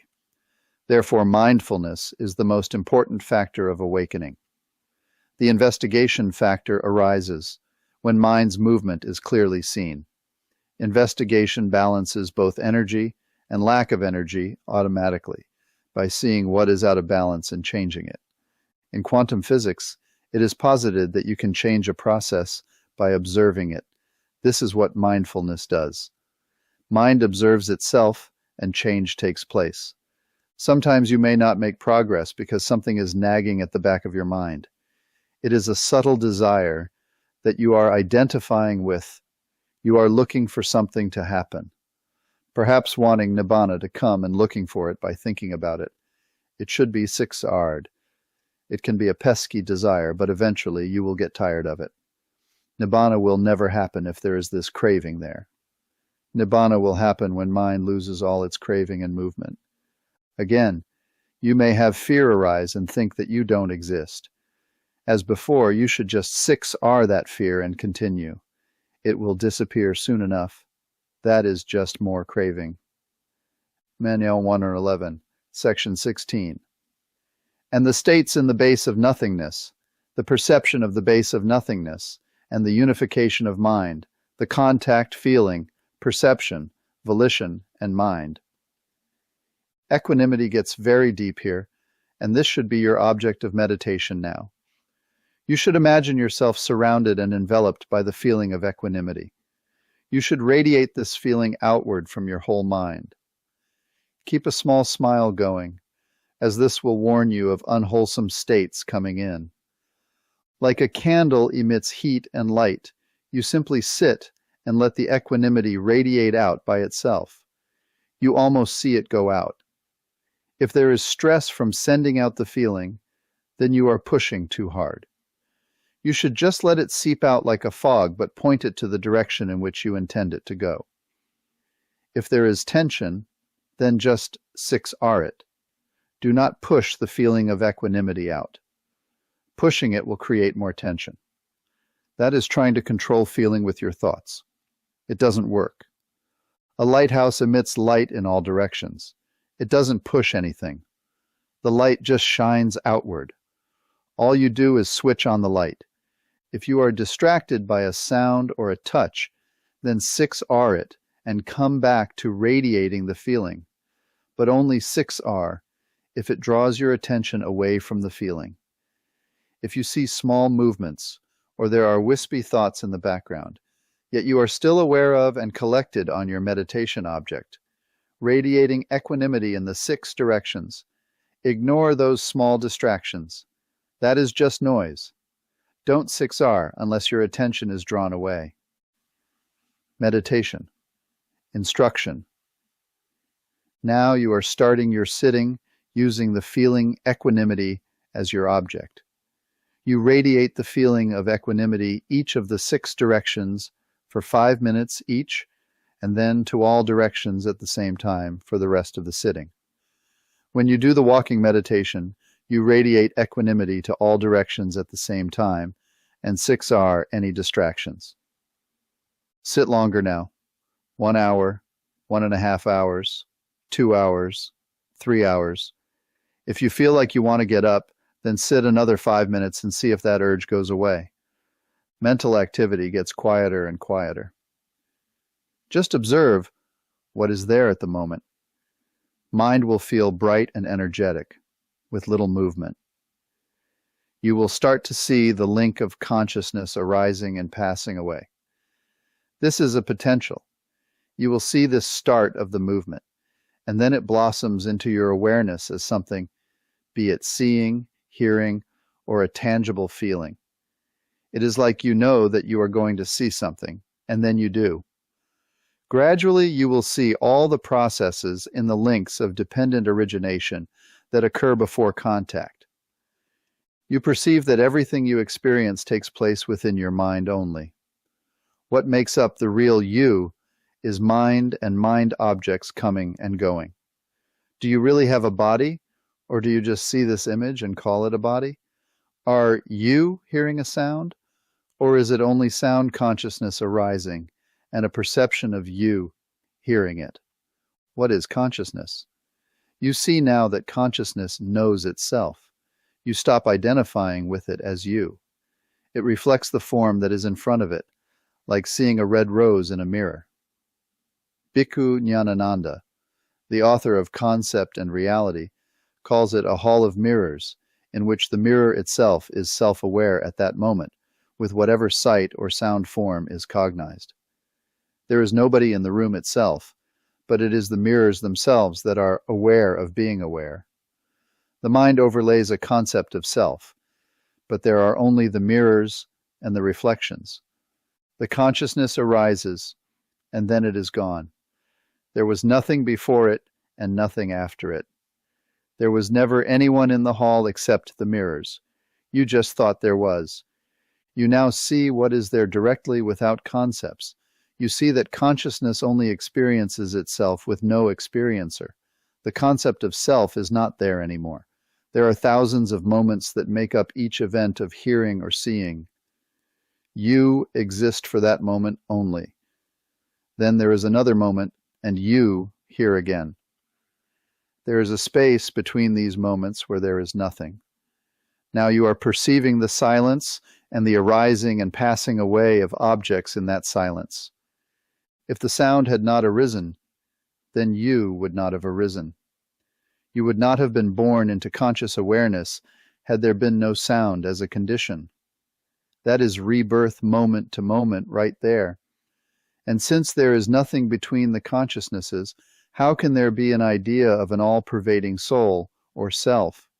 You live for a moment and then die. Physical death is just one moment from this body to another. You really die every moment. Your body dying has nothing to do with you dying. Meditation instruction. When things get quiet, you might try to add something, adjust something, or try to watch something. Since nothing is arising, you might get a little bored. In this case, notice the craving mind wanting to make something happen, wanting to control. 6R that mind right there and let it go. Then just be there with no movement. 6R the concept of a controller. Just be in the feeling of equanimity as it radiates. Do not move in mind at all. Like the Beatles song, let it be, let it be. Distractions that arise. How to adjust. Too much energy. You become restless. You need to reduce your energy. Take tranquility as your object of meditation. This will bring in calm. 6R your desire to control the process. Add it to the feeling of equanimity. Not enough energy. You become sleepy or dull. You need to add more effort and increase your curiosity about what is happening. Take more interest. You can also get up and walk to arouse energy. Do some fast walking. Find some stairs to go up and down. The longer you sit, the more you should walk. Many meditators avoid the walking but then wonder why they doze off or zone out when they sit for long periods. You need to keep your blood moving and your energy up. The Buddha and his monks walked everywhere they went, and thus kept their bodies very healthy.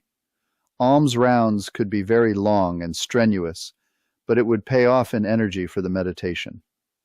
6R any boredom, a subtle aversion reaction, and get through it. At times very little happens, and you must be very gentle and patient. Then you will go deeper. U.S. Lananda, one of Bhante's teachers, would always tell him, patience leads to Nibbana. There are 7 awakening factors at work. These factors need to be adjusted. Don't worry too much about doing the balancing at this point. Just let the mindfulness do its job. Some meditators will control too much and try to make their mind calm with whatever factor they think they need. But too much of this will lead to restlessness. You must balance the desire to balance by backing off and letting things get into balance by themselves.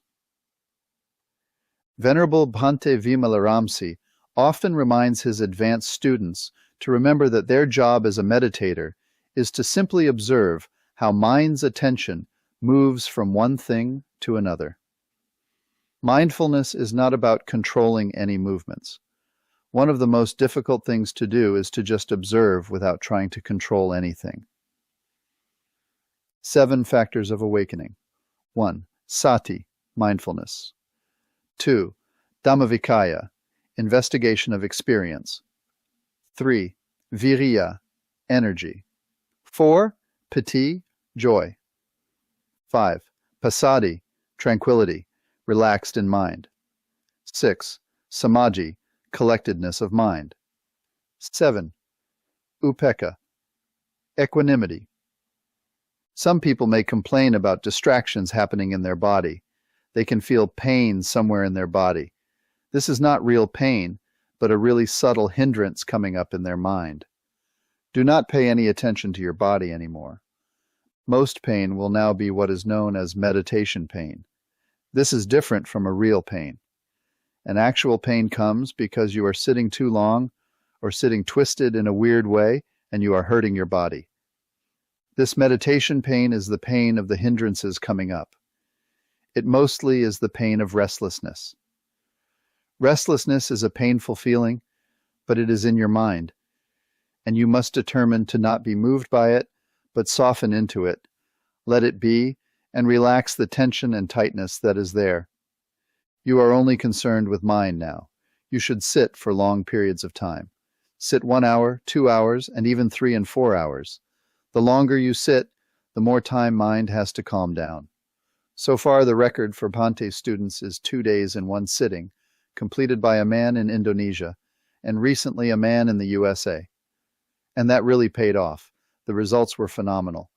And he just got up and walked away with no pain or stiffness. He felt just fine. Eventually, mind will become very calm, and equanimity will become very profound. We then come to the next Arupa Jhana, where we leave all the Brahma Viharas behind. 1 http www.thammasukha.org. Bhikkhu Nanananda Addedum. Chapter 13. The base of neither perception nor non-perception. MN Ponron 111, Section 17. Again, bhikkhus, by completely surmounting the base of nothingness, Sariputta entered upon and abided in the base of neither perception nor non-perception. Now you will not be able to radiate the feeling of equanimity anymore. It will just naturally stop. It just isn't there anymore, and if you try to radiate it, then that will cause some tension to arise. If you notice this happening, then just sit in the silence and observe. If you are unsure, then try radiating equanimity again. And if it comes up, then continue it once again until it finally fades on its own. If you bring up the feeling and now it causes a slight tension in your head, even radiating that feeling, then you can stop and just be in this quiet mind. Meditation. Instruction. You should now take clear, quiet mind as your object of meditation. Notice the stillness and the absence of thought that is there. Now the instructions will change a little. 6R, any movements or vibrations as soon as they start to arise, and then go back to a clear, quiet state of mind. You take this empty silence as the object of meditation and watch for any movements arising. 6R, as soon as they arise, and relax the tension out of any of the movements and come back to just this quiet and peaceful state. You might see a flicker or a light or some movement there. 6R, that as soon as they arise, soon this exquisite stillness becomes your object. Before in earlier sittings, mind was expanding. Now it becomes so still and subtle that it is hard to tell whether anything arises or not. Your mindfulness now has come to a level where there is nothing that escapes your 6R tool. You have a sense of power over the arising phenomena that you have never felt before. By allowing things to arise and relax into them, you actually, in a way, have achieved control over them. No more feeling. You now have come to the end of the meditation of the Brahmaviharas, which has the 4 divine abodes as its objects. You started with the meditation object of metta, or loving kindness, progressed automatically to karuna, or compassion, and then to mudita, or joy, and this finally transformed into upekkha, or deep equanimity. Now even that is gone. You begin the next phase of the meditation, just observation of movements within mind. As the feeling of equanimity which brought you to this point fades away, you are now going to be mindful of mind and mind objects. You will start to observe what is there, and subsequently see very small movements arise. As soon as you see any movement or vibration, you need to relax. Your mind will become very, very still for long periods of time. This deep quietness of mind and lack of any distractions at all can last for 20 minutes or 30 minutes, and even for an hour. This exquisite silence is where mind is absolutely pure. The longer you can sit with this still mind, the better. From an online retreater, sitting Davar 3. I went straight into equanimity. I saw some images initially. 6R'd these as they came up. I radiated equanimity from my crown. I 6R'd whatever came up. It felt like things were coming up fast. I felt a little restless because of this. Eventually, the equanimity stopped radiating. What I noticed was golden energy from the base of my spine rose up to my crown. Golden light all around. Eventually, it dissipated after some time. I was in quietness for around 20 minutes. The time felt like 8 p.m., as it was very quiet even from my noisy surroundings. We live in Colombo near a noisy main road. Lots of horns, etc. But it felt like 8 p.m. when there is little traffic and noise. CB Sri Lanka. Gradually, the nothingness jhana gives way to the realm of neither perception nor non-perception, the fourth arupa jhana. Mind is so subtle at this point that the only way you know that you've experienced that state is that when you come out, you can reflect on what you saw there. Some feeling was still there, although it's subtle, and perception is kind of there and kind of not. Now your instructions are to simply observe mind objects that are arising and passing away in this bright, clear mind. You don't want to start this observation before the time is right.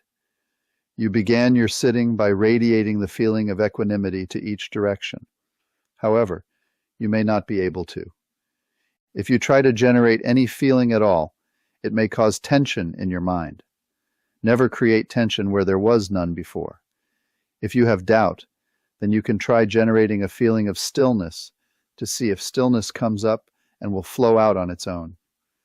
This stillness can be likened to looking up into the night sky, so tranquil and still.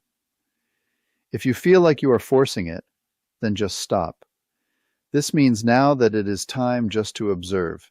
If, on the other hand, you can radiate, then just continue doing that until it stops again. As you watch mind and 6R any movements or vibrations that start to arise, all activity will slow down. Mind's activity will almost flatten out to nothing at all. There are things in mind, but they are no longer pulling at your conscious awareness. An obstacle here can be a tendency to get involved in everything that arises and analyze where it came from. Why did it arise? Where did it come from? These questions are not valid here. That is just more thinking, a sort of restlessness to do something. Let all the analyzing go. The analyzing is for the therapists and psychologists, and is not a part of the Buddha's path. There is no end to it anyway. There is an endless amount of stuff coming and going, and you can never analyze it all. One of Venerable Bhante Vimalaramsi's teachers, the most venerable Sayadaw U Pandita, told him that analyzing things is a Western disease. One meditator reported that past lives would arise as little bubbles. He would go off and investigate them to see what was there. In the end, this was harmful to his practice, and he was letting craving get the better of him. It took many years for him to get tired of this, and finally 6R these memory bubbles dispassionately. Psychologists will want to look at where these thoughts come from, but we don't. We are just observing the process and how it arises. If you look at it this way, when you start meditating, your mind has big, jerky kinds of movements. As you get deeper into your meditation, the movements become less and less. When you get into the arupa jhanas, the movements start turning into just vibrations. As you go higher into the arupa jhanas, the vibrations become faster and finer. When you get to the state of neither perception nor non-perception, there are only slight movements that are very subtle. It is hard to tell if they are there or not. Your awareness will start to go inward. or some say mind appears to grow smaller. Mind is there, but it is hard to perceive. It is like a jigsaw puzzle that is now starting to lose pieces. Gradually, there is only just a glimmering of what was there. So few objects are arising now that it appears there is less and less of you there at all. This is the time when you want to make sure that you have developed that habit of relaxing continually, all the time. That way, when you get into this state, you're doing this as an automatic habit. Meditation instruction. The only way you know that you've experienced this very subtle state is by reflecting afterward what happened while you were in that state. When you come out, take a few minutes for reflection, and 6R anything that arises. Don't get into stories about it, just reflect and let go. Since you haven't experienced this before, your mind will naturally think about what happened. Just 6R those thoughts. Don't stop them, just let them be and fade away. Relax into them. What is this relaxing doing? When you relax, the movement of mind becomes less and less until you finally get to a state in which you cannot see any gross movement, but there is still a little bit of vibration. The more you relax, the more the vibration slows down, because it is the craving that is creating the movement. Relaxing removes the craving, and mind settles further. You still have those small movements, even when you get into neither perception nor non-perception. If you are working with a teacher, you will likely be asked, were you in a state that is like you were asleep, but you were awake? Movement of mind slows to smaller and smaller activities. You start having gaps in your awareness. There is no longer a fully consistent conscious awareness. Mind slows, like ice freezing. There are levels of neither perception. At first, mind may slow down, like you are in a dream. There might be a story going on, yet, like a dream, when you come out of that state, it makes no sense, though it did make sense when you were experiencing it. For example, it might have made sense if a bird was talking, and you were completely fine with that in the dream. But when you come out of this state, you wonder why you thought birds could talk. In this state, there can be images that arise, colors, shapes, patterns. You should 6R all of those if you are aware enough at that moment. But at times, your awareness just isn't strong enough to notice them. It's like telling someone to be mindful in a dream. Later, in or after you're sitting, if you start to reflect on what happened, you can 6R at that time. Still, your mindfulness gets progressively sharper as you go in and out of this deeper level, and eventually, all of the dreamy images or patterns just disappear. There is barely anything left at all. There might even just be what appears to be a blank screen, just blackness, but you knew you were there when you came out. Nothing actually stopped since you were aware of time passing during that state.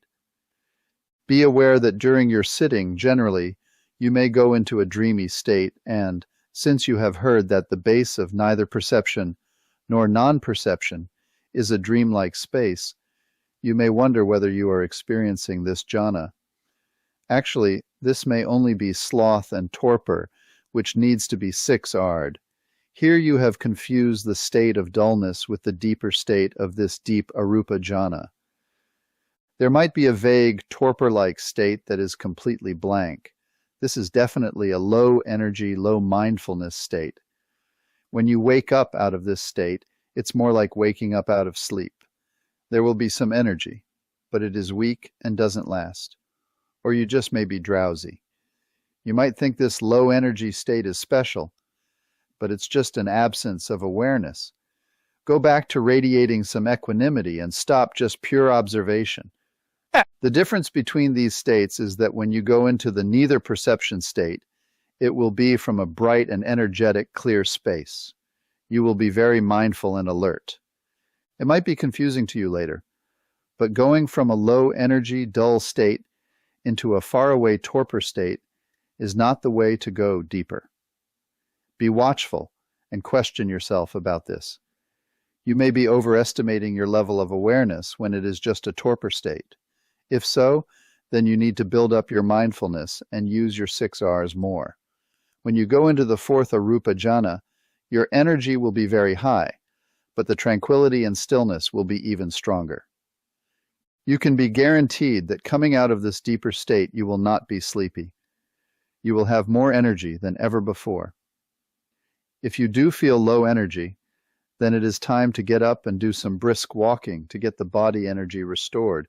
As you sit more and for longer, you may go into neither perception several times in a sitting, and each time you will go deeper than before. When you come out of this state, please don't get up from your session. Just continue and 6R any disturbances that show up. Keep sitting. 6R, whatever you remember that happened in that state. Your mind will be more active and full of energy coming out, but you should just let it settle back. Each time you go into the jhana, it will be deeper than the last.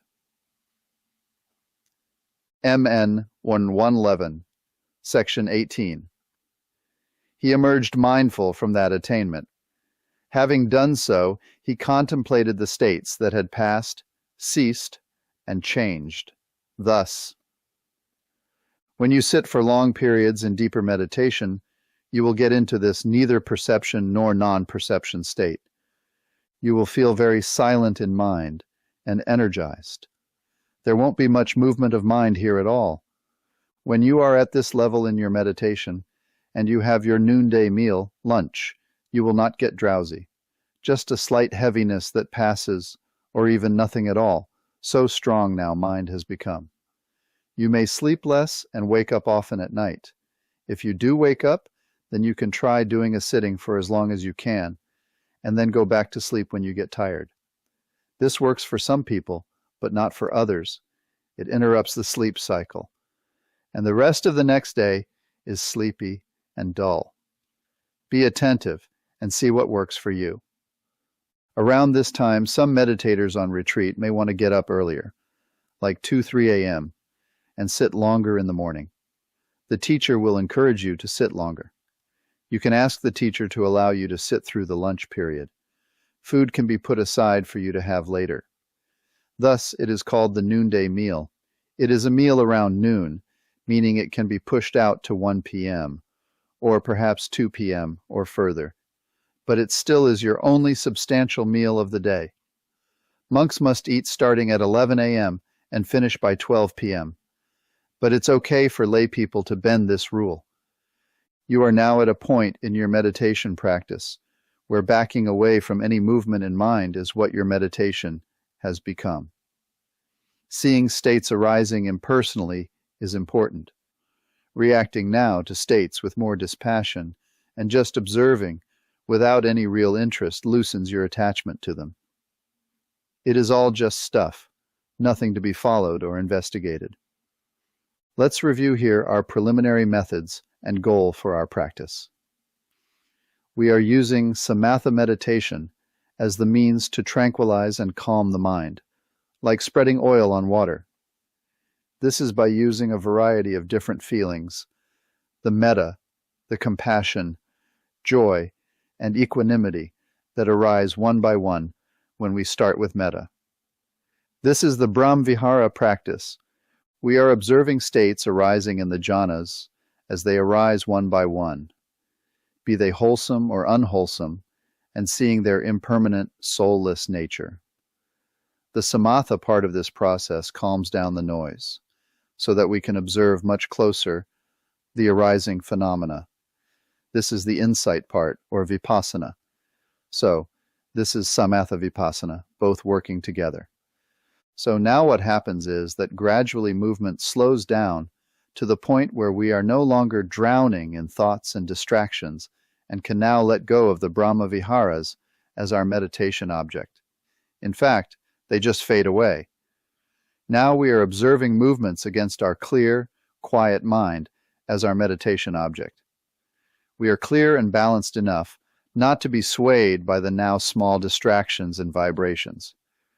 Gradually, even these small movements will stop, and all mental activity will stop. The pond of our mind will not have one single ripple there. All of a sudden, awareness and consciousness will stop for a moment. There will be super clarity right after this as now. See more deeply than we have ever seen before. We see the deepest aspect of the mental process. So this is where we are headed. Let's keep going. There is this small wrapper of craving around each state that arises. It is what you think of as you. It will take the feeling that is arising as my feeling, and there are a tiny story and perception about what that is. When anything arises, your mind instantly perceives that object is being observed by a you. There is the object and the self perceiving the object. This is craving. It is this sense you have of you. Actually, there is no you there at all. There is the object. There is the sense base. And there is consciousness. That is, the visual object, the eye organ itself, and the eye consciousness. Mind interprets these processes arising and passing away as part of a permanent you. But what is really happening is that feeling arises, and there is this sense of a you feeling it. There is consciousness, but there is mistakenly the perception that this little you is a self that is feeling it. Some people even see this little image of themselves, and the deluded mind identifies that as the real you. But it is only a picture. You aren't there at all. Self is only a concept. Think about this for a moment. At night you have dreams, and you definitely feel like you exist in these dream fantasies. You are doing this and that, and are reacting with horror or pleasure, depending on the situation. Isn't this just like your life? You know you don't really exist in the dream, but when you are awake, you think you exist and react just like when you are dreaming. Isn't this the same? In fact, the Buddha realized that the concept of self was false, and this is why we say the Buddha awakened, out of this dream of self. Also, by personalizing each arising feeling, by making each object arising yours, you could tend to think that you made the experience happen. This is very important to notice. You will feel that I made this come into being, or I control this or that state that has arisen. This is the delusion of a self controlling every arising state. The fact is that you do not control anything. The deep insight of dependent origination is that everything arises from a cause without there being any self doing it or making it happen or controlling it. You have nothing to say about it. With a deep understanding of this, you will feel relief because you no longer have this self-imposed burden of thinking you control every mental state.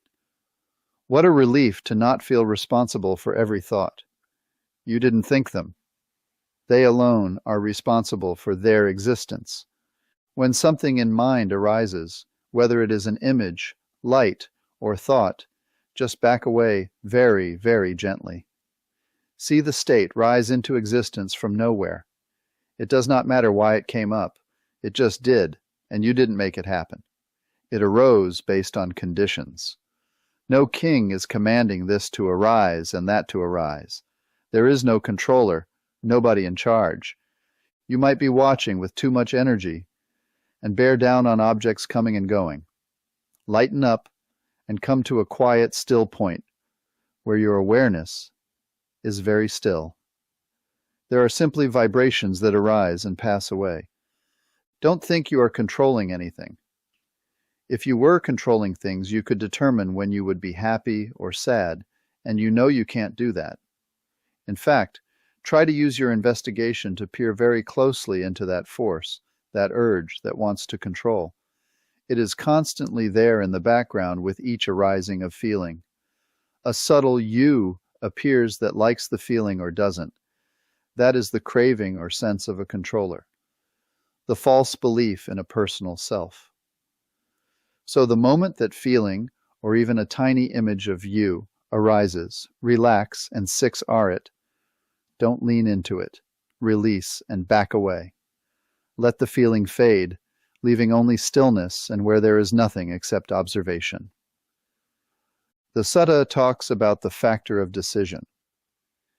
Did you know that when you make a decision, it is yet another constituent of mind that just arises that has no controller behind it? When you see this factor arise in your meditation, try 6 ring it, and you are left just sitting there. No action occurs since you let go of the decision.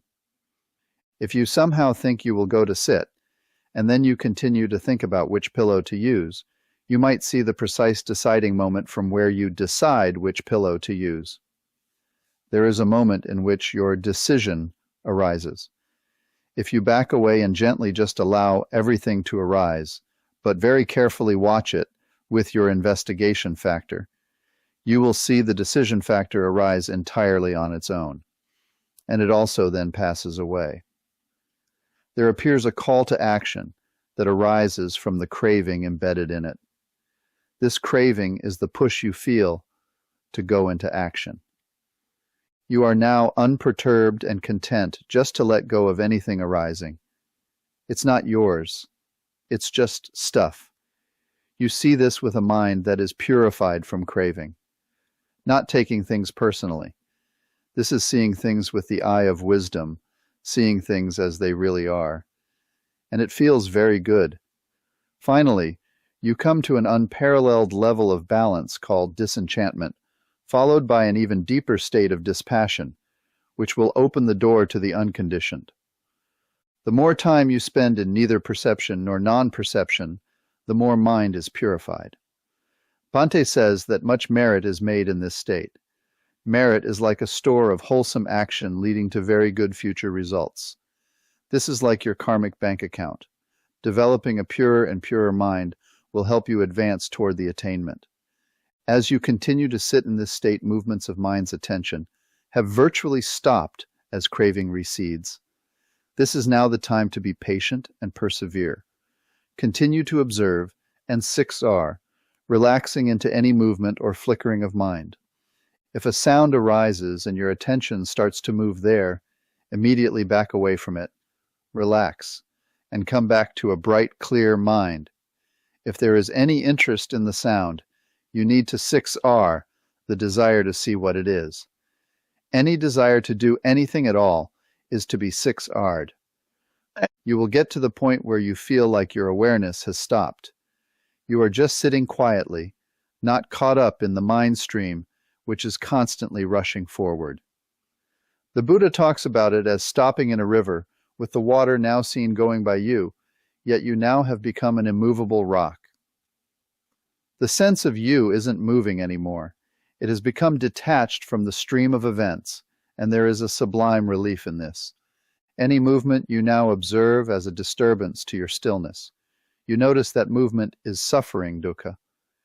There might be a desire to push away any slight movements, but 6R that aversion and let it be. You can't push away anything. Remember, you have no control over anything. All you can do is observe and 6R. Any desire to analyze what is happening or what is arising should not be followed. We are only interested in the process, the arising and passing away. Questions about why things come up can never be fully resolved. The reason may not even come from this lifetime, so you can never really know what the cause of a hindrance might be. You don't need to understand where things come from. We leave that to the psychologist. We just 6R it and let it go. Hindrances are karmically produced by unwholesome actions, that is, the previous breaking of precepts, whether in this life or others. All we can do is stop breaking precepts now, and 6R any disturbance that arises from when we broke them in the past.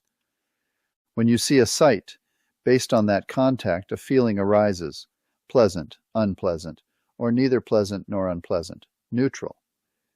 Immediately upon the feeling arising, there is craving, wanting to enjoy what it is or to push it away. You understand as soon as you see something, that very seeing process has craving in it. 6R and relax into that seeing process as soon as it catches your awareness. Notice there is a very subtle tension as soon as your eye locks onto the sight. That is what pulls your attention to see it. The moment your mind turns to observing anything at all, you should be relaxing into it right there. Do not let the craving gain a foothold on your attention. let it go. In most circumstances, craving is not that strong, but, as Bhante Vimalaramsi says, it is definitely persistent. Actually, there is no such thing as mind pulling your attention. The sound arises, and the craving arises. It seems like some sort of you is being pulled to the sound, but that's not what is happening. Sound and craving arise together, giving the illusion that somebody is being pulled to it. That is the delusion of the personal you. In fact, the sight or taste or whatever arises has the craving embedded in it, and the you that arises is right there in that sensation. You don't exist anywhere else at that moment other than in hearing the sound. Why do you arise at that moment? You arise because you wanted to hear it. You, your so-called permanent self, is actually being born into existence at that moment of identification.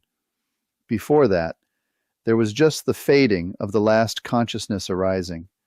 Then the new sound vibration arose, which triggered the craving to arise, and the personal you was created once more. This is the process of dependent origination. Causes and conditions are constantly arising and passing away. Perhaps we can say you were reborn again and again and again. The nature of consciousness. The five aggregates all arise in each moment, but they are affected by craving and clinging. This is due to their being taken personally. In fact, the aggregates all arise at the same time, creating your world at that moment. Then they pass away. You only exist in each arising moment, and then you are gone, completely, until the next contact and feeling arise. And this all happens thousands of times in the blink of an eye, which is why we appear to feel like a continuous entity with no breaks. You had already seen this phenomenon occur when you were in the second Arupa Jhana, the realm of infinite consciousness. Then, based on some outside cause, you are born yet again to hear, see, or touch.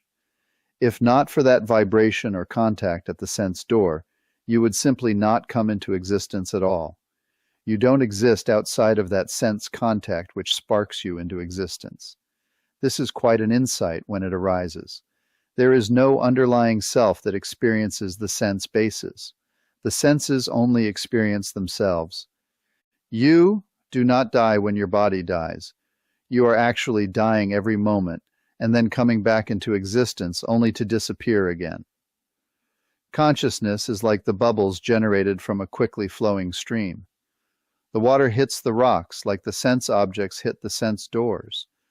The mist that arises as the water splashes over the rocks is like eye forms, sights, colliding with the eye sense organ, creating the drops or mist of consciousness. This is your awareness arising and passing away, dependent on the sixfold sense base, which is your body. This awareness seems real and feels like a permanent self at that moment, but then in the next moment, the bubble of awareness pops and disappears. Birth, death, millions of times in a single second. From a scientific viewpoint, these are just neurons firing in the brain and can be explained. But we see for ourselves through meditation, through direct knowledge, how this happens in mind. Then we can know the truly impersonal nature of the process, the truly scientific view of impersonality. Science already says there is no self. There are only bodily and mental elements and nothing else. But other scientists still argue that there must be a deeper self or soul that does exist. It is just beyond what they can measure. Real insight into the psychophysical process is defined by actually believing the data you observe. In other words, researchers say there are only neurons firing inside a mass of gray matter, and thus there can be no real soul there. Yet these scientists don't even believe their own data, and still think there is an underlying soul present. Habitual opinions run deep. We will see that the actual fuel behind the mental movement is craving. There is a bodily process going on and a mental one. The bodily parts of this process are the chemicals in the brain reacting together. This is the body. The result of the chemical reaction is consciousness, which is mind-body and mind. Arising from where? We don't know while we are observing it, but the Buddha does explain this. It's about karma and its results, the residue of past unwholesome or wholesome actions which was caused by the breaking or keeping the precepts. The mental process just arises from conditions that are there. This is seen by direct knowledge. Through an experiential understanding of these insights, mind itself is changed. Understanding is the reason. Craving ceases, some neurons don't fire, and craving doesn't come into being. You hear that your favorite uncle has died. Previously, you would have been distraught, but now, because you see the true nature of things, you start to understand that everything does die. And that's okay. It isn't unexpected. It is part of life. Neuroscientists can observe how the brain works, but only understanding attained by direct experience can fundamentally change the conditioned reaction in the brain. It is doubtful that observing electrical readouts on a fMRI monitor, functional MRI, measures blood and oxygen levels in the brain, will ever lead to awakening. Why? Because only direct experience can give us deep insight into how things really work. The Buddha said, "All mental phenomena have mind as their forerunner." Thus, we must look at mind first and see this clearly. Then we will understand the interplay between mind and body. When we see this properly, we see the impersonal aspect of the process at that time. Delusion is eliminated because we understand that there was never anyone there in the first place to experience the "I like it" or "I don't like it" mind. This is what delusion means. We know that self is only a concept, and it is the supreme concept. Listing of the jhanas and the meditation object. First jhana, loving kindness, metta. Second jhana, loving kindness, metta. Third jhana, loving kindness, metta. Fourth jhana, loving kindness, metta. Base of infinite space. Compassion, karuna. Base of infinite consciousness. Joy, mudita. Base of nothingness, equanimity, upekkha. Base of neither perception nor non-perception, clear, quiet mind. 1. http www.tipitaka.net Tipitaka DHP Versa Load PHP Verse 001 Chapter 14 The Door to Nibbana. As you continue sitting, there will be the experience of strong stillness and balance happening, and you will be able to sit for long periods of time without many distractions. The mental activity is very quiet. Notice especially the movement of attention in your head. Remember, your brain is the seat of the mind, and tension and tightness are arising right there. Release and relax in one gentle motion. Just a touch of the 6 R's is enough. Back away quickly with mindfulness from any movement of mind. It can even be the slightest sensation that draws your attention. Relax right then. At this stage, mind will be serene and alert. There is a brightness of mind with clear, energetic mindfulness. You are progressing well. You easily see anything arising. You relax into any distractions in 6R automatically just by witnessing them. Your mind simply has no thoughts and your attention never wanders. The subtlest links of dependent origination will start to appear in your awareness. First, there are the consciousnesses arising from the deep inner mind. Then even deeper are the formations which are the cause of those consciousnesses. You only experience just whispers of these potentials of the links, just a proto, like beginnings of thoughts arising. You are not this phenomenon arising. Don't identify with it. It is called signs or nimitta. You are heading to the signless of mind or animitta. Nimitta is defined as fabrications or created things Or you could say concepts. Now just peace of mind without these vibrations and movements of mind is what you are now finding most desirable. There is less suffering in this quiet, tranquil mind. Less is better. What are formations? They are defined as bodily, verbal, and mental formations. They are the potentials of actions to arise and not the full-fledged results. These are the little seeds out of which consciousness arises. These in turn lead to mentality materiality and then to the arising of the sense bases. Then, with contact, they explode into conscious awareness. Formations can be defined as the DNA of your unique personality.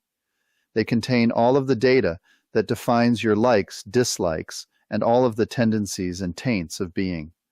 For example, when you look at a web page, that web page was created by data packets arranged in a certain way, moving through an electrical field, or on a fiber pathway as colors of light. Only when does it arrive at your computer does it get decoded into what you see on the website as color and form, and life in all of its varieties. Before that, it is only data. When you see what you think are the formations or some deeper links, 6R them as you would any other phenomena. By 6-ring any link that arises, this will uncover the next link deeper in the chain. We are removing tension and tightness from the craving, in the links as they arise. And when we do, this reveals the next deeper part. How do you 6R ignorance? You don't. It is an understanding of the Four Noble Truths. In Sutta MN 128, Imperfections, the Buddha states that the meditator may have the brightness and light fall away. What would be the reason for the loss of brightness? But of course, it would be those pesky hindrances arising. They are dark clouds gathering over this bright, clear mind. Sometimes mind is so clear that it can be described as luminous. Many times, sitting in this state, restlessness might come up since there is not much to observe. You may want something to watch and might want to start to control things. Boredom can arise, along with a corresponding lessening of mindfulness. Because of this, the light recedes. Balancing the factors of energy, tranquility, mindfulness, and the other awakening factors, once again will bring that radiant mind back. Continue to use a clear mind as your object of meditation. If your mindfulness is strong, there will mostly be the quiet. Now and then some slight activity will arise. Mind will start to vibrate, and there will be a pulling away from the quiet mind, this balanced still point where your awareness resides. 6R right then, and come back to the quiet. Your goal is a completely unmoving mind. Just know and understand what is happening and relax. Know you are right here in the quiet present. Understand this at every moment, lightly. Your object of meditation continues to be that quiet mind itself. Be on the lookout for any activity that arises. If you feel you are losing the quiet, you can bring up that feeling of stillness and notice this. When your mind quiets down again, then you can let go of that feeling and go back to just observing and relaxing into mind's subtle movements. The neutral zone. Gradually, even the smallest bits of mental activity will subside. It will be as if there is nothing to 6R at all. You may get restless and want to get up. It is like you feel there is nothing left to do. Do not do that. 6R that restlessness or feeling of boredom and keep sitting. Now is the time for patience and persistence. Very little happens. You have to be okay with that. Mind will settle down more and more if you just continue. You might not even realize progress is being made, but it is. If restlessness or any hindrance starts to get the upper hand, just observe with the intention, I don't care what happens next. My job is just to observe what is there and let it be. You will see the subtlest aspects of mind. In it are the seeds, or potentials, that ultimately lead to birth, old age, and death. The teacher will ask questions to find out what you are seeing. You will be advised to be very watchful as to how the movements arise and how they appear, and you should not take them personally.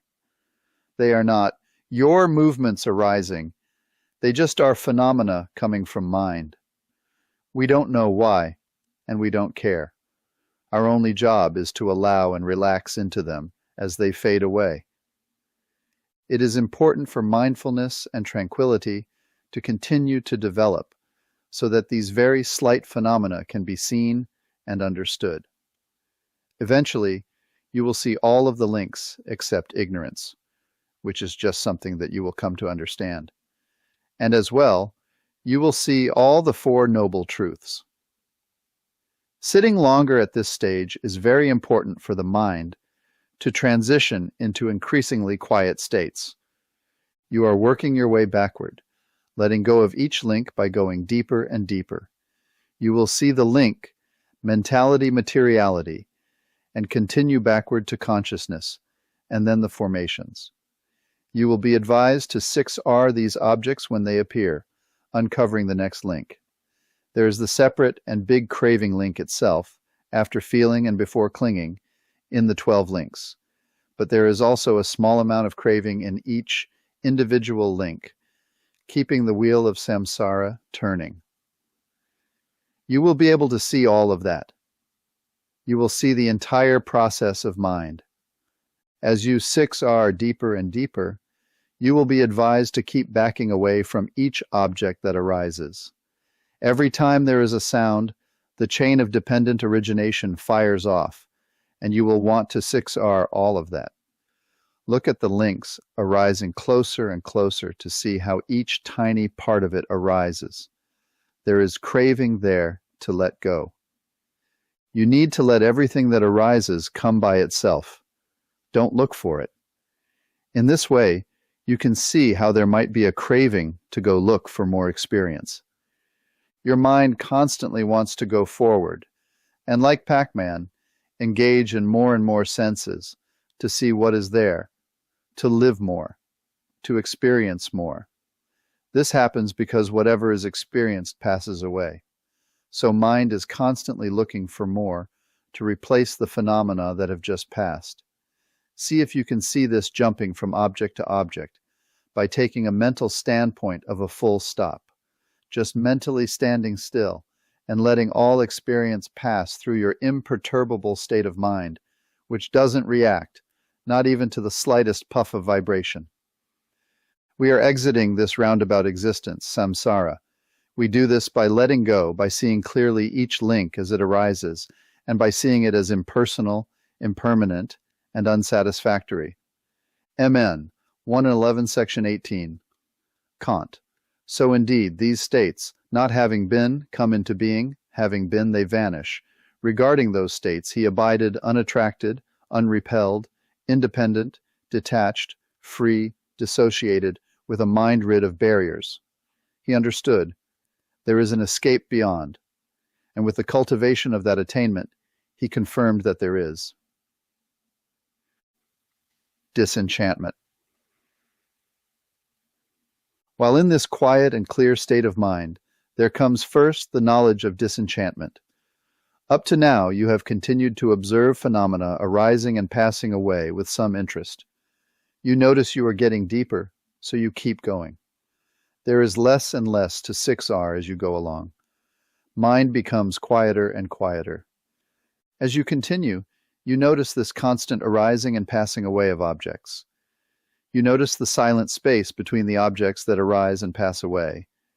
You think to yourself, what if I could get rid of these objects coming and going? Then there would be just the peace. You think that then there would be only silence, and not all these annoying objects and vibrations. You see the lack of ease as suffering. This trying to control has an aspect of longing in it. Wanting to have something happen is the very thing that will stop it. The teacher will remind the student that their job is simply to observe. You realize that now you are beginning to develop a whole new perspective on the world.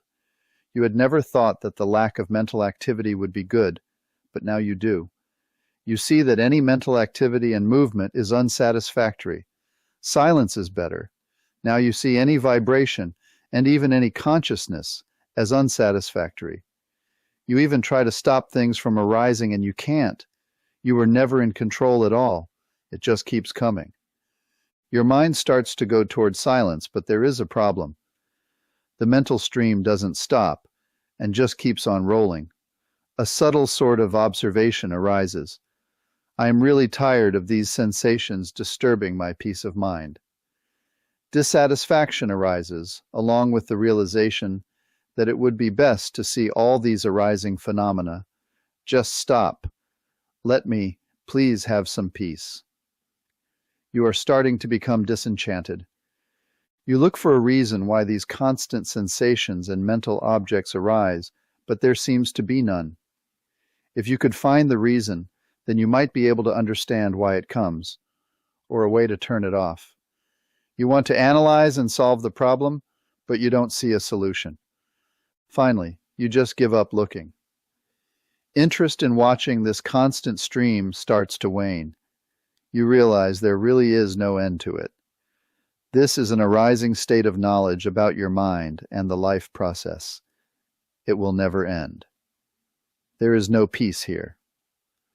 There was total disinterest in the impermanence of I, and insight into the silliness of identifying a non-existent permanent I with every feeling, thought, and action. Deeper experiential realization that feelings and thoughts were not under my control, that thoughts or mind objects in general were like what odors were to the nose or sounds were to the ears. They came and went without me being involved. I continued to 6R nonetheless. SD California, you are energetic, continually watching every little vibration, thought form, etc., and you can be very determined to relax and let go of everything that arises. By doing that, you think you will get to the end of the process. But it doesn't work. You now understand all that arises to be a disturbance. It upsets the quiet state of mind that you are starting to enjoy. Enjoy not in a craving sort of way, but with appreciation. You are starting to relish the quiet. You understand that balance is better than chasing more objects. This realization will lead to contentment. Contentment will arise without the cascade of vibrations and movements constantly assaulting you. You may have some desire for Nibbana to arise and might think you are close. Then you might put too much energy in and start to lean into the future, hoping for the attainment to arise. You need to 6R this desire. This is the arising of more craving. This is longing. You may think that you need to have the desire to reach the goal. No, you have already pointed your mind there. Let the meditation do the rest. You make a determination about getting somewhere, and then you just go. You don't think about the destination the whole time you are on the way there. You just continue, trusting that it will happen as planned, because you are on the right path. This is determination. Is the desire for Nibbana something that we should not have? In these final sessions of sitting before attaining awakening, we need to let go of even the desire for Nibbana. When we first start, however, we won't even begin the meditation without some intentional desire to get us on the path. So, it is a positive desire, a wholesome desire, because after all, it is a desire for no desire. It is not like a desire for chocolate ice cream or a new car. It is a desire to stop and be still and know peace. This kind of wholesome desire is called chanda in Pali. As was stated above, you don't know how to stop this stuff from coming and coming. You want it to stop. There is nothing but vibration at all different levels. Now you see peace as a more desirable goal. Now you wish to be void of these sensations. Finally, there comes the point where you just stop caring about all these arising phenomena. You can't command this stream to stop. You start to give up and see that by paying heed to the phenomena, you are feeding them. They will never stop if you are interested in what is there. You realize that all this movement and vibration is disturbing your collectedness and peace. Mind now becomes disinterested in what arises, and there's a deeper feeling of disenchantment. There are endless arisings. This is suffering. This is dukkha, which is Pali for suffering or dis-ease. The Buddha said the first noble truth of existence is suffering. Now you see it. You see how you pay attention to and like and dislike everything that arises, thereby keeping it going through craving, the second noble truth. Now you see the goal. The cessation of craving is the cessation of suffering, the third noble truth. Dispassion. This leads to an even deeper letting go. Dispassion arises. Disenchantment made you more and more aware of how your interest in these things just leads to more suffering. Now you just don't care anymore. It doesn't matter what comes or goes. Your mind draws back. It doesn't look outward anymore. Everything that arises is okay. It doesn't matter. It no longer pulls your attention. You know you can't stop it. You don't even care about Nibbana anymore. This is a state where there are no more hindrances. Your mind has just stopped throwing up obstacles. It has no more interest in any arising experience now. You no longer try to control anything. You are now close to the unconditioned. Why? Because you don't care. Through disenchantment with all conditioned existence, a wholly balanced mind arises. It neither likes nor dislikes. There are only consciousnesses and mental objects arising and passing away. There is no interest in any of it. It is just there. There is now the tendency toward deep peace of mind. Your mind now has barely any movement at all. You are very aware and very energetic, but again, it's like nothing is happening, and the thought comes up where you wonder if you should do anything. The answer is definitely no. Just observe. See that very question arising in your mind as impersonal, and 6R it. It is just a matter of time, watching and observing carefully for any movement like flickers, lights, or just vibrations. The 6Rs are on automatic, and you aren't putting in much effort. It just rolls off in front of you. You will observe this lack of hindrances, but it won't make you excited. It is just part of what is happening. It is nonetheless amazing. To have no unwholesome states at all, to be free of craving completely. This realization has all come through your own deep insights into watching yourself coming into and out of existence. When it has become completely silent, now you let go of even observing of anything now. Just do nothing and let yourself rest in just being there. Even observing now can become a craving process of mind. Just let yourself rest into the silence and peace. Almost like going to sleep, you do nothing and let things go completely. When dispassion arises, you will be very close.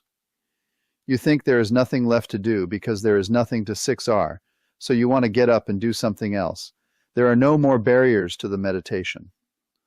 Why continue? You think everything has been completed. But just continue and be patient with this sublimely quiet mind. Continue to observe without even caring about what comes up anymore. You have realized now there is nothing that you can do about it. Patience leads to Nibbana. This path is not just one step after another until you reach the goal. You will have doubts. You will get out of balance with your observational power. Then you will figure it out. 2 steps forward and 1 step back. If you are not progressing further and you seem to hit a wall, you should ask yourself, your intuition, what is stopping my meditation from going deeper? The answer may come the next hour or the next day. Sometimes there are blockages that are hidden and simply not discoverable by the teacher, if you are working with one, or by you. Hopefully, an answer will come back. You may be applying too much energy. You may need to back away further from everything. Or you may not be observant enough in seeing how the links arise, how you take things personally and identify with them. You may be leaning into the process too much. Bhante Vimalaramsi speaks about one student who asked himself this question. He just posed it to himself. Later, the answer came back that he was waiting. Waiting for what? Waiting for Nibbana. The waiting was the problem. There was craving there, and that had to be released. Whatever is stopping you will eventually yield as your knowledge deepens. Sometimes this blockage can go on for a long time. Gradually, even if it takes years of retreats, you mature your technique and knowledge of how to do the practice. Some people will understand easily, follow the instructions, and apply them. In only a matter of days or weeks, they break through to awakening. They fall into the stream of the noble ones. Patience and following the instructions precisely does lead to Nibbana. Here is a meditator who experienced cessation and Nibbana in his own words. At a certain point, mind was very still, and there was drifting into a deep, lucid sleep. However, mind was fully aware. Then, towards the end, I blanked out completely, like I lost consciousness, and there was no feeling or perception. I only seemed to be aware that I blanked out after coming out from it. But the blanking out was only for a little time before I came back to this lucid, deep sleep state. This is Cessation DJ. Emerging from this meditation, mind was totally still, alert, and automatically radiating equanimity. Everything I did after the meditation had a very calm, smooth, and mindful quality. People noticed I took time with my words and responses to them and seemed very relaxed. Indeed, I felt very relaxed. Mind was totally balanced. Very strong equanimity throughout the day. SD California. Let's go to the Majjhima Nikaya to see even more clearly how the Buddha described this process in Sutta 148, the 6 sets of 6. In the first 80% of the text, the Buddha describes the impersonality of each sense base as it arises and passes away. Nothing is you. Consciousness is not you. Your body is not you, and so on. Toward the end, he tells the students that as they observe, they will come to understand certain insights as well as why they arise. Liberation, from Sutta MN 148. MN 148, Section 40. Seeing thus, monks, a well-taught disciple becomes disenchanted with the eye, disenchanted with forms, disenchanted with eye consciousness, disenchanted with eye contact, disenchanted with eye feeling, disenchanted with eye craving. It says that now the student starts to pull away, starts to understand there is nothing in this arising and passing show in which to delight. What does the student really see here? The Sutta tells us, MN 148, Section 39. Students dependent on mind and mind objects, mind consciousness arises. The meeting of the three is mind contact. With mind contact as condition, there arises a mind feeling felt as pleasant or painful, or neither pleasant nor painful. When one is touched by a pleasant mind feeling, if one does not delight in it, welcome it, and remain holding to it, then the underlying tendency to lust does not lie within one. When one is touched by a painful mind feeling, if one does not sorrow, grieve, and lament, does not weep beating one's breast and become distraught, then the underlying tendency to aversion does not lie within one. When one is touched by a neither pleasant nor painful mind feeling, if one understands it as it is, the origination, the disappearance, the gratification, the danger, and the escape in regard to that mind feeling, then the underlying tendency to ignorance does not lie within one. As you watch mind and mind objects coming and going, you are interested in this process. You are delighting in this observation, in seeing how it all works. The feeling of delight is so subtle you may not understand it as such, but you do like watching it and trying to figure out why the process arises and what this all means.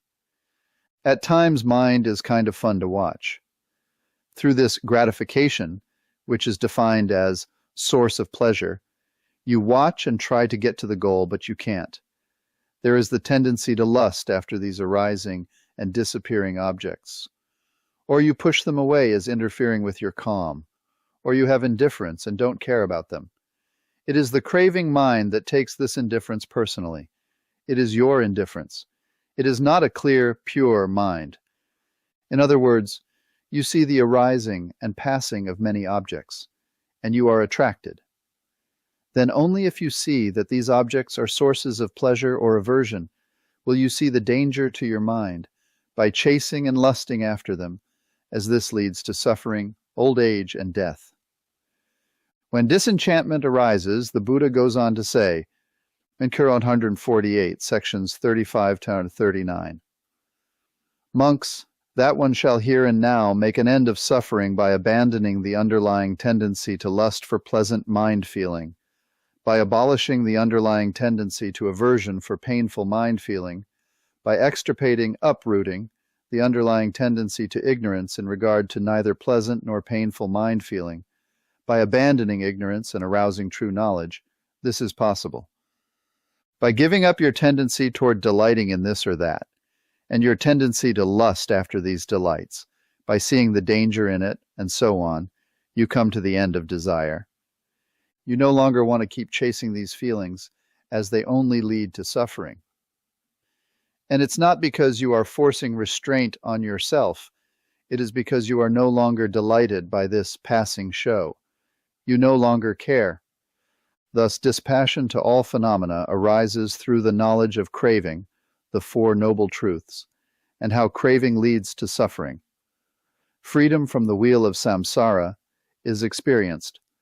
All that had to be done is done. The door to Nibbana is opening. Entering the stream. Now we arrive at the attainments and how Nibbana is experienced. First, I will describe the 4 levels of noble attainments to be experienced.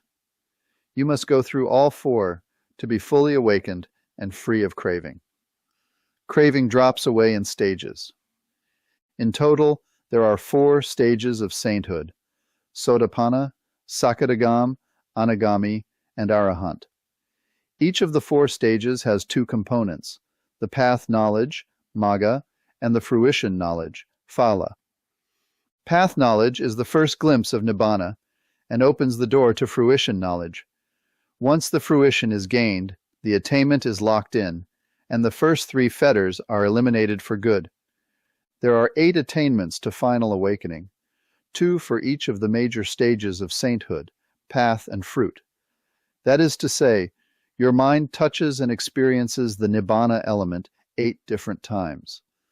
At the last one, the last and final fetters left of all 10 fetters of craving are destroyed. 3 fetters are eliminated at Sotapanna, 2 more are loosened at Sakadagami, and finally, all the first 5 fetters are let go at Anagami. The balance of the 10 is eliminated at Arahant. What are the fetters?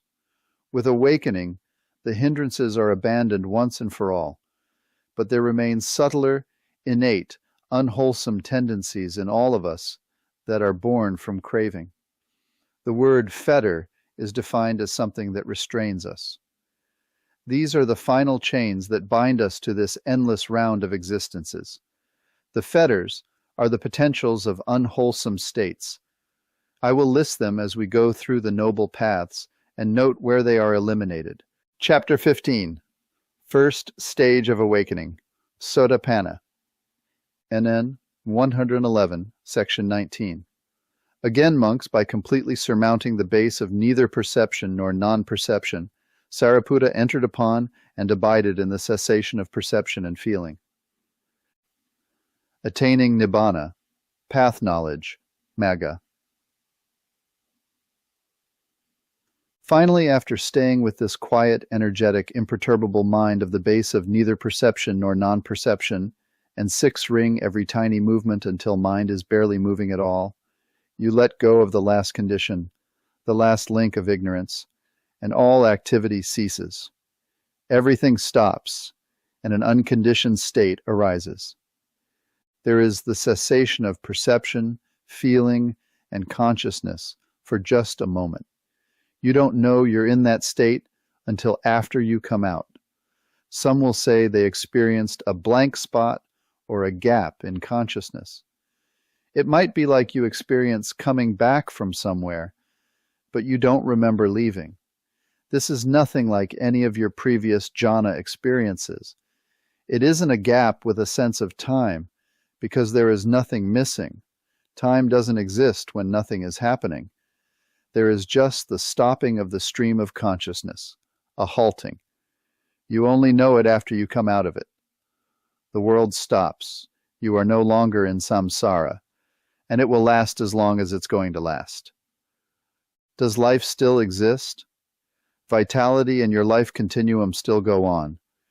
Your autonomic functions like your heart beating and blood pumping continue, but your mental process has stopped completely. When I finished radiating equanimity to each of the points, something extremely new happened.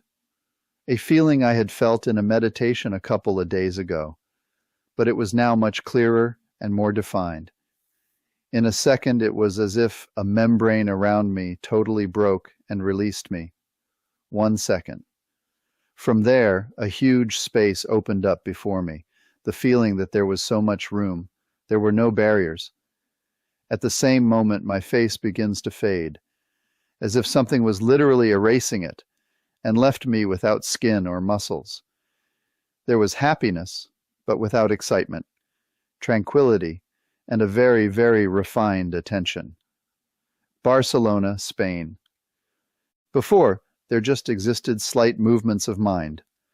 But now, with this temporary cessation of all mental activity, there arises right after that a powerful clarity of mind. You have just had the deepest rest of your life. When you come back, you are now seeing the subtlest movements, deeper than you have ever experienced. Mind appears like a totally erased blackboard. Nothing is on it. Then, when mind turns back on, the first mental process is clearly seen against this never-before-seen completely ink-black background. Usually you close your eyes and you see black, but it is a grayish static state that is not completely black. There is craving there popping and hissing in the background. Now there is no craving at all in mind, thus totally black. Coming out of cessation, mind is radiant and observant. You have arrived at full stop. The effect of the cessation is so powerful that whereas before the pond of your mind had tiny little ripples on it, now it is so still and placid that see and observe clearly anything there. You can see to any depth what is below. There is no craving at all. There is no dust to obscure vision. Mind is so pure that you see the smallest detail of anything that starts to arise in crystal clarity. What you are about to see is the first arising of consciousness, the first moment of mental activity. As your mental processes begin again from this still point, the next thing that happens is that you see the links of dependent origination arise and pass away very quickly. These are sometimes in the form of vibrations or little lights, flashes, or electrical currents. You will see this in your mind, and sometimes even see it in the air in front of you. You won't know what it is, very likely, and will not expect it. This is the first conditioned mental process in which your mind starts to vibrate again and come back online. The links of dependent are not like little links with the names on each one. They are representations of the potentials that these links look like. They are kind of metaphors for the meaning of each link. They translate into designs, dashes, bubbles, wheels, and usually different for each person. When this happens, the eye of wisdom, mind without craving, sees the total impersonality of the process. There is no self there.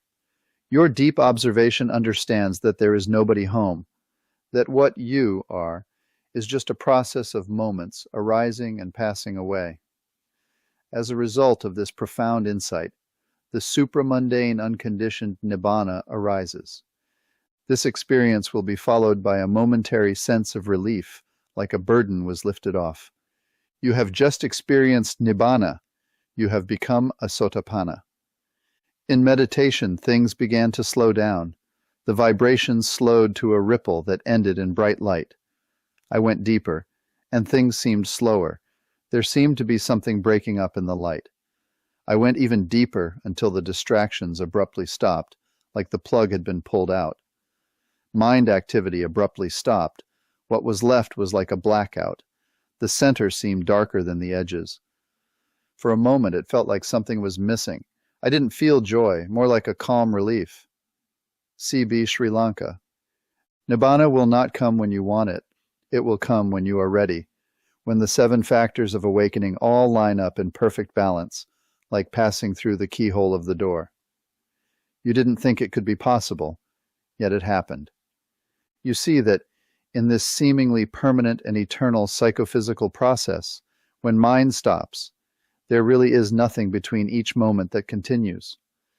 That knowledge leads you to understand there is no self anywhere. There is nothing that is continuous between each moment, nothing that survives, nothing. Everything is absolutely void of self or soul. NT 111, section 19, Kanti. And his taints were destroyed by his seeing with wisdom. The word here is wisdom. So what is wisdom? After the cessation of perception, feeling, and consciousness, and it's going to last as long as it will last, when feeling, perception, and consciousness start up again, you have the opportunity of seeing exactly, clearly, with very sharp mindfulness, every one of the links of dependent origination. You will see how, when this doesn't arise, that doesn't arise, that each link is dependent on the previous link. You will see that everything has a cause for arising. You have uncovered the last link of ignorance. You will also see that if it arises, it will come to an end. You will see impermanence clearly. All that arises will pass away, whether it be pleasure or pain. This is wisdom. It is the knowledge that you gain by directly seeing the links of dependent origination arise and pass away, and by seeing that there is no enduring self. This wisdom is not some sort of conceptual philosophy, some religious tenet or dogma. It is the result of seeing directly. When you see the word wisdom in the suttas, you should understand that this always means seeing the links of dependent origination directly, and seeing everything that arises as impersonal. It isn't learning a philosophy. It is directly observing reality. With the next mental process that arises, you will see the whole arising and passing away of all of the links of dependent origination for the duration of one instant. Then there is the final letting go of ignorance and seeing the 4 noble truths. That is when Nibbana occurs. It is just a momentary event and just one group of links firing. The links are seen with wisdom's eye. This takes place at a deeper level than normal awareness. People will say they don't know what they saw, but they will know. Their mind, to a greater or lesser degree, will be having insights arise into how there is a cause that creates a result. This constant arising and passing away of conditioned existence is the content of who we are, and that's all there is. They will now understand at an intuitive level how dependent origination works. Each link is conditioned by the previous link. Each process is conditioned by the passing away of another process, like a candle flame that lights another candle. One candle burns down, but the next candle lights up, being ignited by the previous candle. Bit by bit, you arise and pass away. You are changing little by little over time. Like a great city that arises from an empty piece of land, each building arises one at a time. Each shovel of dirt carried off and dumped one at a time. With the constant arising and passing away of causes, this great city is built. The next shovelful of dirt taken away changes it once again. No one person has built it, just many shovels and people shoveling. It's a process with no real beginning and no real end. We give cities names, but these are just concepts to label these groups of buildings. The perception aggregate of the 5 aggregates is partially memory and part labeling.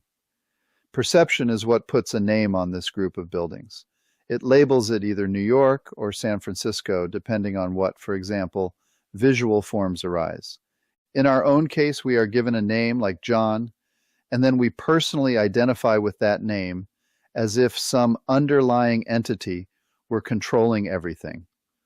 but it isn't. It is just a concept. The city itself is not one solid thing. It is the result of all these causes that make it what it is, but in this instant only. In the next moment, it has changed to something else. In the same way, you are a completely impersonal process. There is no one or soul behind it. It is automatically happening and will continue forever into the future until you become fully awake and exit the wheel of samsara. This is so profound that after these links pass away, Nibbana arises just for an instant. In the suttas it says, "And his taints were destroyed with wisdom," meaning that Nibbana arises right after you. Sometimes it is before. You see the links of dependent origination, and it destroys a certain measured amount of craving. It destroys the first three, what are called fetters. Step-by-step attainment of Nibbana. The cessation of feeling, perception, and consciousness occurs. This means that everything we consider a person stops. There is a blank state, a blackout or voidness. All mental activity stops. On an EEG, one would guess the indicator flatlines or goes to a baseline signal for just a moment. Upon cessation, the mind makes contact with the Nibbana element. Following this experience, because of the contact with Nibbana, the first mental activity, a set of 12 links, wholly pure and completely free of any tanha or craving, arises and passes away. They might be seen like bubbles or little flashing lights. Wisdom's eye observes utter and total impersonality as this first mental process of the links arises and passes away. With no craving to cloud the mind, the links are seen as an impersonal process with no inherent self. Just a group of neurons firing. That is all you are. You fully understand you are void of self with the big S. There is a feeling of relief for a moment, a unique feeling in the mind that feels like there has been a great burden let go, a tremendous weight like when you get to the top of a mountain and you toss off your pack. Joy starts to arise, all-pervading joy that can last for up to several days. It may continue longer, but sometimes you just get used to the state and don't notice it anymore. Note that the relief and the joy that follows are different feelings. You should notice this difference. Later you notice your perspective of the world has changed. Lights and colors will be brighter. You might have a tendency to say, "Oh, wow." There was definitely joy, but I think what followed was the mind jumping for a brief moment. "Oh wow, what just happened?" Because it was not like the nothingness between the flickering of consciousness, and yet pervading joy persisted after the blanking out and continued even after the meditation. This kind of joy I couldn't compare to drunkenness, although I can see how people might do so because if I caught myself in the mirror, my eyes were just so relaxed, and I had a wide smile on my face. It's of a different quality. I think Bhante once called it relief, and I could definitely apply that to it. Mind was totally equanimous and relaxed and balanced, and only focused on what the body was doing, no matter how mundane. For example, when I went to put pizza in the oven, there were no reflections or thoughts or anything in the mind. My focus was on unboxing the pizza, slowly, almost like an automaton, without any involvement, yet I was totally present and aware of each action happening. SD, California. The first time Nibbana occurs, many people will not recognize or see the 12 links, but they will have the experience of Nibbana regardless. At the next level, called fruition, it is likely they will witness more clearly the links arising and passing away. Fruition knowledge is much deeper. It happens in this way for many people when they experience the first path. The Sotapanna path knowledge can have the cessation with the relief, but the links themselves just are not clear. They may report more often a blackout where they just disappeared and then came back. The fruition will be attained later after they have practiced some more. This will cement in the attainment in a deeper way.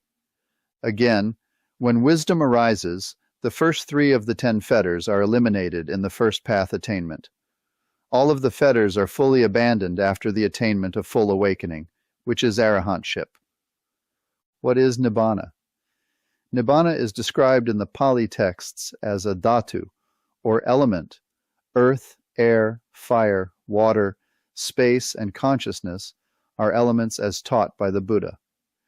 The Nibbana dhatu is also an element, and its other qualities are described by Bhikkhu Bodhi here. The Buddha also refers to Nibbana as a ayatana. This means realm, plane, or sphere. It is a sphere where there is nothing at all that corresponds to our mundane experience, and therefore it has to be described by way of negations as the negation of all the limited and determinate qualities of conditioned things.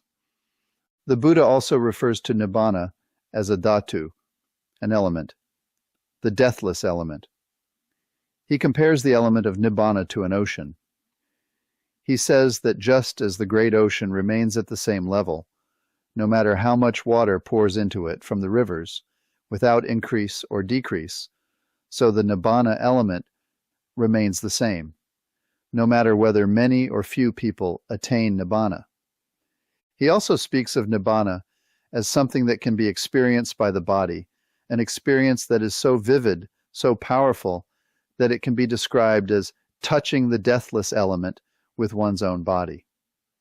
The Buddha also refers to Nibbana as a state, pada, as amatapada, the deathless state, or akutapada, the imperishable state. Another word used by the Buddha to refer to Nibbana is Sakha, which means truth, an existing reality. This refers to Nibbana as the truth, a reality that the noble ones have known through direct experience. So all these terms, considered as a whole, clearly establish that Nibbana is an actual reality, and not the mere destruction of defilements or the cessation of existence. Nibbana is unconditioned, without any origination, and is timeless. When the Nibbana element touches craving, it is like the water of the great ocean putting the fire out. Psst! No more fire. Ni means no, and bana means fire, no fire. Nibbana. Venerable Buddhadasa Bhikkhu, in an article entitled Nibbana for Everyone, a truth message from Suan Mok, adapted and translated by Santikaro Bhikkhu, also defines Nibbana as an element. It is the coolness when the defilements are ended. Nibbana was a whole other matter than death. Instead, it's a kind of life that knows no death. Nibbana is the thing which sustains life, thus preventing death. It itself can never die, although the body must die eventually.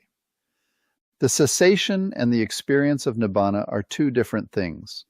Some say when mind stops, that is Nibbana. No, it is what happens afterward, which is seeing the links arise that causes the profound insight into existence to arise. That is Nibbana. We can't describe the experiences of Nibbana that happens in each path of sainthood with conditioned words, as it is beyond our conceptual mind to perceive. But it is what comes after the experience that gives you a clue as to what has just happened. Sometimes links or their representations are not seen until the fruition moment. This is particularly true of students experiencing Sotapanna for the first time. They only report a blackout and nothing else. Later you will see these links when you attain to the Nibbana element. As described before, some explain feeling a moment of relief after it happens. Some experience a deep understanding of dependent origination. Some say they just went away into a black hole or disappeared. Then, slowly, a mild to strong euphoria arises. I am careful not to use the word joy here. It is beyond that. Some describe it like steam that ascends slowly in mind, or perhaps a minty feeling. This is what we call all-pervading joy. It seeps out from every pore of your body. You may not notice it at first, but soon you feel very uplifted and elevated. It is a feeling of happiness, but grounded in very strong equanimity. You realize in a flash that there is no controller, there is no ego, there is no self. Everything is impersonal. It is said, no self, no problem. What a relief. There is nothing to worry about or control. It is all impersonal, arising and passing away on its own. All of these mental states are arising from causes. They are just conditioned by previous actions. In fact, the meaning of kamma, Pali, or karma, Sanskrit, is action. There is the action and then the result from that action, vipaka. There is no self that you need to psychoanalyze to get to the real problem of this depression or neurosis. Once the concept of self is gone, there is nobody left to be depressed, or more clearly, nobody left to take a painful feeling personally. It is only a feeling, and it isn't your feeling. You may notice that everything looks a little different now. Your senses appear to be heightened more than normal meditation might make them. Colors are brighter, or you just find yourself looking at the trees with awe and wonder. You notice the mind is sublimely quiet. You will be asked if you notice a change in your personality. Do you feel different? Do you have a change in perspective? For some, it is a dramatic change, and for others, it is subtler. In terms of perception, yes, I can see a noticeable shift. Everything that's happening around me no longer has my emotional involvement, good, bad, or indifferent. There's a visible and experiential impersonal nature to the events around me, and my mind is no longer reacting to things. I'm taking my time with things, not in a rush. There's nowhere to go. What's the hurry? And there's a pleasantness pervading my actions. Calm, collected, and happy.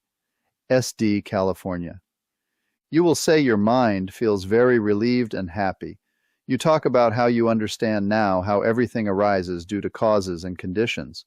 You are starting to understand deeply what the links are and how they are dependent on each other. Instead of understanding them intellectually, you now understand them directly. You may use the simile of the cloth as the Buddha did, how everything, with its causes and conditions, weaves together to make a cloth. It is all impersonal. Sutta means thread in Pali. All the suttas weave together to make the cloth. The cloth represents your wise understanding of the whole process of the Buddha's teaching. Prior to it, the experience, I felt gradual changes after each sitting, like anger reducing and catching some thoughts halfway.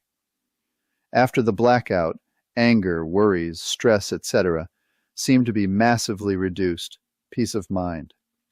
Occasionally negative things would arise, and I could feel a slight tension that I would relax but didn't require too much manual intervention. Also, unlike earlier, where I was catching them halfway through, I was aware of them much earlier. My senses seem more acute, smells are stronger, colors seem brighter, and I'm seeing details I didn't before. CB Sri Lanka. You may or may not remember seeing very much of this, but you will know it. This is wisdom's eye. The profound knowledge from directly seeing. The deep mind sees what happened, and it has understood what it means. This is wisdom, seeing the links of dependent origination. This is the path knowledge. You are now on the path to the full experience of the first stage of awakening. Decisions arise in your mind, and you commit an action that has a result, like a painful or pleasant feeling arising in the future. Breaking precepts results in painful consequences. Following precepts result in wholesome, pleasant results. What results do you want? Now you know what is wholesome and what leads to wholesome. Most people will experience the first path knowledge in a sitting meditation, but some have reported that it happened after washing dishes or even turning over and going back to sleep. Nibbana happens when your knowledge is mature and you are ready. At the Meditation Center in Missouri, we see people get the path attainment every now and then, and one of the principal ways you can tell is that their face changes. It is like all the tension from a lifetime just disappears. It looks as though the face drops. The wrinkled forehead flattens out. You can just see the equanimity bubbling. There is a glowing and a radiance that is there. Their speech is more controlled and less emotional. Many times Bhante, after he comes from the interviews, will point out a meditator to me and say, "Look at their face." If I look close enough, I see an emotionless but peaceful, angelic expression, or just a big smile with a glowing radiance that wasn't there before. Sometimes meditators just don't know what happened and don't bring it up in their interviews, and the guide must ask them, "Did anything happen?" just in case they didn't understand what had occurred. After a few days, the most dramatic of these effects disappears as the hindrances make their way back, just not as strong as before. Started off radiating equanimity, which was strong right after walking with radiating equanimity. Immediately went into neither perception nor non-perception. No desire, no craving for anything, just allowing mind to relax deeper and deeper and deeper while staying on quiet mind. A cessation blank occurred, and immediately after emergence, stayed in 8th jhana for a while, then came out and continued to 6R. The joy and equanimity that followed was refreshing. The view of the world around has changed drastically. There is non-attachment and non-aversion, as I'm just staying with quiet mind, smiling without effort, and radiating compassion to others. I've noticed I'm unable to break the precepts, in that I'm automatically following them without a second thought and without effort. Sense of me has just vanished. The world is seriously different in the way it is experienced since I began this retreat. Sensual pleasures are nothing compared to the meditation, and being unhappy seems like an impossibility. There is tremendous silence in the mind, and interactions with others are joyful and happy with lots of laughing and delightful words, all the while radiating loving kindness to them. Attachment or aversion make no sense at all when there's no one being attached or feeling aversion and no thoughts in the mind. Sense of ownership, too, has faded. There's nothing to own or keep. What comes, comes, and what goes, goes. If it comes, okay. If it goes, okay, too. I'm in automatic happiness mode. Everything that happens around me can be good or bad or nothing at all, and I can just smile, laugh, and be happy for no reason. There's no sense of tiredness or lethargy. Who is being tired? Moreover, coming out of the meditation seems to generate a lot of energy for the day.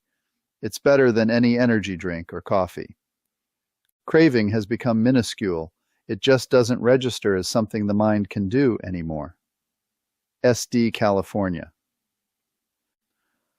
Sotapanna fruition. Phala. The first path knowledge, which is experienced one time, is followed by the first fruition knowledge. The path knowledge gets you through the door. The fruition knowledge closes the door and locks in your understanding. This all happens when you have another cessation moment arise in your meditation, and you experience Nibbana again. After you experience the Sotapanna path attainment as outlined above, then if you sit and continue to meditate exactly as you did before, you will experience that process of a blank spot and flashes again, with another feeling of relief. This is the Sotapanna fruition. This is the first stage of 4 stages of sainthood. You have entered the temple now, but there are 3 more levels of attainment following Sotapanna, which we will get into following this chapter. However, you might be too restless to sit right after your path attainment. This is due to the strong, all-pervading joy you will be experiencing. Over the next few days, as your energy wanes, you will be encouraged to go back to your chair or cushion and gain the fruition of Sotapanna. You may be told that your mind is very strong now. Do not waste any time. Use this time to make even more progress. You are understandably happy about your path experience, but now that your mind is bright and very clear, it is helpful to continue to the fruit of the first stage of awakening. Your mind is open and ready, so just continue with your practice. Gaining the fruit is what changes the personality in a major way. Gaining the first path is a preliminary step to gaining the full attainment and fruition of Sotapanna. The meditator with only the path experience can actually slide back due to bad behavior in breaking precepts. You can lose your attainment. This is why it is called the path knowledge. You have become a Kula Sotapanna, little stream enterer. You are still on the path, but you are not done yet. You must keep the precepts fully, meditate, and attain cessation once again. Once the fruition is attained, the path has been fully traveled, and you are now a noble one who will never break the precepts. You have reached the first level of sainthood. Bhante Vimalaramsi likes to say you have given up an ocean of suffering. A Sotapanna purifies and eliminates from his mind the first 3 fetters of being. There are 10 in all. 1. Sakaya Ditti, personality belief. You now know without any doubt that there is no permanent self or soul. 2. Vichikicha, skeptical doubt about the Dhamma. You will have no doubt about the path. You will know how you achieved what you did and how to continue the practice. You have total confidence in the Buddha's method. You have full confidence in the Buddha, Dhamma, and Sangha. 3. Slabhataparamasa, clinging to rites and rituals, thinking that they will, by themselves, lead to awakening. You will understand that bowing, chanting, or worshipping the Buddha will not get you to the experience of Nibbana, no matter how much you do this. You must do the work of meditation and study to attain Nibbana. With the second step of fruition being attained, you will not be able to break precepts anymore. You might try to do it, just as a test, but you won't be able to go through with it. With only the path knowledge, you could potentially break them, and this is the danger of not attaining the fruit. With only the first path knowledge, it is still possible that if you did continue to break precepts and behave badly, you could lose your attainment. You would have to go through the process, having the experience of seeing dependent origination again. Sutta MN 105, Sunakata Sutta, addresses this possibility with the simile of the wound and healing. If one does not take care of the wound, it is liable to become infected, however. With proper care, the wound will heal completely, without any possibility of becoming infected. In the same way, with the proper taking care of path knowledge, your attainment will not be lost. With the fruition, your attainment is locked in. There is no going back to the state of the worldling, Puthujjana.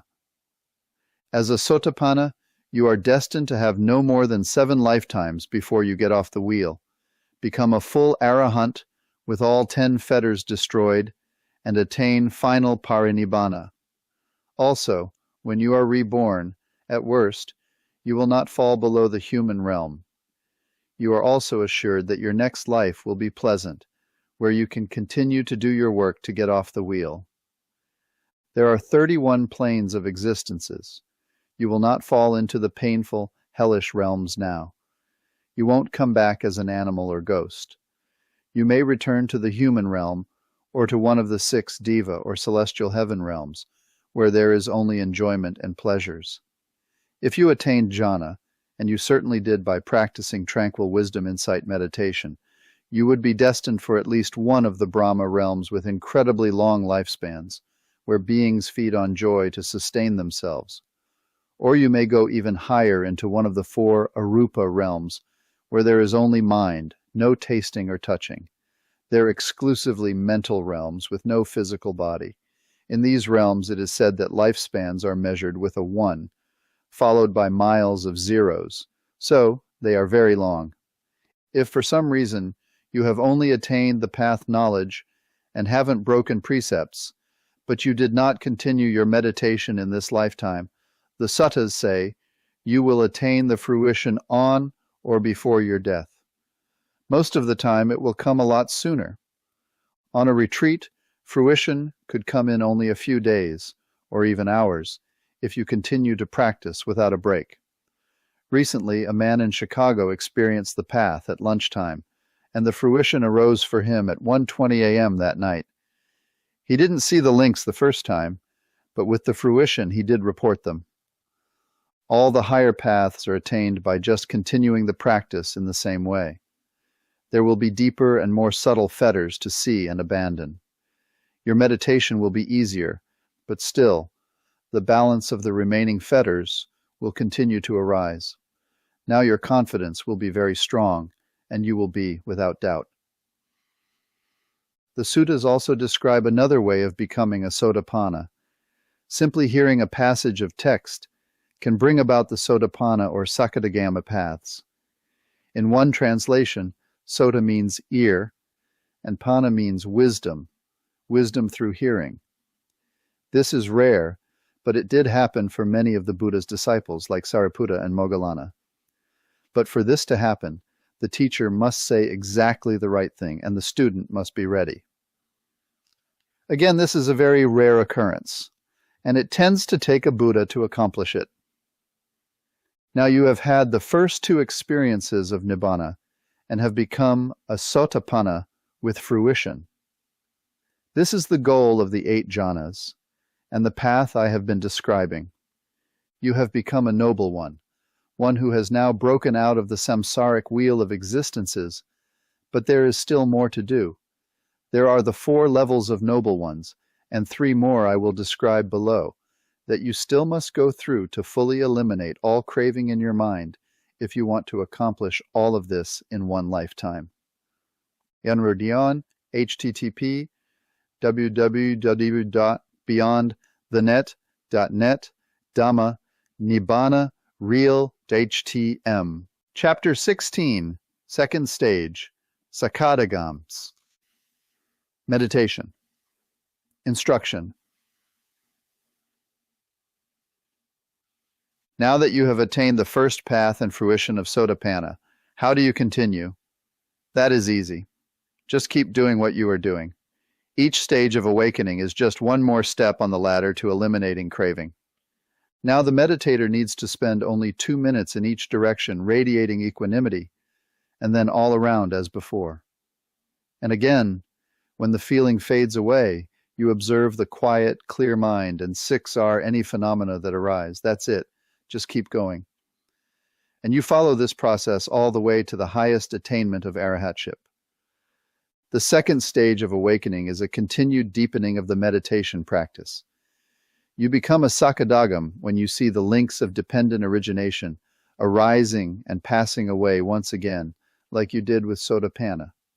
There is a cessation, and you see the links in however your mind represents them to you. Again, you may see bubbles, dashes, symbols, or flashes of light. This depends on your own unique formations. This seeing of the links is followed by a moment of relief, and then joy. This is not just based on the sutta texts, but has been observed in students' experiences.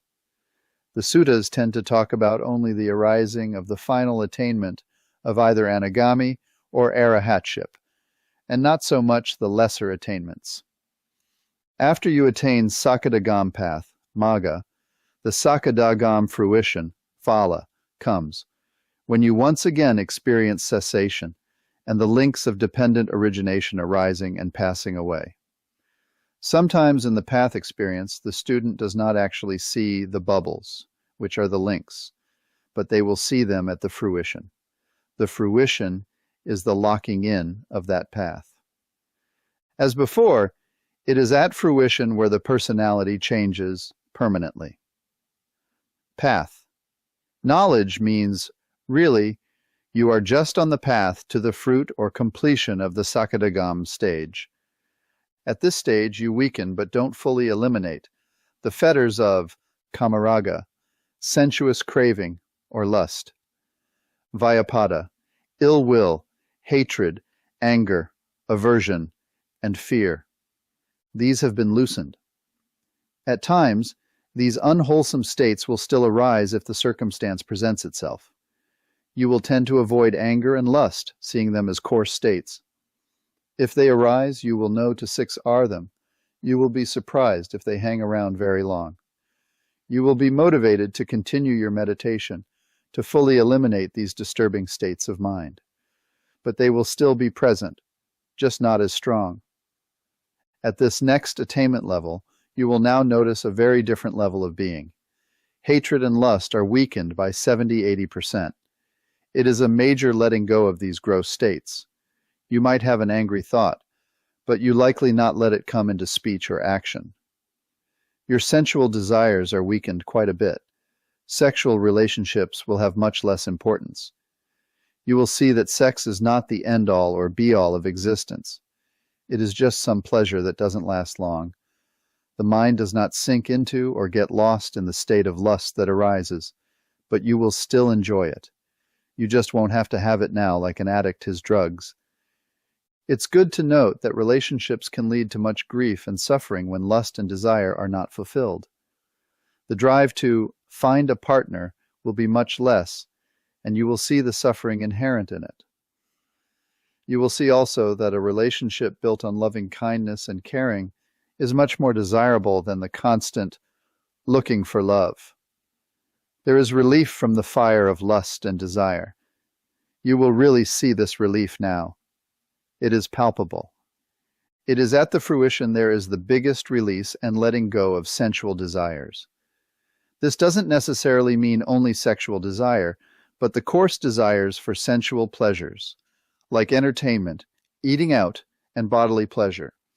A note here is that if the fruition of any path is not experienced in this lifetime, it will happen upon your death, as stated several times in the Samyutta Nikaya. As a Sakadagami, you will only return once to the human or higher realms, before you attain final parinibbana and release from samsara. As a Sotapanna, it is 7 times maximum. The quality of the sitting was much different from the first session today, this one being the final meditation of today. I began with quiet mind as object after having done the walking meditation with equanimity as the object. No preconceptions of what was to come in the meditation. Automatic 6-ring, which has become an impersonal and automatic process. A blank occurred, and there was strong balance, but more so quality of mind itself is transformed. It's as if, and the best way I can describe it is, to use a metaphor, like the mind of an infant. Wouldn't know exactly how an infant's mind works. And what I mean by that is mind is empty. Empty of concepts, empty of thoughts, empty of identity, empty of sorrow, empty even of bliss. Certainly bliss arose after the blank, but the mind is, following this meditation, totally free. There is no craving. There is no wanting, desire, or striving to be or not be. Mind functions according to the needs of a given moment, but otherwise is utterly and profoundly quiet. Even the concept of being in the moment is utterly gone. Who is there to be in the moment? Total freedom from all ideas, notions, beliefs, thoughts. A fresh and clean slate. SD, California. One caution here is that at this stage you might have a cessation, but it doesn't necessarily mean you have attained Nibbana. There may be many cessations before your mind matures enough to go through once again. This will happen possibly many times from the 2nd stage to the 3rd stage of sainthood. We have a theory now that only when you see actual links in the way we have talked about do you really experience Nibbana again. However, still it is up to the meditator to look at his mind to see if there was a change and fetters were actually let go. As guides and teachers, we are not the Buddha and can only point the way. In the end, the student must decide where she is. 3 ways to Nibbana. As outlined in this book, the first and easiest way to reach Nibbana is through the Jhana path, what I am describing in this book. There are, however, 2 other ways to attain Nibbana. The second way is the way the Buddha's own awakening process unfolded. He went to the 4th jhana and then, 1. He remembered his past lives. 2. He visited other realms and saw how and why beings were reborn there.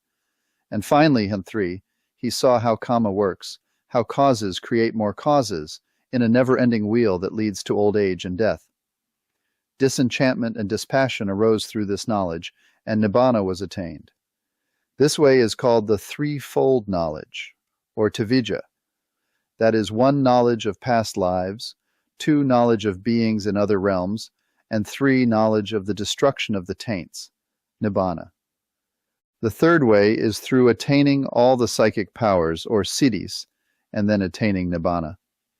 This practice is most suited to people who are sensitive to feeling or emotionally driven. Being sensitive to feeling means you are a feeling-type person who is governed by your heart. The other type of person is an intellectual person ruled by logic and pragmatic decisions. They are best suited to go through the jhanas. People who are mixed may take the Buddha's path of the threefold knowledge or go through the jhanas.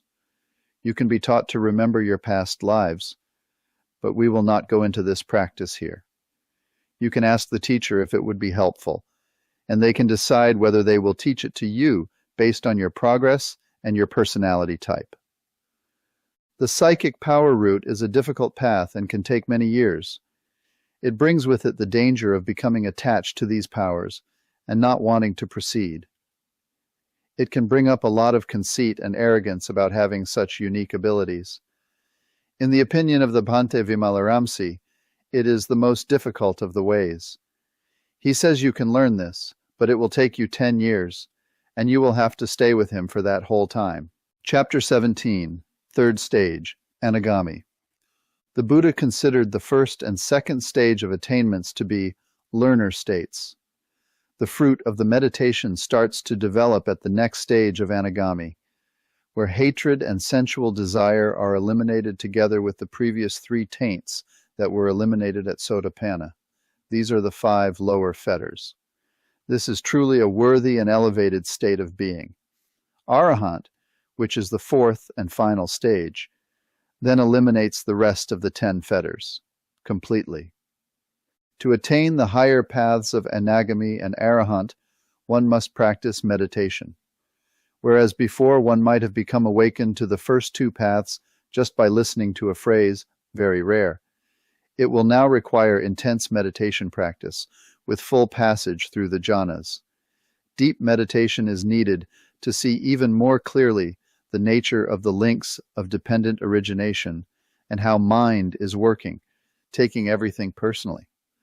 After more meditation and devotion to the practice, you will experience cessation again. You will see the links of dependent origination arise and pass away after the cessation moment and quickly. This is the Anagami Magga or path knowledge of the 3rd stage of awakening. After you experience Anagami Magga, if you experience the same thing again, then Anagami Phala or fruition knowledge will arise. An Anagami has very strong equanimity. Nothing disturbs you except sometimes some restlessness that arises.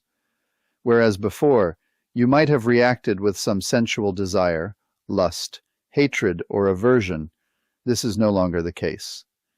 In addition, there isn't the slightest fear now, because of the elimination of hatred. Fear is part of hatred. You will have destroyed the first 5 fetters completely. 1. Sakaya Ditti, personality belief in an I, or personal self or soul. 2. Vichikicha, skeptical doubt that the Dhamma is the true way. 3. Silabhata Paramasa, clinging to rites and rituals. 4. Kamaraga, sensual craving, lust. 5. Vyapada, ill will, hatred, anger, aversion, and fear. Now you are very balanced in mind. This is not some superconscious state, but simply the removal of most of the craving, tanha, from your mind. You are still you, and you still have your personality, but the influences of the craving, neurotic, fearful self are not there now. You can continue working at your job and be in the world. Work that is involved in honest, ethical pursuits will appeal to you. You will be completely truthful and fair in your dealings with your customers and fellow employees. You will treat your fellow employees with kindness and not be shaken by any outbursts from the boss. You will notice that you are no longer bothered by the petty fears and hang-ups that most people experience. You will become a better employee and a better boss. You will have no fear of anything and never be intimidated. You will follow directions perfectly, but have no problem with pushing back against unwise orders given to you, and will not fear to talk to the boss in an even, unemotional way. You won't complain or gossip with other employees about what is wrong, and you might even be promoted up the ranks. Truly, worldly success will come as you achieve deep spiritual success. Romantic interest is removed in a major way at the path knowledge and eliminated entirely at the fruition, knowledge for Anagami. You will no longer desire marriage or a family. However, if you currently are married or have a family, your romantic lust will be replaced with strong, pure, loving kindness. You will live with your mate as best friends or brother and sister. You won't have any more children because your desire for sex will be lost. You will be the most wonderful parent conceivable. You won't ever get mad, and you will always love and make plenty of time for your child. Your 2-year-old won't get on your nerves anymore because you know that's the nature of a 2-year-old. It's okay. You will acquire what you need and not what you want. You won't have big desires to do things other than being happy with what you have and what you are doing right now. You will want to share what you have learned in your meditation by teaching, but you won't be attached to promoting anything. If it happens, it happens. Your happiness with what you have achieved will be something you naturally want to share with others. If you are working, gradually you will move away from just doing a job to make money, to looking for ways to help people directly by starting a meditation group or teaching meditation full-time. People will ask you what depression is or what suffering is, and you will be able to tell them with no doubts. You will know how your mind works and will be able to explain it to others. And best of all, going to the dentist won't bother you. You will never be born again in the sensuous realms. If you don't attain Arahant in this lifetime, you will be reborn in one of the 5 high Brahma realms called the pure abodes, where there are only other Anagamis and Arahants. From this realm, you are destined to attain Arahantship and get off the wheel. But there is still more to do. There are 10 fetters, and you have removed 5. There are yet 5 more.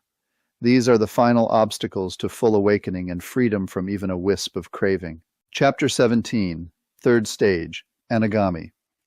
The Buddha considered the first and second stage of attainments to be learner states.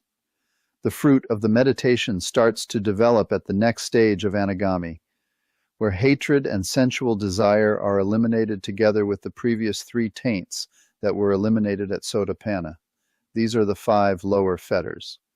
This is truly a worthy and elevated state of being. Arahant, which is the 4th and final stage, then eliminates the rest of the 10 fetters completely. To attain the higher paths of Anagami and Arahant, one must practice meditation.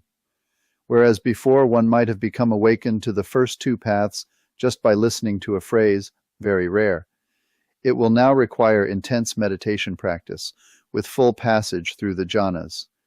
Deep meditation is needed to see even more clearly the nature of the links of dependent origination and how mind is working, taking everything personally. After more meditation and devotion to the practice, you will experience cessation again. You will see the links of dependent origination arise and pass away after the cessation moment and quickly. This is the Anagami Magga or path knowledge of the 3rd stage of awakening. After you experience Anagami Magga, if you experience the same thing again, then Anagami Phala or fruition knowledge will arise. An Anagami has very strong equanimity. Nothing disturbs you except sometimes some restlessness that arises. Whereas before, you might have reacted with some sensual desire, lust, hatred, or aversion, this is no longer the case. In addition, there isn't the slightest fear now, because of the elimination of hatred. Fear is part of hatred. You will have destroyed the first 5 fetters completely. 1. Sakaya Ditti, personality belief in an I, or personal self or soul. 2. Vicikiccha, skeptical doubt that the Dhamma is the true way. 3. Silabhata paramasa, clinging to rites and rituals. 4. Kamaraga, sensual craving, lust. 5. Vyapada, ill will, hatred, anger, aversion, and fear. Now you are very balanced in mind. This is not some superconscious state, but simply the removal of most of the craving, tanha, from your mind. You are still you, and you still have your personality, but the influences of the craving, neurotic, fearful self are not there now. You can continue working at your job and be in the world. Work that is involved in honest, ethical pursuits will appeal to you. You will be completely truthful and fair in your dealings with your customers and fellow employees. You will treat your fellow employees with kindness and not be shaken by any outbursts from the boss. You will notice that you are no longer bothered by the petty fears and hang-ups that most people experience. You will become a better employee and a better boss. You will have no fear of anything and never be intimidated. You will follow directions perfectly, but have no problem with pushing back against unwise orders given to you, and will not fear to talk to the boss in an even, unemotional way. You won't complain or gossip with other employees about what is wrong, and you might even be promoted up the ranks. Truly, worldly success will come as you achieve deep spiritual success. Romantic interest is removed in a major way at the path knowledge and eliminated entirely at the fruition, knowledge for Anagami. You will no longer desire marriage or a family. However, if you currently are married or have a family, your romantic lust will be replaced with strong, pure, loving kindness. You will live with your mate as best friends or brother and sister. You won't have any more children because your desire for sex will be lost. You will be the most wonderful parent conceivable. You won't ever get mad, and you will always love and make plenty of time for your child. Your 2-year-old won't get on your nerves anymore because you know that's the nature of a 2-year-old. It's okay. You will acquire what you need and not what you want. You won't have big desires to do things other than being happy with what you have and what you are doing right now. You will want to share what you have learned in your meditation by teaching, but you won't be attached to promoting anything. If it happens, it happens. Your happiness with what you have achieved will be something you naturally want to share with others. If you are working, gradually you will move away from just doing a job to make money, to looking for ways to help people directly by starting a meditation group or teaching meditation full-time. People will ask you what depression is or what suffering is, and you will be able to tell them with no doubts. You will know how your mind works and will be able to explain it to others. And best of all, going to the dentist won't bother you. You will never be born again in the sensuous realms. If you don't attain Arahant in this lifetime, you will be reborn in one of the 5 high Brahma realms called the pure abodes, where there are only other Anagamis and Arahants. From this realm, you are destined to attain Arahantship and get off the wheel. But there is still more to do. There are 10 fetters, and you have removed 5. There are yet 5 more. These are the final obstacles to full awakening and freedom from even a wisp of craving. Chapter 18. 4th stage, Arahant. When you become an Arahant, there is nothing more that can disturb your mind. You will experience Arahata Magga and Arahata Phala, path, and fruition. With each path and each fruition experience, you will witness the arising and passing away of the links of dependent origination quickly. Now it will be a deep experience. You may see the actual 12 links themselves individually arise, and possibly even in the reverse order. The clarity now is said to be amazing. Now you have completely let go of all 10 fetters of being. There is no further mental suffering for you of any kind. 1. Sakaya Ditti, personality belief in an I or personal self or soul, the realization of the total impersonality of all existence. 2. Vicikiccha, skeptical doubt that the correct practice of right effort is the true way to awakening. 3. Silabhata Paramasa, realizing that rites and rituals by themselves do not lead to awakening. 4. Kamaraga, craving for sensual pleasures. 5. Vyapada, ill will, hatred, and fear. 6. Ruparaga and Aruparaga, the desire for material and immaterial existence, the desire to be reborn in any realm of existence. This fetter listing has these two desires for existence combined into one, which is different from the way they are normally listed. 7. Mana, conceit, comparing with somebody else, thinking in your mind, I am better than you, or I am less than you, comparing yourself to others. 8. Thanamida, sloth and torpor. Although sloth and torpor are frequently not classically included as part of the fetters, sloth and torpor are considered as one of the hindrances, which is why Bhante Vimalaramsi adds it here. The suttas list this as a hindrance quite clearly. 9. Uddaka, restlessness and worry. 10. Avidya, ignorance of the four noble truths and the workings of dependent origination. You will be sought out for your wisdom once people talk to you. There is no craving left in your mind, and your mind is completely transparent. You see how your mind works and can easily explain it to others. Just the power of your attainment will give full confidence to people who hear you speak. The Buddha was an Arahant and passed through all the jhanas and went through all the stages of awakening. It is said you could ask the Buddha a question, and he would give you the perfect answer.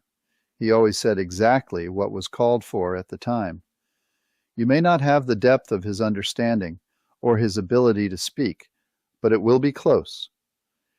You will have experienced Nibbana the same number of times, but your understanding of what you saw, or your ability to explain it, may be less.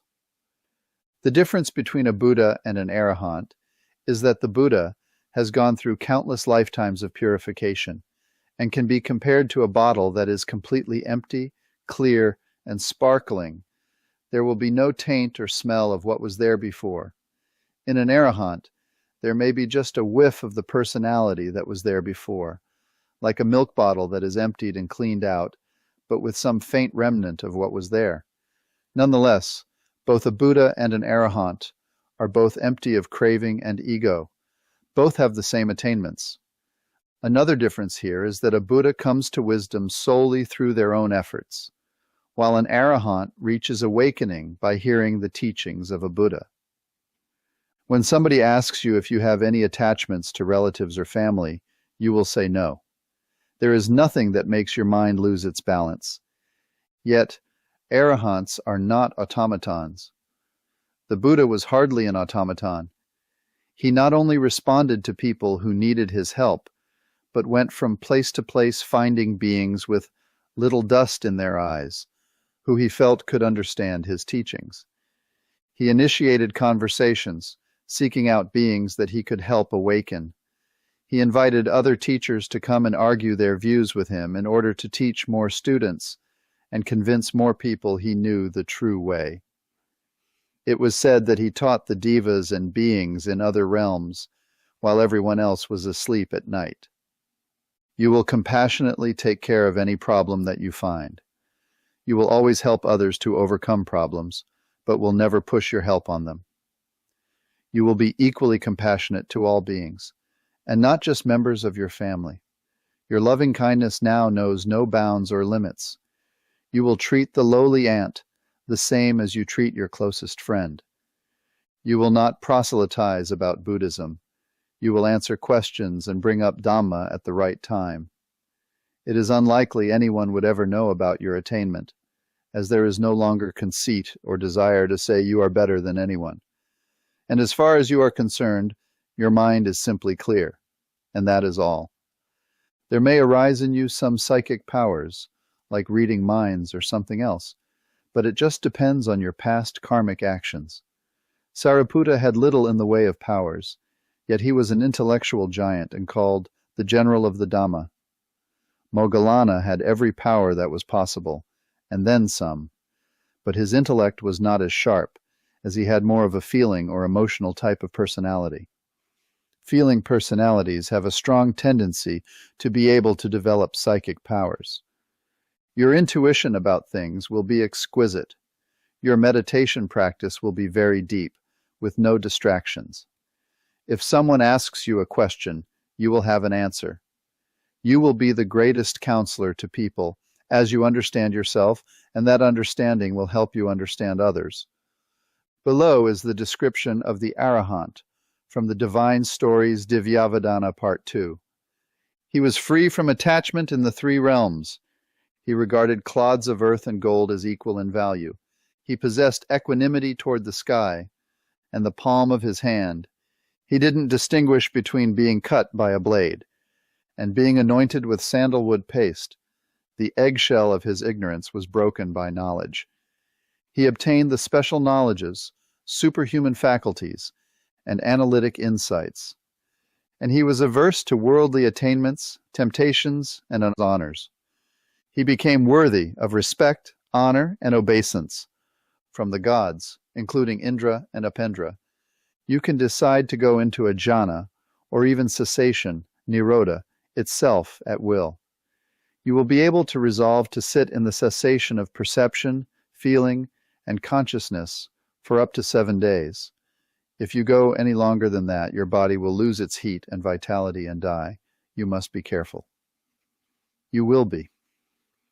Going into a state of extended cessation is of great benefit because when you come out of this state, your mind will be extremely energetic and awake.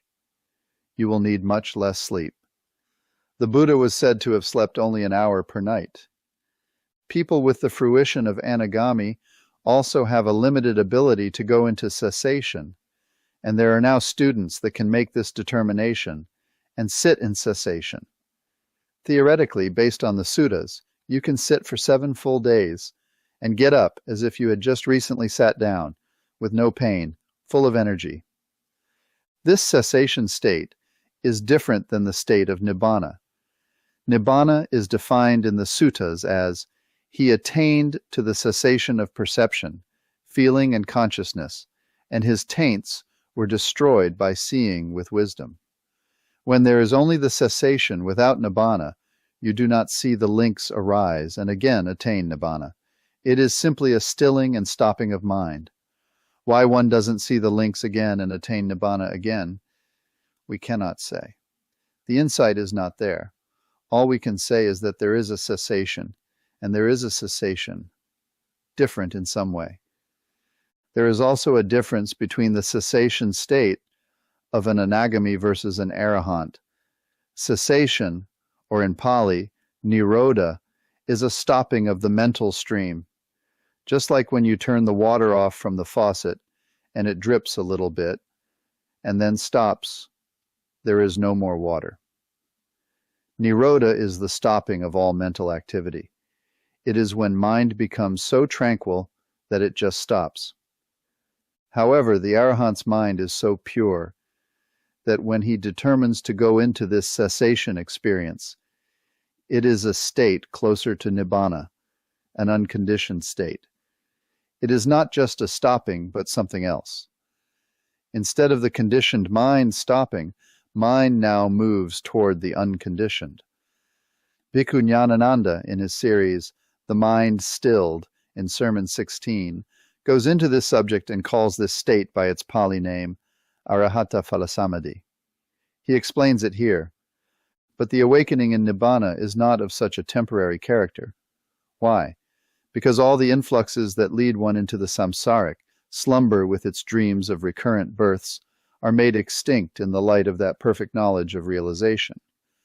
That is why the term asavakaya, extinction of influxes, is used in the discourses as an epithet of Nibbana. The Arahants accomplish this feat in the concentration on the fruit of Arahanthood, Arahata Phala Samadhi. Bhante Vimalaramsi has traveled the world and talked to and studied under many of the recognized meditation masters of our time. He is inevitably asked if he has met any Arahants. What about Venerable so-and-so? Fill in the blank. He says no, so far he has not met anyone that he felt was an Arahant. He says you need to spend time evaluating someone to be sure they have no more fetters. We are hopeful that we will have one soon. In the Dhammapada, a book of the Buddha's previous lifetime, there is a verse where people ask, where are the Arahants? There are so many of the first three stages. Why doesn't that translate to an equally high number of Arahants? The Buddha replied, the first three noble paths were quite easy compared to the final letting go of all the fetters. So once one develops in the third stage, it might be a long time before one finally attains final Nibbana. That in addition, there are 3 places in the suttas which indicate you must take on the robes to finally become an Arahant. Monks. There are no persons with the fetter of householdership that are Arahants. Also, it is said that if one attains Arahant, then one must enter the order of monks quickly, as the lay Sangha is just not pure enough for an Arahant to abide. You are at the end of the eightfold path. You have eliminated ignorance and craving through thoroughly understanding the Four Noble Truths. You have traveled the eightfold path to the end of suffering. You will live out your current life, but will not be born again to the maelstrom of samsara, and will not be subject to its dis-ease. You have found freedom. You have become another noble one in the Buddha's dispensation. MN 21. Monks, rightly speaking, were it to be said of anyone, he has attained mastery and perfection in noble virtue, attained mastery and perfection in noble collectedness, attained mastery and perfection in noble wisdom, attained mastery and perfection in noble deliverance. It is of Sariputta indeed that, rightly speaking, this should be said. 22. Monks, rightly speaking, were it to be said of anyone, he is the son of the Blessed One, born of his breast, born of his mouth, born of the Dhamma, created by the Dhamma, an heir in the Dhamma, not an heir in material things. It is of Sariputta indeed that, rightly speaking, this should be said. 23. Monks, the matchless wheel of the Dhamma set rolling by the Tathagata is kept rolling rightly by Sariputta. That is what the Blessed One said. The monks were satisfied and delighted in the Blessed One's words. In a bhikkhu whose taints are destroyed, these lust, hatred, delusion are abandoned, cut off at the root, made like a palm stump, done away with so that they are no longer subject to future arising. 3. 1. Venji Bhante Vimalaramsi has combined the two fetters, rupa and arupa desires for existence, and then adds sloth and torpor as a fetter as it is defined in the suttas. 2. P. C. www. Beyond the net, calm, Nibbana 16.htm, 3 Majjhima Nikaya 43 Bhikkhu Bodhi Wisdom Publications. Chapter 19. The Power of Jhana.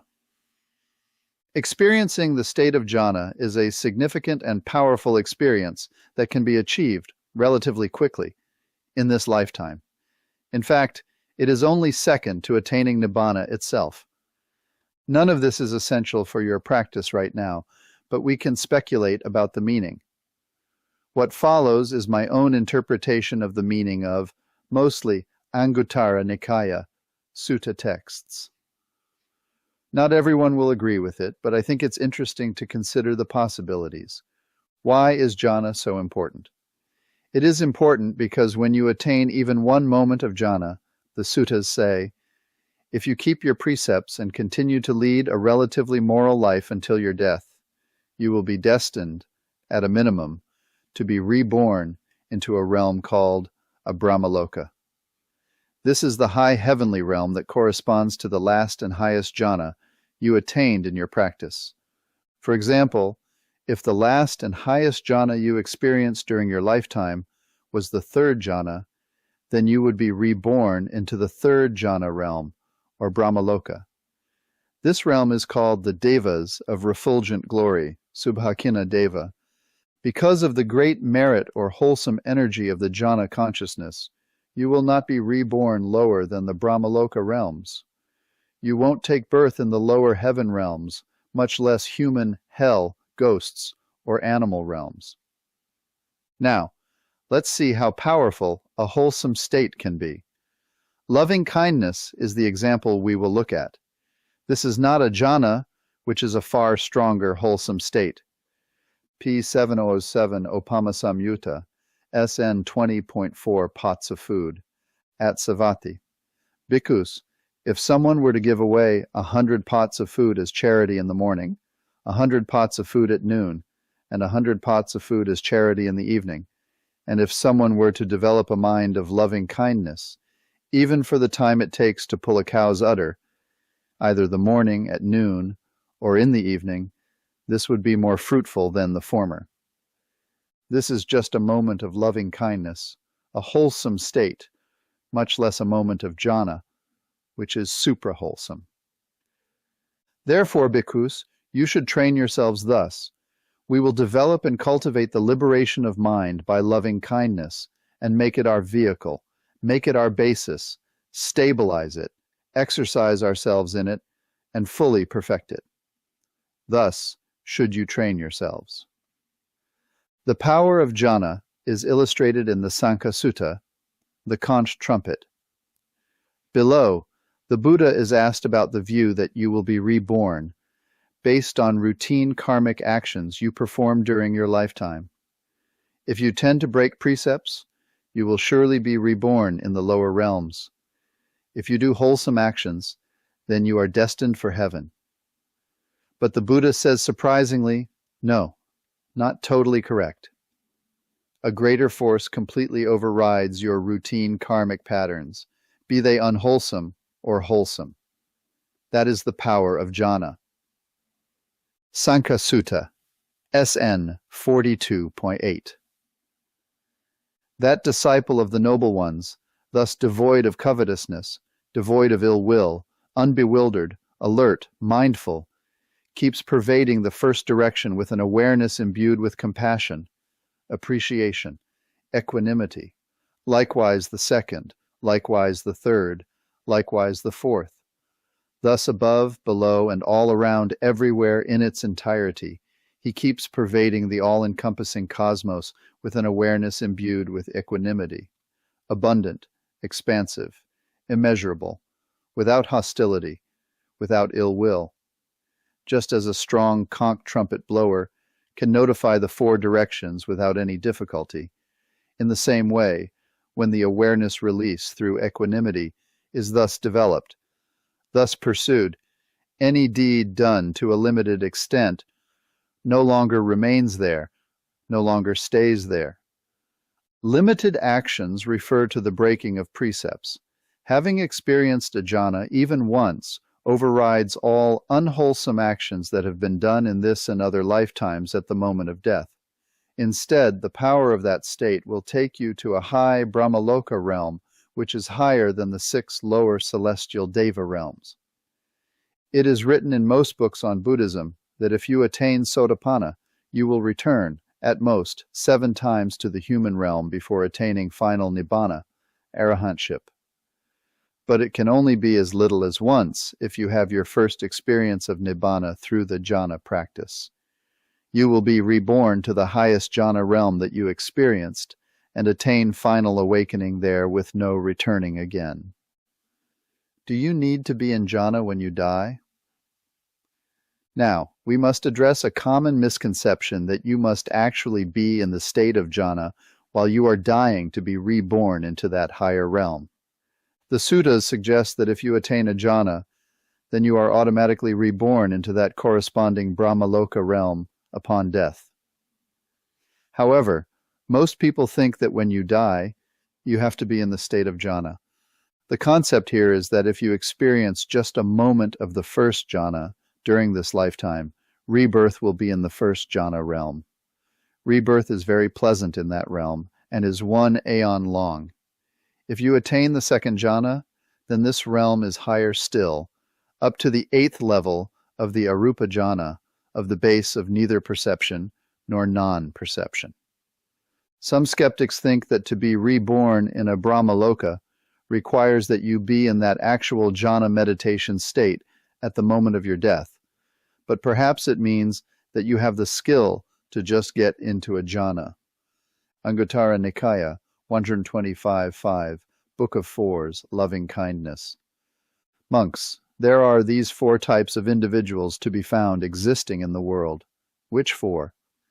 There is the case where an individual keeps pervading the first direction, as well as the second direction, the third, and the fourth, with an awareness imbued with loving kindness or metta.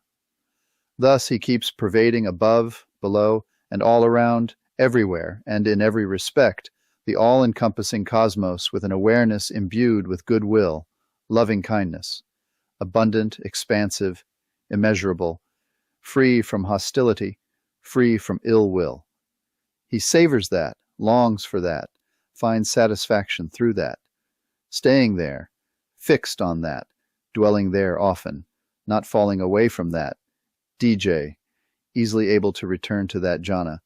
Then when he dies, he reappears in conjunction with the devas of Brahma's retinue. First jhana realm. The devas of Brahma's retinue, monks, have a lifespan of an eon. If we look at the sutta, this idea of having to be in the jhana state at death appears not to be the case, luckily. You only need to be able to experience in the time near your end, through a normal sitting, the ability to get back into that jhana again. With this condition, you have fulfilled the criteria. Once a student attains jhana consistently on a retreat, they easily can develop that state later in life, even if they don't meditate every day. The only exception would be if you had committed any of the 5 heinous crimes, killing an arahant, killing your mother or father, causing a schism in the order, or wounding a Buddha, all of which would be impossible or extremely unlikely for you in this lifetime. As long as you meet these criteria, you will be reborn into, in the example above, that delightful first jhana brahmaloka realm. So, if you have the ability to get into the first jhana at or around the time of your death, you will be assured of being reborn into a jhana realm, regardless of bad actions that you may have committed. It doesn't say you have to be in the jhana at the moment of death. Who could actually accomplish that anyway? You are dying. You may be sick and weak. It would take a Buddha, but then he is already fully enlightened, and it would not apply to him anyway. Most TWIM meditation students will likely be able to get into a jhana quickly enough later in life if they have kept their practice up, or at least led a moral life and kept precepts. It's like riding a bike. A warning. The next part is subject to more interpretation. The sutta starts off with a warning. If someone is taking rebirth in a Brahmaloka, other than a Buddha's disciple, they will surprisingly go to the lower realms immediately upon death. I will do my best to explain this. Continued. Anguttara Nikaya 125.5, Book of Fours, Loving Kindness. A run-of-the-mill, worldling person, having stayed there, having used up all the lifespan of those devas, goes to hell, to the animal womb, to the state of the hungry shades, ghosts. But a disciple of the Blessed, having stayed there, having used up all the lifespan of those devas, is unbound, attains final Nibbana, right in that state of being. This, monks, is the difference, this the distinction, this the distinguishing factor, between an educated disciple of the noble ones and an uneducated run-of-the-mill person, when there is future destination and rebirth. The sutta implies that if you attain jhana, and you have learned right meditation practice from the Buddha, Then you will be reborn into the corresponding jhana realm and will attain final Nibbana in that realm and get off the wheel right there, with no further births. However, there is this quite ominous warning that worldlings of wrong view may fall directly into the lower realms. If you attain jhana, you will indeed be reborn to the Brahmaloka as the texts suggest, but shockingly you will not gracefully fall down from that Brahmaloka to a diva or heavenly realm, as your good karma and merit are used up, but rather fall directly into the lower planes of existence like the animal or hell realms. So this begs the question, what is the difference between a worldling and a Buddha's disciple? Does this mean that someone practicing concentration practices, which the Buddha had rejected, see MN 36, meets the criteria of a worldling of wrong view? After all, we know that the Buddha said that the absorption practices that he learned from Alara Kalama didn't lead to awakening, and he subsequently left his training. All we can say is that the Buddha's disciple is one who follows the eightfold path of right view, morality, and meditation practice. Being reborn into a Brahmaloka is of great merit. However, there is little ability there to continue to make more merit for your next birth. Your karmic merit is being used up and not replenished through additional wholesome deeds. So possibly, even a TWIM practitioner, just attaining jhana and being reborn into a Brahmaloka, may also be at risk of falling from that realm. It is said that additional meditation practice is possible in the first jhana realm, but higher realms are ones of overwhelming bliss. Your mind just doesn't tend toward more meditation practice. So if we go by the suttas only, then we need to change our views. After describing this sutta to one of our more advanced students in the U.S., he did recall one of his past lives in a high Brahmaloka heaven realm. He remembered actually dying out of that realm. He was shocked to find he had fallen all the way down to become an animal in his next rebirth, from a god to a dog.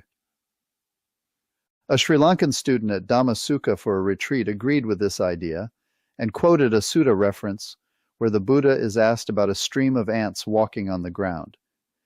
He said these beings had fallen from a Brahmaloka and had not gotten off the wheel and attained Nibbana. The Buddha pointed this out as an admonishment to Sariputta. He had just given a talk to a disciple on his deathbed, and that disciple's mind became uplifted. This uplifted state only allowed rebirth into a heavenly diva realm. The admonishment was for only getting them into a heavenly realm and not going further and attaining the knowledge of Nibbana right then and getting off the wheel. If you attain only some jhanas, then eventually that karma runs out, and it really runs out. You might become an ant after your stay in a heavenly palace. I'll note here that I believe the above example may be a student who only attained the Brahmaloka through listening to Sariputta's talk. His mind became elevated enough to get into a Brahmaloka upon death. Because it was not experienced out of jhana practice, there would be no protection from falling from that realm. There are stories of people acquiring enough merit at the time of the Buddha to be reborn even as high as the Brahmaloka. Still, due to not having any jhana practice to protect them, they fall directly to the lower realms, as that was the only good merit keeping them in the higher realm. All this is speculation, but let's go to the sutta. Page 347, Imperturbable 116.4. Anguttara Nikaya BB 2012. Monks, there are three types of persons found in this world. 1. Here, monks with the attainment of the base of infinite space. This person relishes it and finds satisfaction in it. If he is firm in and has not lost it when he dies, he is reborn in companionship with the devas of the infinite space. The lifespan is 20,000 aeons. This worldling remains there all his life, and when he has completed the entire lifespan of those devas, he goes down to hell, to the animal realm, or to the sphere of afflicted spirits. But the Blessed One's disciple remains there all his life, and when he has completed his entire lifespan of those devas, he attains Nibbana in that very same state of existence. This is the difference between the instructed Noble One's disciple and the worldling. The sutta goes on to repeat for the base of infinite consciousness and nothingness. This doesn't say a noble disciple, it states the Blessed One's disciple. Just a disciple is all. This is savaka in Pali. This means they are someone following the Eightfold Path and the Arya, noble jhana, practice path laid out by the Buddha. They are of right view, and their life is based on following the Eightfold Path. They don't have any attainments. They would be referred to as noble disciples if they did. In summary, if you keep up your meditation practice and can get into a jhana, near or around your death, you will be reborn into the corresponding Brahmaloka. And you may be able to attain Nibbana there without ever returning to a lower rebirth. The Buddha always admonished followers not to stop and to continue the practice until final awakening was achieved, here and now. He had high expectations and demanded the highest achievement. Either you were an Arahant or you were a rookie. Jhana-Nagamai or Jhana-Nagamata. Reading through the Anguttara Nikaya is quite interesting, as there are some real nuggets in these texts that don't appear elsewhere in the other Nikayas. What I found specifically is a different understanding or definition of the Sotapanna and Sakadagam noble disciples, first and second level attainments. Those noble disciples that have the attainment of Sotapanna or Sakadagam that is attained through the jhana practice are given the unique title of Jnanagam or Jnanagametta per Bhikkhu Bodhi's notes in his translation of the Anguttara Nikaya, notes near 539 and the 2193. There is some indication that noble disciples that are Sotapanna or Sakadagam never return to the human or deva realms. Hypothetically, per the texts, they would have to return either 7 times for Sotapanna or 1 time for Sakadagam. Let's go to the suttas. Here is a partial sutta quote regarding a kind of never-returner status of Sotapanna or Sakadagam. Chi 1541, The Deed-Born Body, 2.19.9. Anne. This noble disciple understands. When the liberation of mind by loving kindness has been developed in this way, it leads to non-returning for a wise bhikkhu here, who does not penetrate to a further liberation. First, it talks about the noble disciple, which is the Sotapanna or Sakadagam. Then, it says non-returning. Does this mean that they will go to the place of non-returning, which is the pure abodes? Or does it mean they just don't return to a lower realm than where they are currently? We know only anagamists populate the 5 pure abodes. There are no noble disciples there that are not anagamis. So, it must mean this type of noble one will not ever return lower than the Brahmaloka, where they were last reborn. Bhikkhu Bodhi explains in a note number 539 on page 1663, relating to the above sutta passages. He calls this type of individual a Jnanagam, male, or, as in the duplicate note, 21 or 93, a Jnanagamata, female. Here is the note, MN Nar2 193, page 1859 by Bhikkhu Bodhi. This phrase normally denotes the attainment of non-returning, MP, commentaries. However, identifies this disciple as a jhana non-returner, Jhana-Nagamta, that is a stream enterer or once-returner, who also attains jhana. Though such a practitioner has not yet eliminated the 2 fetters of sensual desire and ill will by attaining jhana, he or she is bound to be reborn in the form realm and attain Nibbana there, without taking another rebirth in the sense sphere. So, now we have a new type of noble one that has attained Sotapanna and Sakadagam, attained by following the jhana meditation system, not having attained through listening or another method. They have earned the achievement of not having to be born again in the lower deva or human realms. They will be reborn in a Brahmaloka and attain final Nibbana there. The attainment of the noble path through jhana practice ensures they never return to realms lower than the jhana-based planes. This seems logical, as it would not make sense for someone who attains sotapanna to be reborn again as a human being with the same people they grew up with, the same high school dance party they went to, or the same people who never knew or followed precepts. No, I don't think that makes sense. A sotapanna is a very high being, called a saint in many places, and it would be very doubtful that they would be reborn into the company of worldlings, even being reborn as a regular monk among monks who are still worldlings. These days, many monks are study monks or serve lay people, perform rites and rituals, and have not meditated. I will leave you with all these ideas here in the last chapter to contemplate, but I found them rather interesting and hopeful.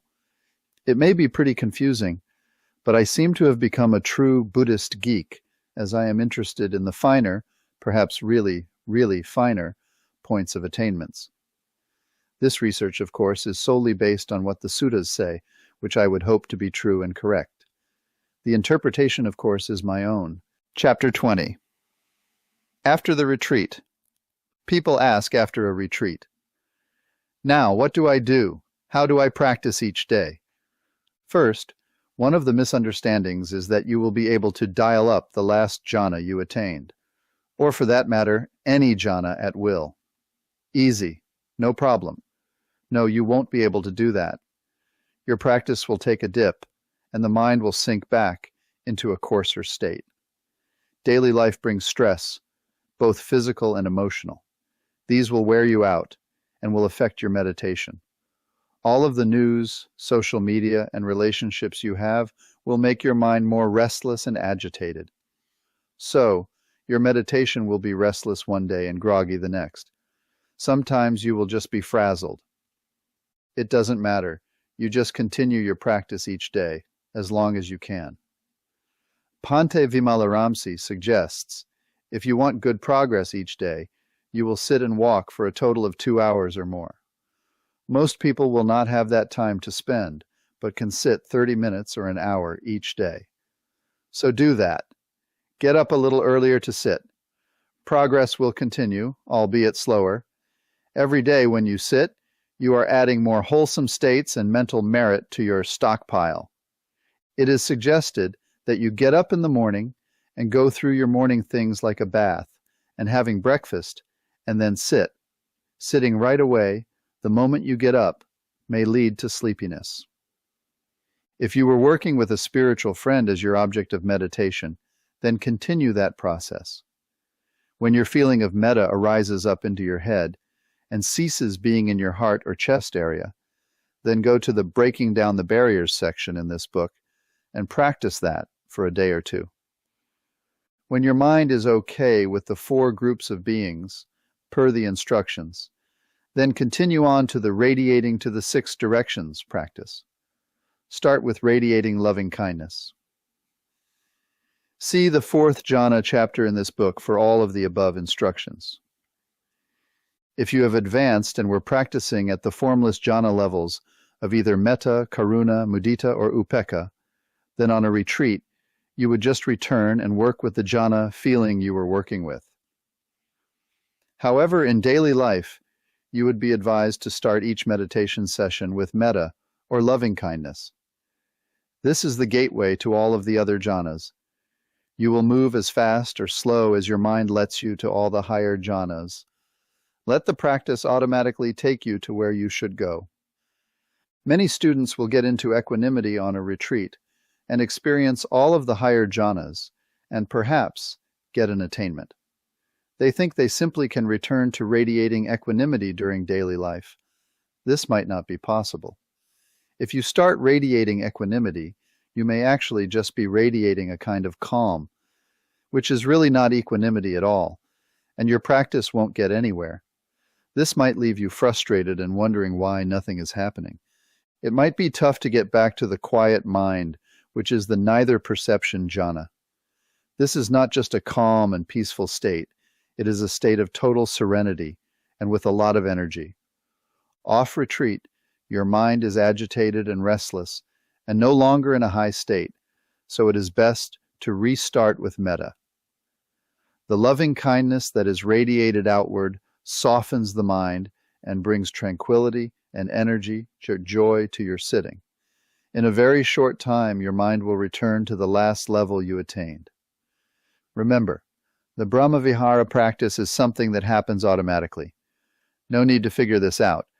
Just start with metta, and you will go up the chain of viharas. If you are doing directions, you can do 5 minutes to each direction, as you did previously. If you have had an attainment, you are suggested to radiate only 2 minutes in each direction, and then all around.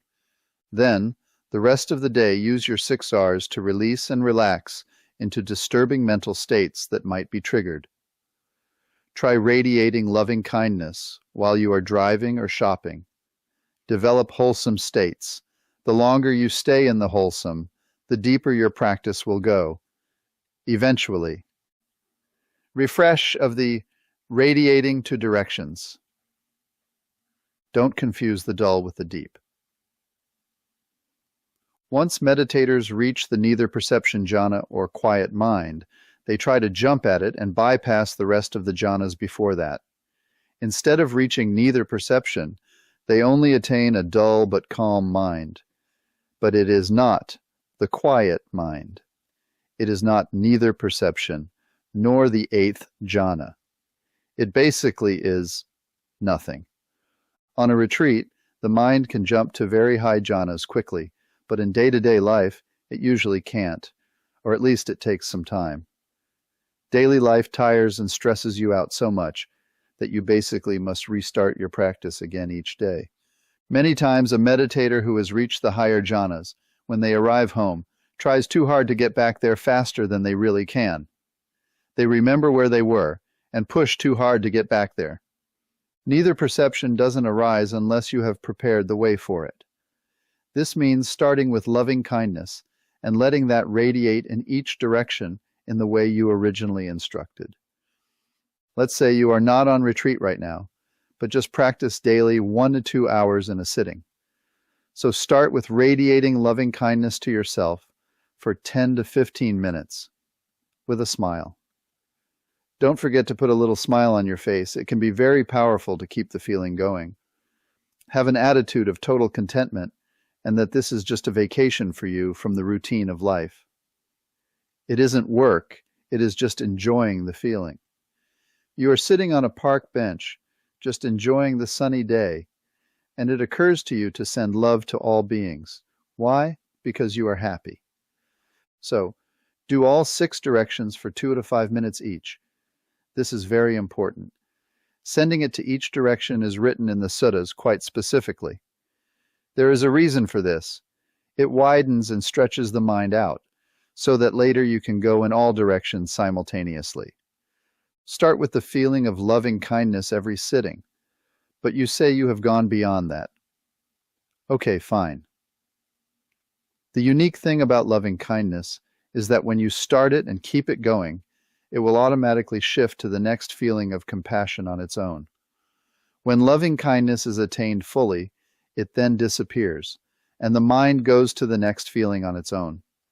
It might take 10 to 15 minutes or 5 minutes. It might not change the whole sitting because it isn't fully attained yet, but it will change. Then you can't bring up loving kindness anymore. You can try, but that specific feeling won't arise now. The next feeling arises, which is compassion or karuna. And when that disappears, then mudita or sympathetic joy. And when that disappears, then upekkha or equanimity. And when that disappears, quiet mind or the neither perception jhana. It changes in a subtle way, and you just watch it and radiate what's there all the way to equanimity. And don't put time limits or demands on it. It will disappear on its own, and then the quiet mind is there. You might go into a dreamlike sequence and come up out of that. This is the beginning of neither perception nor non-perception. When this happens, now you have arrived at the real quiet mind. Now the mind is bright and energetic. There are no thoughts. Now just observe the mind and know that is what you are doing. 6R, and come back to just knowing you are there and watching that. Mind is quiet. If you are unsure, just repeat it to yourself a few times. Here I am in the present with this peaceful mind. In a way, enjoy that space as there is no disturbance.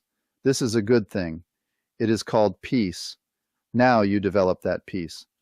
Observe, and 6R, just release and relax. Any movements away from that or anything that catches your attention. Sit for 1 to 3 hours at least. Sometimes you will get bored. 6R that and come back to being peaceful. Sometimes the mind will wander in a thought, so just observe and release your attention and don't react to that. Let it be. Gradually the mind will not wander into thought at all for up to 10-15 minutes. Now you are doing well. Sometimes there is not a thought for 30 minutes or even an hour. Great. Stay with this quiet mind, and it will get deeper and deeper. This should refresh your understanding of how to properly arrive at the actual quiet mind.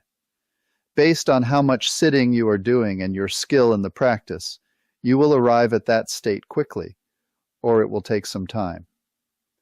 Do not jump to what you think it is and try to avoid going through the other states.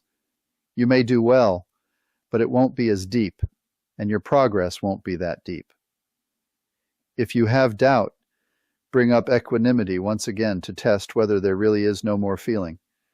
If you can bring it up, then keep it going. At some point, your mind will just say, no need to radiate anymore. Then you can go to quiet mind. 2 to 3 hour sits are perfect for this state. You might feel to go through the beginning stages of loving kindness is going backward in your progress. It isn't. Loving kindness is the gateway and door to all of the other higher states and jhanas. Start with it, and let it take you through the door automatically to the ultimate. What else? Keep your precepts. This is very important for your practice to go further. Avoid intoxicants especially, as that might be the tougher precept to keep than the others. Peer pressure can come into play here, but just wave it off. This will have significant payoffs for you in the future. Develop your dana or generosity. Give more to your local sangha. Give more in general. This softens the mind further and makes merit that will affect your practice positively. When generosity is developed, it is another letting go for the mind. You let go of your acquisitions to help someone else, and because this happiness arises due to seeing someone else happy. Mudita. To develop friends and mend relationships, give someone a gift. This puts you in their good graces and softens anger. Your goal must be that when you die, there is no one left that you hold a grudge against. There is only loving kindness in your mind for all beings. So, keep your precepts, give generously, and meditate constantly on your path to Nibbana. Chapter 21. Review of Meditation Instructions and Stages of Progress. You may be new to Tranquil Wisdom Insight Meditation, taught by Bhante Vimalaramsi, and need a refresher on the practice and all of the signposts along the way. You may have forgotten some of the instructions on how to begin and what to do when the meditation changes. This chapter will give you a summary of all of the instructions and many of the signs of progress. After reading the previous chapters, this will summarize much of what you just read, and you can come back here and refer to this if you have forgotten some steps. The jhanas are not identified, as it is what you experience that is most important, not what jhana you are in. For that, you can check the previous chapters. This is the bare bones of the entire process, all the way to Nibbana. Beginning instructions. For more information, go back to the detailed chapters at the beginning of the book. Sit for at least 30 minutes, either on a cushion or a chair. Later, a chair will be a better choice. Do not move for any reason. Do not itch or twitch. Bring up a smile on your lips, in your heart, and in your mind. Keep the smile going for the entire sitting. A little Buddha smile. Bring up a happy memory and feel that memory. See yourself holding a baby. What do you feel? Look into his/her eyes. How about playing with a dog or a bunch of puppies? What do you feel? Loving kindness. Smile into that feeling. Now wish yourself this feeling of loving kindness and stay with that. Stay with that feeling and let it seep into your being for the first 10 minutes of your sitting. To help you bring up the feeling of loving kindness, you may use phrases like, "May I be happy," "May I be peaceful," or others. Don't use this as a mechanical mantra, but only now and then to nudge along that subtle, warm, glowing feeling of loving kindness. If your mind wanders or is distracted from the feeling, then practice the 6R process as defined in more detail elsewhere in the book. Here are the 6Rs. Recognize you are distracted. Release your attention to the distraction. Relax any tension and tightness continuing to pull you to the distraction. Resmile and bring up the feeling again with a smile. Return to your object of meditation. Repeat, continue, and keep it going. The next 20 minutes of the sitting, or balance of the sitting, pick a spiritual friend, explained in instructions at the start of this book, and radiate to and surround your friend with this warm feeling of loving kindness that you now experience for yourself. During your sitting, develop a content, peaceful state of mind. Do not try too hard. Just hang out with your friend and just feel happy to be meditating. If you notice a knot of tension in your head, then you are trying too hard. Back off and relax and smile more. Notice the tension, but accept it is there and let it be. 6R. Return to your spiritual friend. Gradually the tension will go away because you aren't feeding it with your attention anymore. All you need to do is relax and smile and feel that smile. Beginner's progress signs. Gradually, as you patiently stay with yourself or your spiritual friend, the mind will start to calm. The first 20 minutes of your sitting will generally be active, and if you can sit through that, don't move and continue to smile. Most of that will soon pass. There will come a point where all of a sudden joy, pity, arises. It will be something that you have never experienced.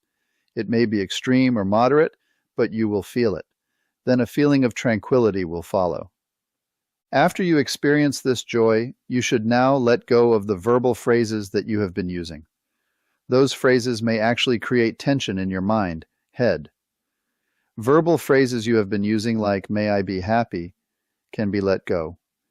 You only need to remember the feeling of loving kindness and bring that back when it weakens. Don't get caught in nor suppress the joy. Just acknowledge it is there and return to your object of meditation, your spiritual friend. As you continue, the joy will change and the happy noise in the mind will take a step down. Kind of like when you are sitting and the refrigerator stops.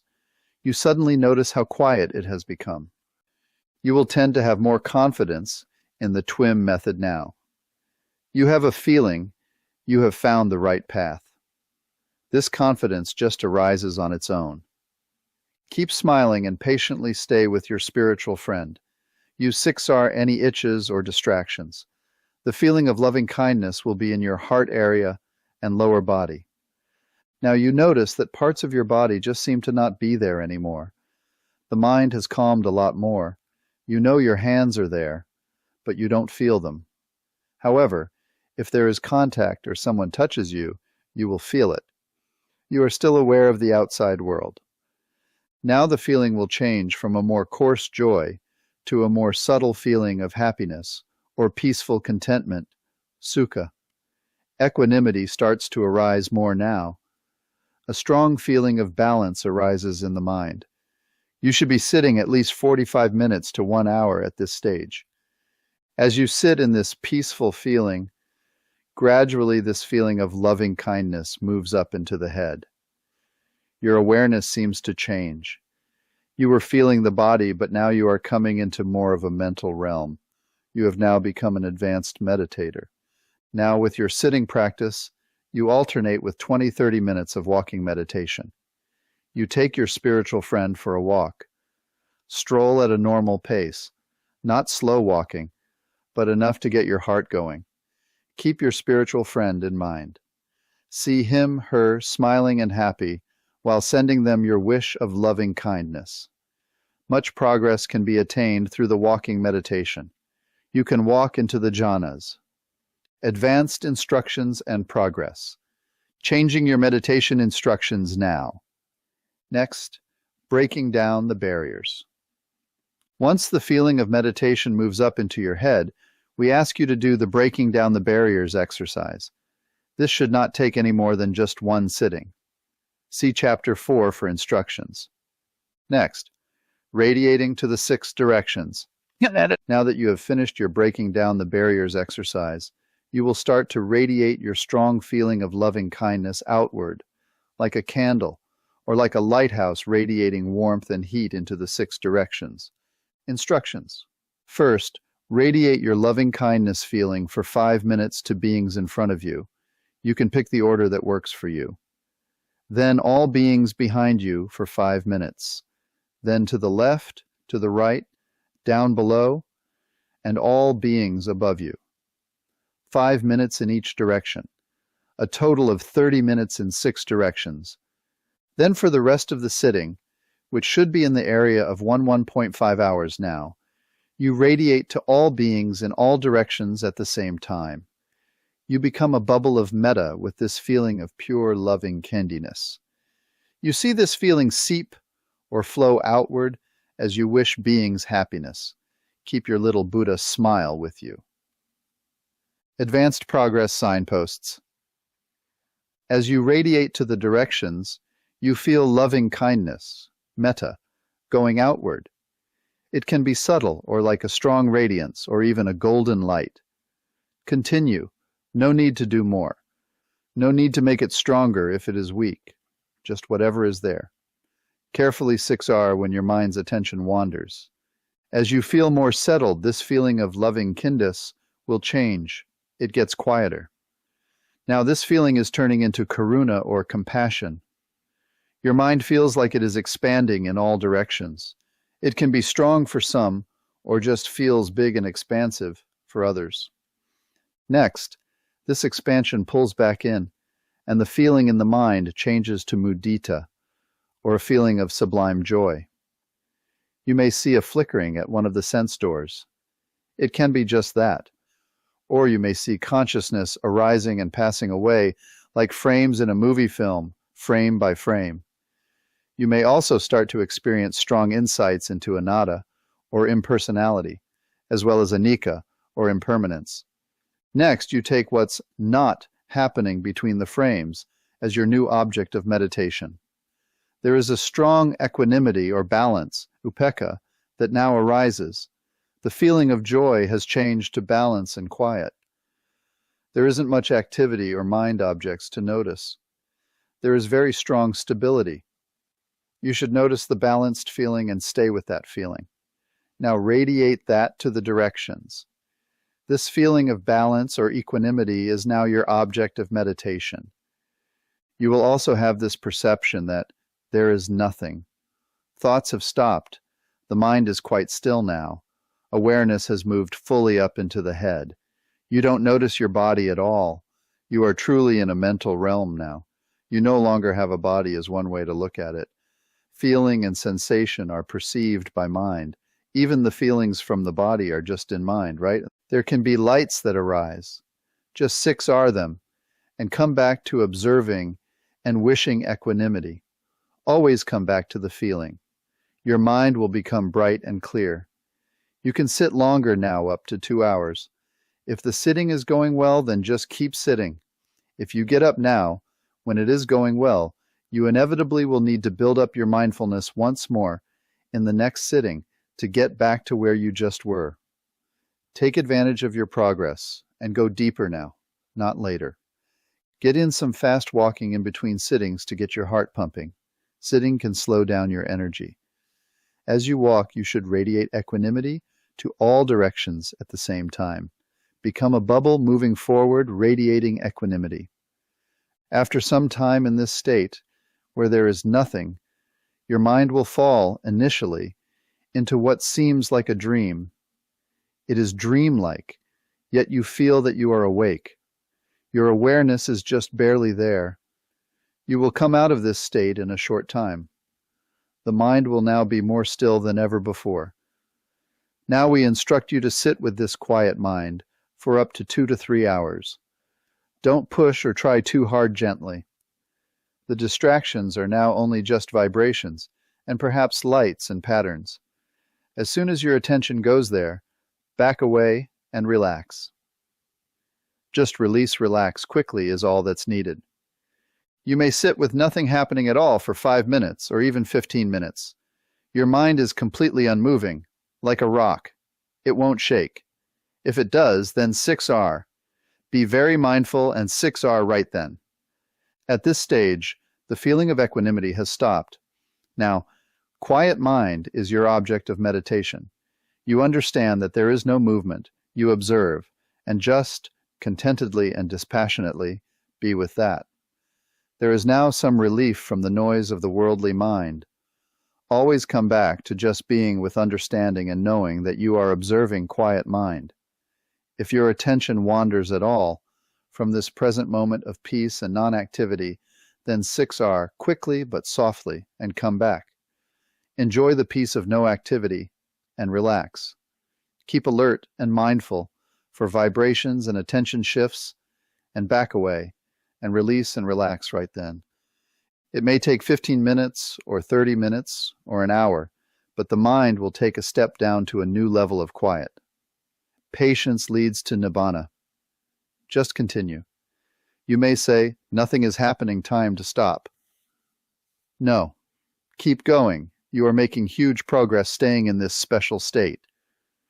At any moment, the mind could take yet another step down.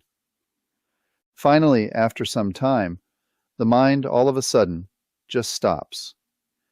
There can be a space or blackout, or not even that, but you feel as though you are coming back from somewhere. It is like the lights were turned off, but all you know now is that they are coming back on. If you are aware enough, you will experience a quick feeling of relief, like a burden thrown off.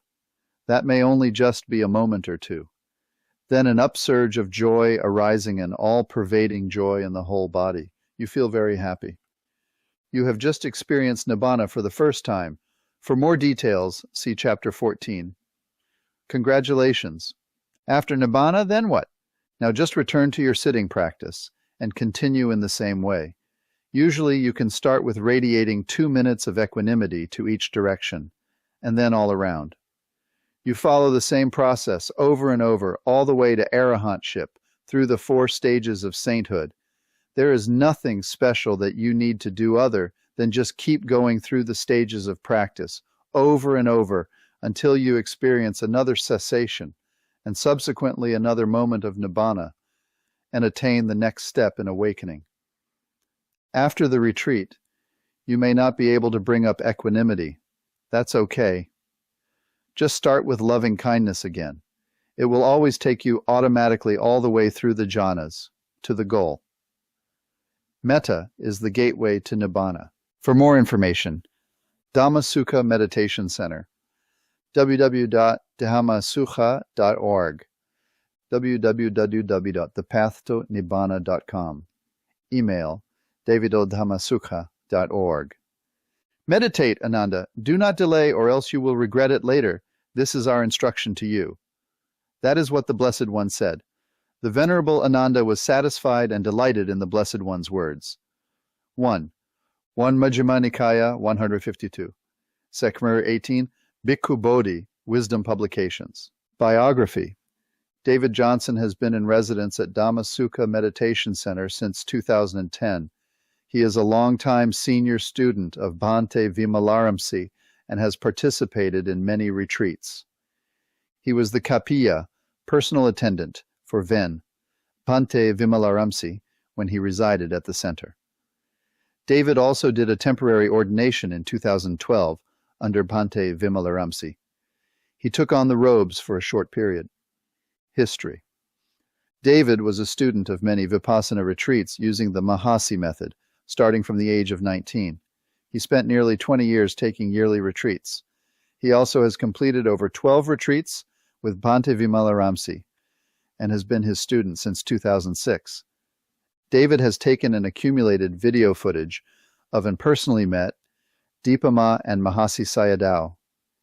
He previously meditated under Joseph Goldstein, Jack Kornfield, and U. Silananda. He has brought the footage of these great teachers to the internet for all to enjoy. David is from Bellevue, near Seattle, Washington. From 1973 to 1978, he was the Meditation Center retreat manager for the Still Point Institute, a San Jose, California-based Vipassana center. He assisted in the growth of the center and managed its financial and administrative affairs. From the 1980s to 2010, he worked in the San Francisco Bay Area at several networking companies as a production and logistics manager. He then decided to join Bhante in his mission to bring TWIM to the world in 2010 and moved to Missouri permanently. In 2015, he wrote, using Bhante Vimalaramsi's introductory talks and meditator experiences, the recent instruction book, A Guide to Tranquil Wisdom Meditation. His current duties at Dhamma Sukha include serving as secretary, treasurer, and board member, guiding monthly online retreats since 2015 and on-site and Zoom retreats since 2022, managing the DSMC Retreat Center, maintaining the website and social media accounts, publishing all Bhante's books as well as for other monks, producing videos, producing all footage of Bhante and Delson Armstrong and other teachers found on the website and YouTube.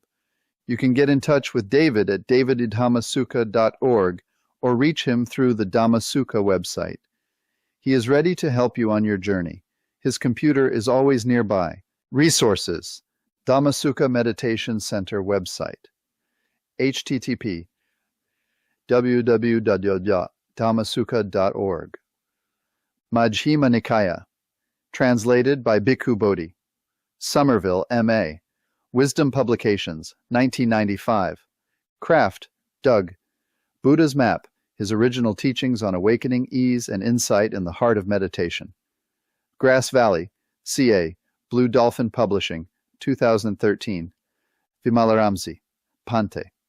The Anapanasati Sutta, A Practical Guide to Mindfulness of Breathing and Tranquil Wisdom Meditation, Carmel, NY, Buddhist Association of the USA, 2006. Vimalaramsi, Bhante. Meditation is Life, Life is Meditation. Annapolis, M.O., Dhamma Sukha, 2014. Vimalaramsi, Bhante. Breath of Love, Jakarta, Indonesia, Epasiko Foundation, 2012. Vimalaramsi, Bhante, Moving Dhamma, Volume 1. Annapolis, M.O., Dhamma Sukha, 2012. Vimalaramsi, Bhante. A Guide to Tranquil Wisdom Meditation, TWIM. Annapolis, M.O. Dhamma Sukha, 2016. Orders. Available from most online bookstores. Local bookstores can order it for you. Book Depository will ship books anywhere in the world for free. www.bookdepository.com. Meditation questions welcome anytime. Email: david@dhammasukha.org. Guide to Forgiveness Meditation. An effective method to dissolve blocks to loving kindness and living in the present. Bhante Vimalaramsi. Introduction. The Buddha was a meditation teacher. He taught meditation for 45 years after he became fully awakened. When you study and practice meditation, you will not be entirely successful until you master the definitions and interwoven nature of two words: meditation and mindfulness. I can give you the definitions, but then you must experience for yourself how these two work together. In the Buddhist teachings, meditation means observing the movement of mind's attention moment to moment in order to see clearly how the links dependent of origination actually work. Mindfulness means remembering to observe how mind's attention moves from one thing to another. This use of mindfulness actually causes mind to become sharper as you experience more subtle states of mind. It isn't hard to see why you must develop this precise mindfulness to keep the meditation going smoothly. Many people practice loving-kindness meditation, but according to a few people, the power of it doesn't seem to change much for them in their daily lives. If it doesn't take off quite right in the beginning, we might run into difficulty with this practice, and it can be like hitting a wall. It's good to know that there is a key to the solution for developing metta in our daily activities. That solution is learning to smile as much as you can remember. Apparently, in some cases, if we do get into trouble, we can clear the runway for our mindfulness of loving kindness to take off by first learning to use mindfulness of forgiveness meditation. This is an extremely powerful and cleansing practice. Forgiveness is a form of loving kindness that really clears our mind of negative or unwholesome states. The reason this book came into being is to answer the often asked questions about why the feeling of metta doesn't arise easily. It is because we need to forgive ourselves first before we can send out pure love to others. Chapter 1. Preparation. At times there can be confusion about how to effectively practice this mindfulness of forgiveness meditation. So, this booklet is dedicated only to this meditation on forgiveness so you can begin the practice with a clear goal and better understanding. When you are practicing loving-kindness meditation, you might run into a barrier as you try to send out loving-kindness to yourself and others. If this happens after a few days, and you are not successful in feeling the metta in the retreat, it may be suggested for you to take a step back and start doing the forgiveness meditation to overcome these blocks. After all, we cannot sincerely send loving kindness and forgiveness to someone else when we do not have it for ourselves. This practice is not just used for a person pursuing loving kindness and compassion meditation. Any person can make the commitment to clean house by doing this forgiveness work. After this is done for the first time, one feels many years younger because oftentimes a great weight has been lifted off your heart and mind. Some people have the idea that this meditation is a completely different kind of meditation from the loving kindness meditation. That is not so. It should be made clear from the beginning that the forgiveness meditation is not outside of the development of loving kindness and is a part of metta. For anyone who has difficulty in feeling loving kindness, this can be the first step.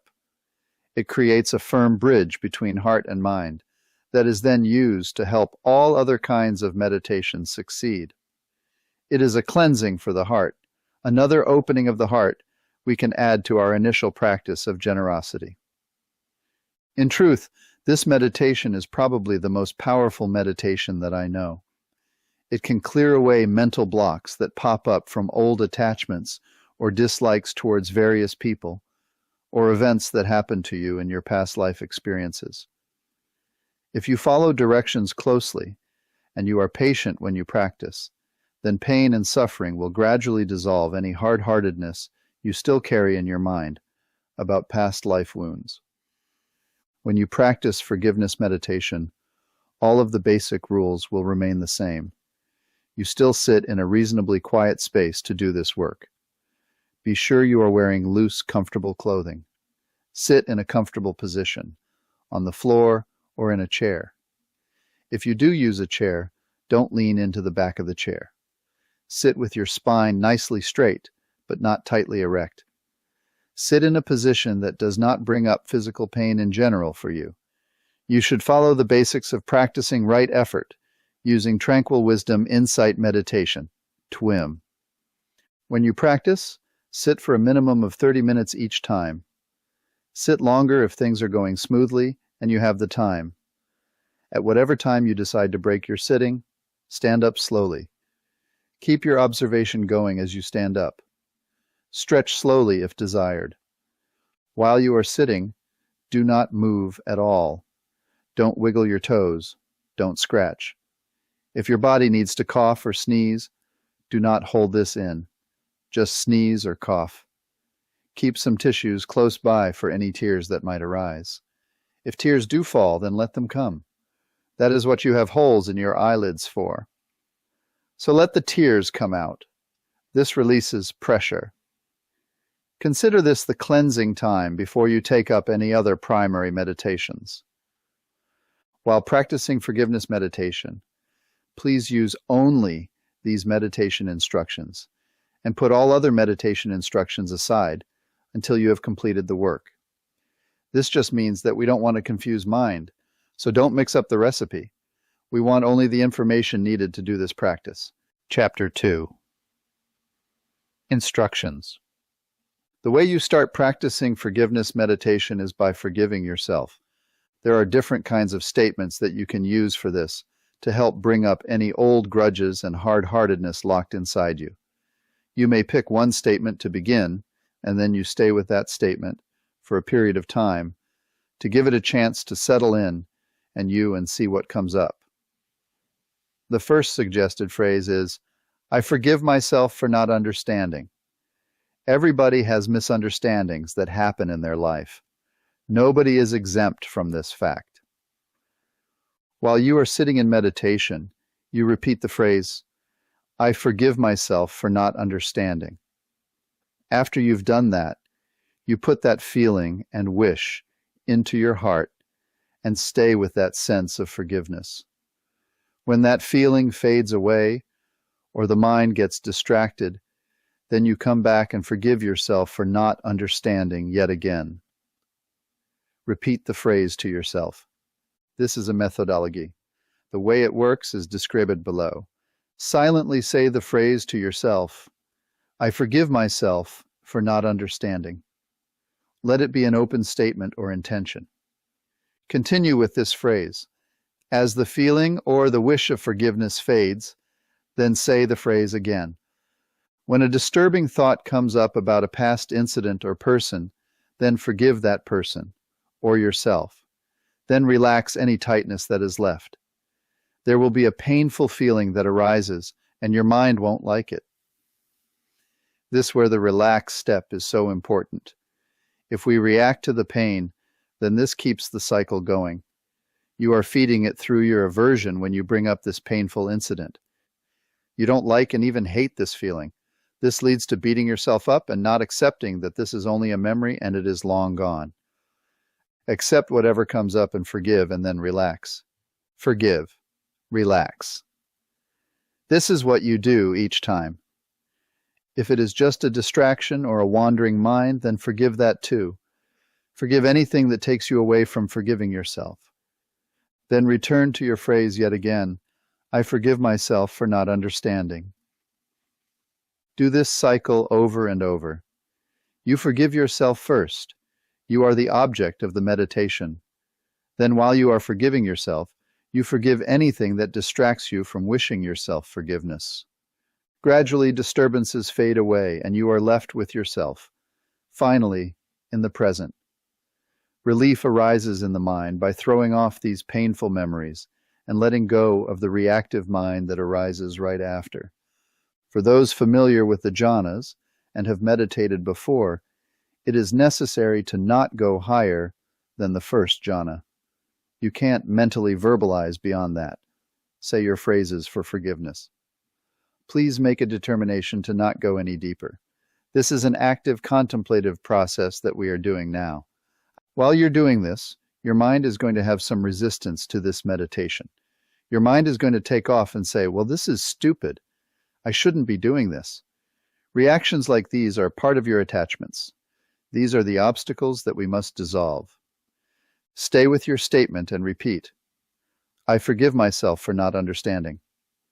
Then your mind might say, "Ah, I don't need to do this anymore. This meditation doesn't work." Every thought that pulls you away from forgiving yourself for not understanding is an attachment and has to be let go. And the tension and tightness in that attachment must be relaxed away. This is where you will use your forgiveness. Any distractions or any sort of disturbances must be forgiven. To forgive, we notice we have been distracted away from our object of meditation. or what we are doing in the present moment. We then forgive the distraction and then relax. Relax that tension and tightness that arises from the distraction or disturbance. It doesn't matter how many times your mind gets distracted. One thing that many people get caught with is getting wrapped up in the story about things, and this can cause lots of pain and suffering and frustration. Forgiveness will help you with strong attachments, and it shows the way to overcome the suffering that is caused. Recognize it. Let it be. Relax. Smile. Come back and stay with the wish of forgiveness for as long as you can. Sitting should be followed by walking practice. If you are going to continue sitting again, or you are going to return to a task in daily life, before you do, take a stroll at a normal pace to keep your blood flowing nicely. Walk for about 15 minutes minimum in some fresh air. 45 minutes is a good maximum time for walking. If you are working in a restricted space setting, find a space that is level and at least 30 feet long in length. Walk back and forth and mentally keep your meditation going. When you walk, you want to walk in a way that you repeat the phrases with each stride as you walk. Like this. With the left foot, take a step, and mentally say, I, then a right step, forgive, and left you. Then again, but say, you on the right step, and then left step, forgive, right step, me.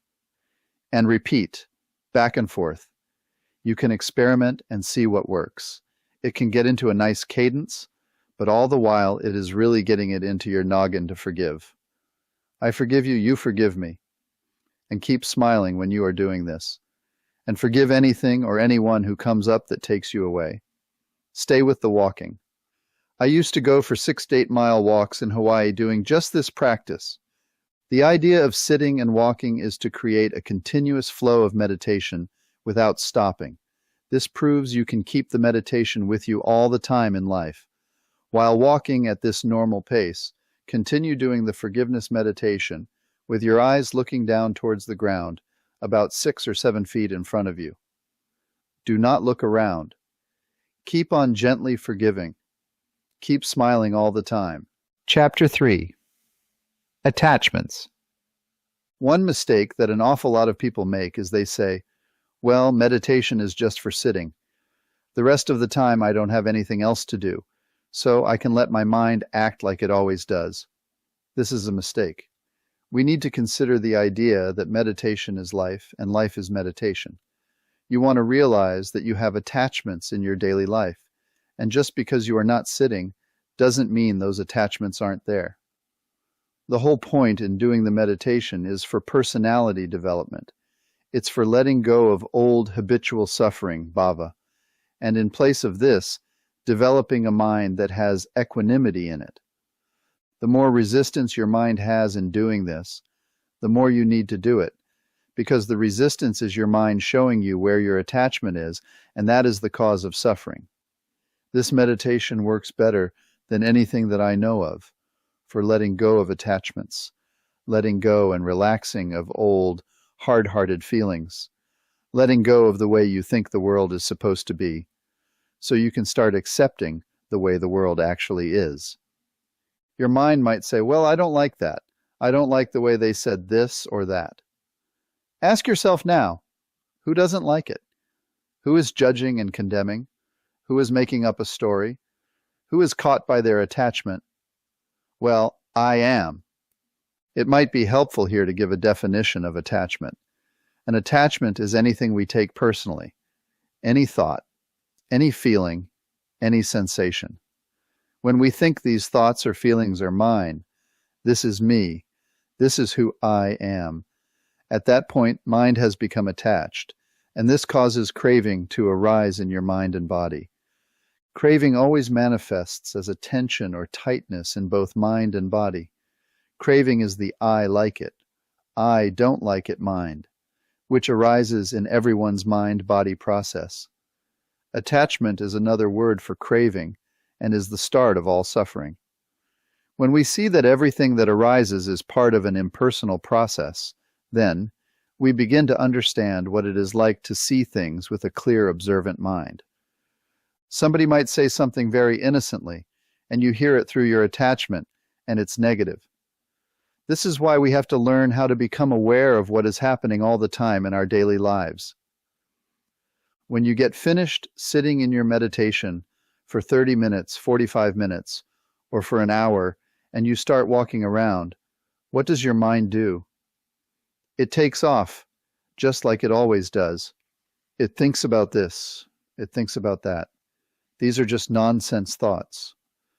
Most of us think those thoughts and those feelings that arise are ours personally, that they are not just random things. But in truth, if you feed any kind of a thought or feeling with your attention, you make it bigger and more intense. When you realize that you are causing your own suffering, you have to forgive yourself for doing that. This means saying, I forgive myself for not understanding. I forgive myself completely. Of course, your mind is going to take off again and say, this is stupid. This is nothing. This isn't real. This isn't what is actually happening. I don't want to do this. Every one of those thoughts is an attachment, isn't it? Every one of those thoughts has craving in it, doesn't it? Every one of those thoughts is causing you suffering, right? Because of this, you have to recognize that you are doing this to yourself and let go of those thoughts. That's just nonsense stuff anyway. It doesn't have anything to do with what you are doing and where you are right now. Once you know this, you forgive yourself for not understanding, for causing yourself pain, for causing other people pain. You really forgive. Take a look at when you are walking from here to there. What are you doing with your mind? Ho-hum, thinking about this, and I got to do that, and I have to go talk to that person, and I have to do this. All of that's nonsense. Now, this doesn't mean that you can't plan what you need to do next. You can. But just do that planning one time as your primary topic in the present moment. After you make up your mind what the plan is, you don't have to think about it anymore. Repeating it, rolling it around again, all of that is just part of your old habitual tendency, bhava in Pali. They are your old conditioned thoughts and feelings, being taken personally and causing yourself pain and suffering. Chapter 4, Daily Practice. Including the exercise of forgiveness in your daily activity is by far the most important part of this meditation. You forgive yourself continually for not understanding, for getting caught up in this or that, for taking things personally. How many times have you found yourself doing this? Hey, I don't like the way you said that. Ask yourself, who doesn't like what? Well, you said something that was hurtful. To whom? You need to stop and realize that you're taking all this stuff personally, and it's not really personal. It's just stuff that happens. Forgive it. Forgive it even when you're walking along a road and you happen to kick a rock, and it hurts. Forgive the pain for being there. Your job is to keep your mind forgiving all the time. That's what mindfulness of forgiveness meditation practice is all about. The technique is not just about when you are sitting. This is a life practice. This is an all-the-time practice. If you want to really begin to change, you have to be willing to go through the forgiveness sincerely, because it will help you change a lot. You have to have patience, and it helps to have a sense of humor about just how dumb mind can be. The more you smile and laugh, the easier the meditation becomes. Chapter 5. Finding Balance. Whenever you personally continue to think about this and that, to judge this and condemn that, you are constantly causing yourself suffering. You don't need to do that. You want to argue with other people about your attachments? What's the point? When you really start practicing forgiveness for yourself or forgiveness for another person, your mind starts to get into balance, and your sense of humor begins to change. This is equanimity. Then you don't take thoughts, feelings, and sensations and all this other stuff personally. When you practice in this way, you are seeing life for what it is and allowing it to be there. It's not worth going over it in your mind, and over it, and over it, and over it. It's not worth it. It's a waste of time. It's a waste of effort. Every time you have a repeated thought, you are attached. You're identifying with that thought, and you're taking it personally, and that is again the cause of suffering. What you see here is the second noble truth. You are witnessing how craving, taking it personally, is the cause of suffering, and you can't blame anybody else for it. It's yours. You are doing it all to yourself. Well, they said this. So what? Others may have their opinion. That doesn't mean I have to listen to them. I don't have to take it in personally and analyze whether it's correct or not, because it doesn't matter. The more you forgive in your daily life and daily activities, the easier it is to forgive the big things that happened in the past. Chapter 6, Persistence. When you're doing the forgiveness meditation while you're sitting, you're staying with one of the suggested statements. You stay with that one statement until you internally feel, yes, I really do forgive myself for not understanding. It's important to work this through. To really forgive can take a while. It's not just some quick fix to do in one sitting, and then you come in and say, okay, now I'm done. Or you say, I've already done that. Doing that is not where you're going to get real change. Nope. You still have your attachments there. You still have to continually forgive yourself for not understanding. Forgive yourself for making a mistake. That is what not understanding is about. You have to forgive yourself for judging, for condemning, for analyzing, for thinking, for getting angry. Forgive everything, all of the time.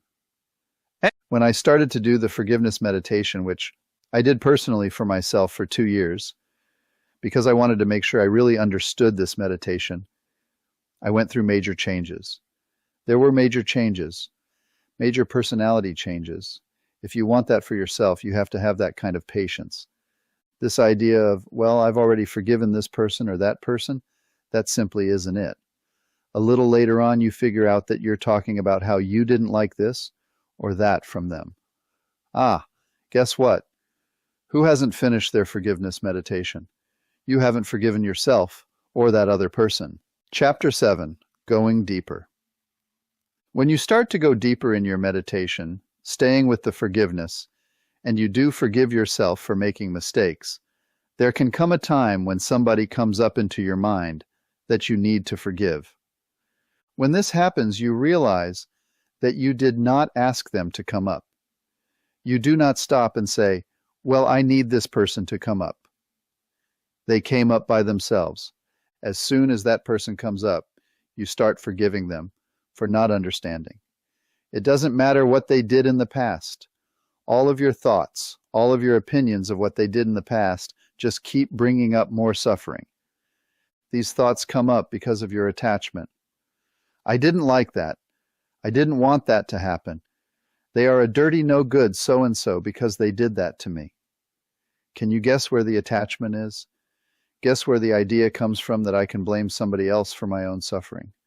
The only person you can blame for your suffering is yourself. Why?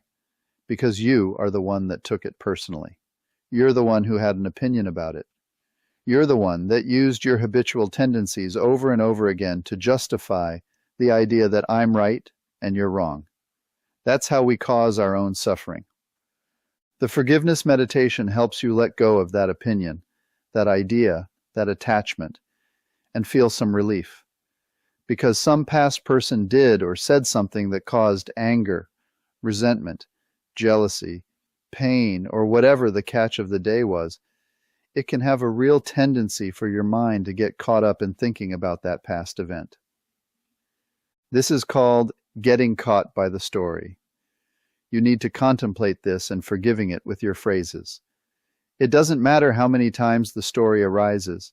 Please continue to forgive and relax. The story's emotion will fade away after you do this enough. This is where patience is needed. Chapter 8, Letting Go. When you see someone else come up in your mind, somebody you really had a rough time with and you didn't like it, someone you started hating for whatever reason, you forgive them. With your mind's eye, you look them straight in their eye, and you tell them sincerely, I forgive you for not understanding the situation. I forgive you for causing me pain. I forgive you completely. Now keep that person in your heart and radiate forgiveness to them. If your mind has a distraction and it pulls you away from that, you might hear in your mind, no, I don't. That no good so-and-so. I won't forgive him. Using the phrases, let go of this and come back and say, I do forgive you, and relax any tension or tightness that comes up. It must be sincere. Well, I'm not going to forgive that dirty, no good so-and-so. Why not? Because they caused me suffering. Oops, who caused who suffering? You caused your own self-suffering because you took it personally, and you reinforced that with a lot of thoughts and opinions and ideas about why that was wrong. In other words, you were caught in your craving, your own clinging, your habitual tendencies, and that leads to more and more dissatisfaction, aversion, pain, and suffering. Chapter 9. Relief.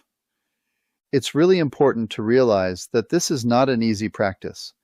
It's hard to forgive someone when they have really caused you harm. Take a woman that has been raped or a man who has been beaten and robbed. It's hard to forgive the person who raped them or beat them because they have been violated. But holding on to their hatred of that person is keeping them attached. It doesn't matter what the action was. It doesn't matter what happened in the past.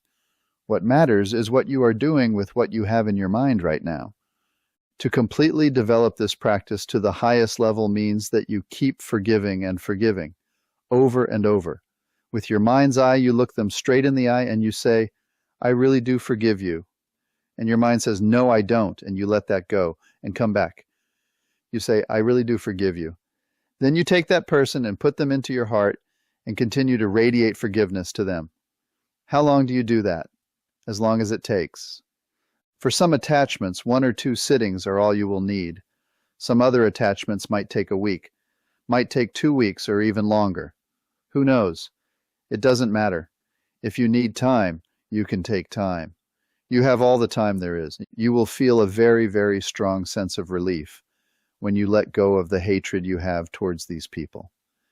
Then anytime you think of them, you kind of think of them with a mind that says, well, they made a mistake. They didn't know what they were doing. It's okay. That's how you let go of an attachment, craving. That's how you let go of the pain of that past situation. This doesn't mean that the person who was violated is going to go up and hug the person who did that to them. They would avoid them because they know there is a possibility of personal harm. But they don't hate them anymore. They don't think about it anymore. They have let it go. That's what the forgiveness is all about. It's about letting go. You are giving up old dissatisfaction and dislike. You are developing a mind that says, well, that's okay, you can be like that. That is not taking it personally. Chapter 10. Obstacles. The biggest part of the mindfulness of forgiveness meditation is learning how to let go of your personal opinions, ideas, concepts, stories. You might stay with a person for a long period of time because of your opinions and your attachment to this. Every time you are doing any walking or sitting meditation, keep forgiving them over and over again. Your mind might get bored with that and say, oh, I don't want to do this anymore. Well, that's another kind of attachment, isn't it? So what do you do with that? You have to get through it by forgiving the boredom for being there. That's okay. Your mind is tricky. It's going to try to distract you any way it can. It'll bring up any kind of feelings and thoughts and ideas to distract you because it doesn't like the idea of giving up attachments. Your mind really feels comfortable holding on to attachments. We need to go easy on ourselves as we develop this practice. After all, how many years did it take us to build up our habits, bhava? It takes patience to move in the opposite direction now and to change those unwholesome mind states into new wholesome tendencies. Be kind to yourself and take your time. The whole point of the meditation is learning how to change, learning how to let go of those old nonsense ideas and thoughts and develop new ideas and thoughts that make you happy and make other people around you happy too. That's the whole reason for the precepts. They outline an option for us to follow, so we gain balance in our life. Let's take a quick look at the precepts. Do not kill any living beings on purpose. Don't take what is not freely given to you. No stealing. Don't engage in wrong sexual activity with another person's mate or a person too young living with their parents. In short, don't do anything that will cause mental or physical harm to any other human being. Don't engage in telling lies, using harsh language, gossip, or slander. Lastly, don't take recreational drugs or alcohol because these will weaken mind and the tendency to break the other precepts is stronger. These precepts are like an ultimate operational manual for life. If you keep them well, then you get the most out of your life. They make you and others around you happy. The more you can continually follow them, the better your frame of mind will become. You will more easily forgive that other person. Your mind will become softer towards that person, and you will feel more relief. What happens is after you practice this way for a while, then you go, I really do forgive you. And there's no energy behind it at all. It's just like, yeah, this happened. It's in the past. It's no big deal. This is what forgiveness is all about. Chapter 11, Daily Life.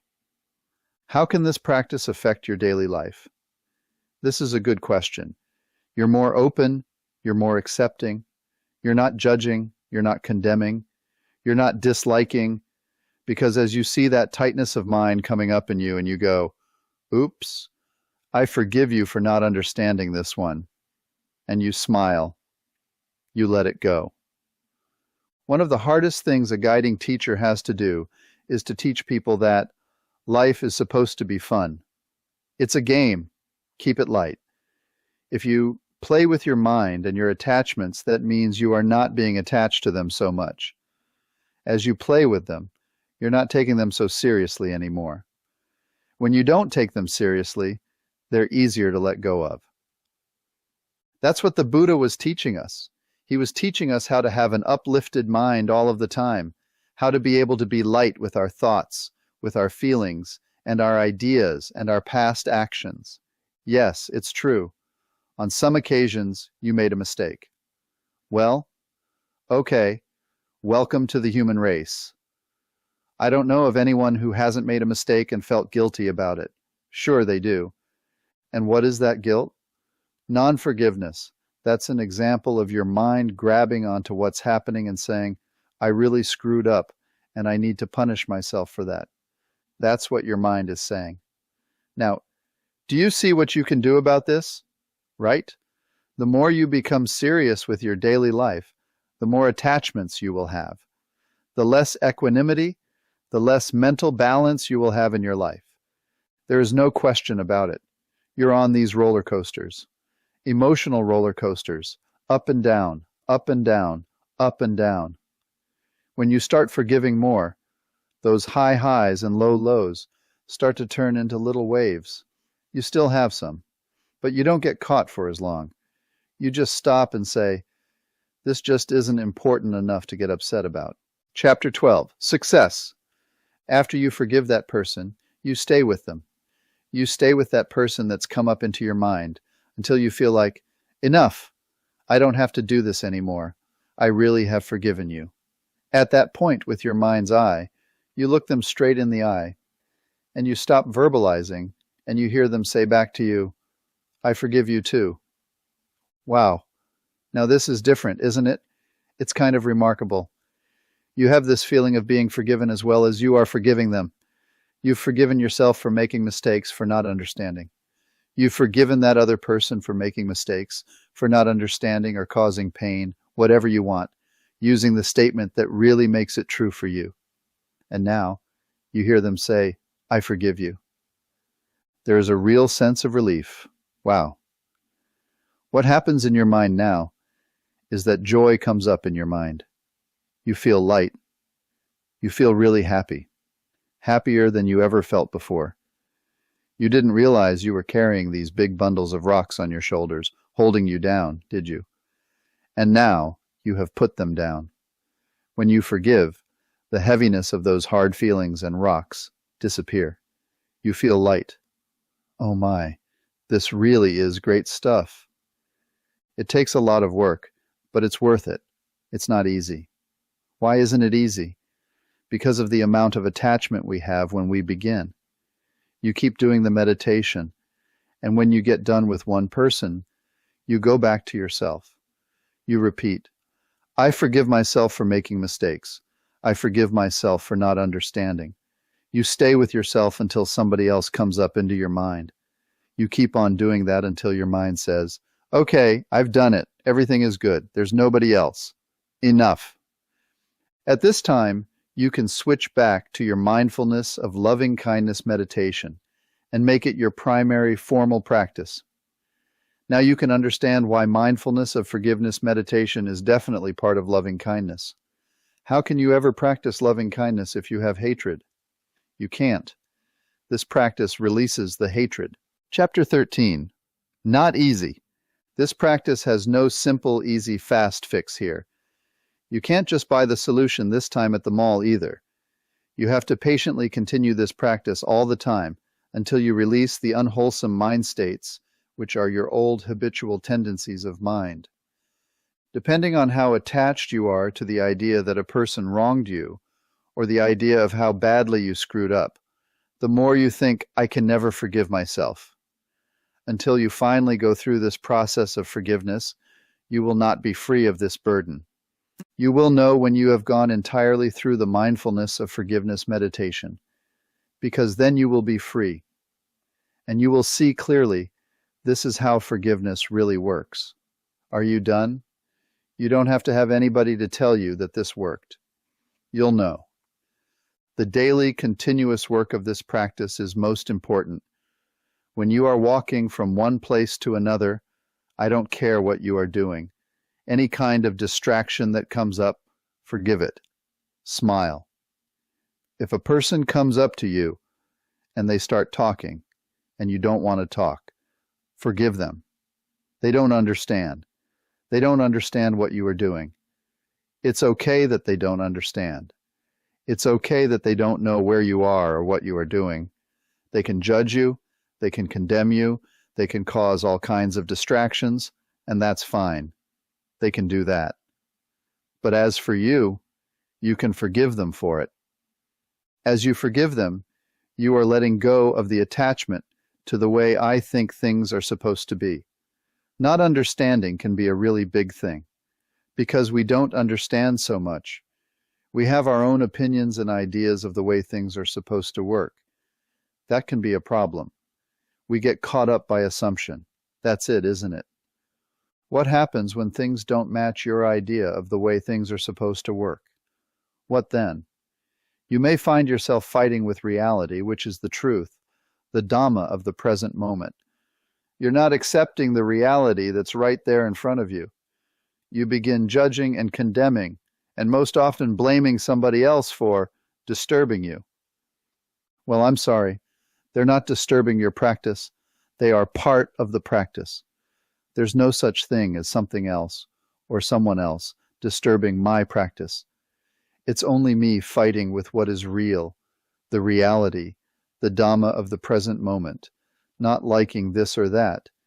And next, I am blaming somebody else or something else for the cause of that. Chapter 14. Forgive it. What about sounds disturbing us while we practice? Sometimes in a retreat, if you are concentrating too hard, you can observe what can happen. You could get so upset if there is even one squeak of a door, or someone is walking by too heavily near you or breathing too loudly. You might jump up thinking, oh, you disturbed my practice.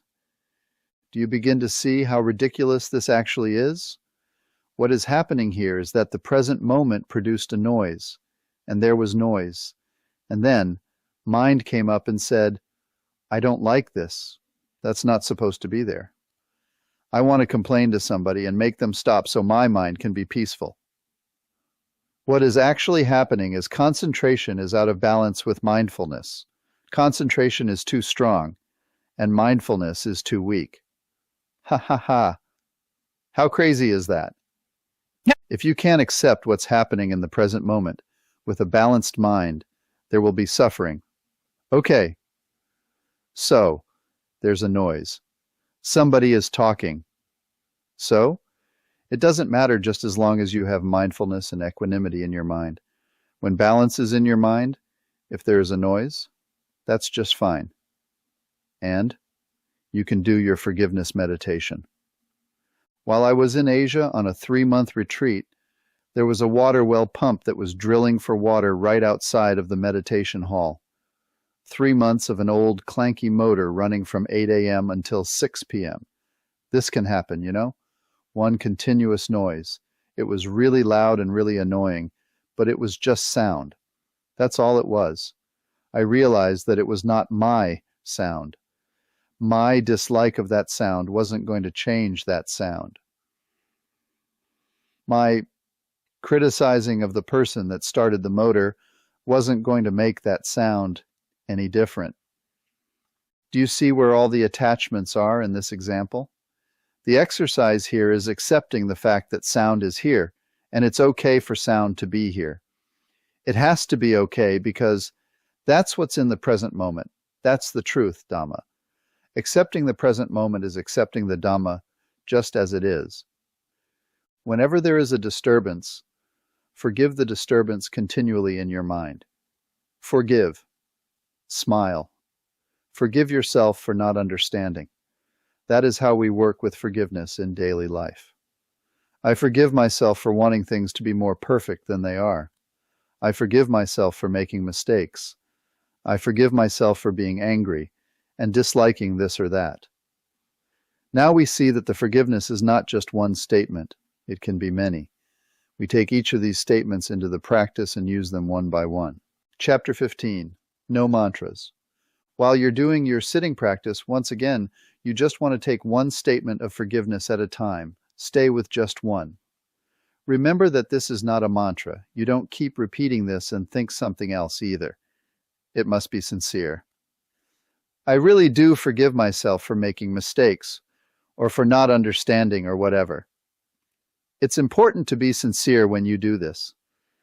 The more you can continually forgive with your daily activities, with your sitting, with your walking meditation, whatever you happen to be doing, you realize that this is what meditation is really about. Meditation is not about gaining some superhuman state of mind. It's not just about bliss. It is more productive than that. It's about learning how you cause your own suffering and how to let go of that suffering. The deeper superhuman states of meditation will come up by themselves when we clear our minds and simply allow this to happen. You don't have to personally do anything. The more you clear yourself, the more you clear your mind of judgments, opinions, concepts, ideas, and the more you accept what's happening in the present moment, the more joyful life becomes, the easier life becomes. What's that you are saying now? Well, I have this habit of always analyzing and thinking. Okay, let it go. But I have been doing this my whole life. So, hey, forgive yourself for not understanding. Forgive yourself for analyzing. There can be a strong attachment to wanting to analyze. That's the Western disease. I want to know how everything works. You don't learn how things work by thinking about them. You let go and relax to see how things work when you forgive. And you let go and relax to develop space in your mind to observe how they work. The truth is that in meditation, thinking mind, analyzing mind, is incredibly slow. The aware mind is incredibly fast. It's extraordinary. You just can't get there with a lot of words in the way. You can't have opinions in the way. They will block you. They will stop you from seeing the way things truly are. Chapter 16. Blame Game. Your Forgiveness. Meditation is more than just about old attachments like, well, when I was 5 years old, little Johnny, he beat me up, and I've hated him ever since then. See how this is about you and uncovering this attachment and how you hold on to it and how you cause yourself pain because of that attachment. Especially these days, people are big on blaming everybody but themselves for their pain. The question here should be, is that working with reality or not? It's easy to say, you caused me pain. I don't like you. But did someone else cause you pain? Or did I just say something and you had another kind of an opinion and judged and condemned whatever I said? Then your aversion came up and your dislike of the whole situation. Now, you're off to the races and you're 1,000 miles away. You are causing yourself pain and you're running into your thinking, but I'm only thinking and analyzing. Ha ha ha ha ha. You're attached. You think, this attachment won't hurt me so much if I keep distracted. I can keep my opinions and my ideas about the way things are supposed to be, and then I don't have to change. But you're fooling yourself. Change is the only way to free mind. Meditation is about positive change. Chapter 17. Be happy. In summary, Buddhism is about realizing that you need to have a balanced and mindful mind that doesn't have high emotions in it, that doesn't have attachments in it, so that you can see things clearly and discover real happiness and contentment in daily life. Buddhism is about seeing the way things truly are, gaining knowledge by seeing for yourself how you are the cause of your own pain. It's about taking personal responsibility and doing the work needed to find this kind of mindfulness, balance, and understanding. Mindfulness of forgiveness.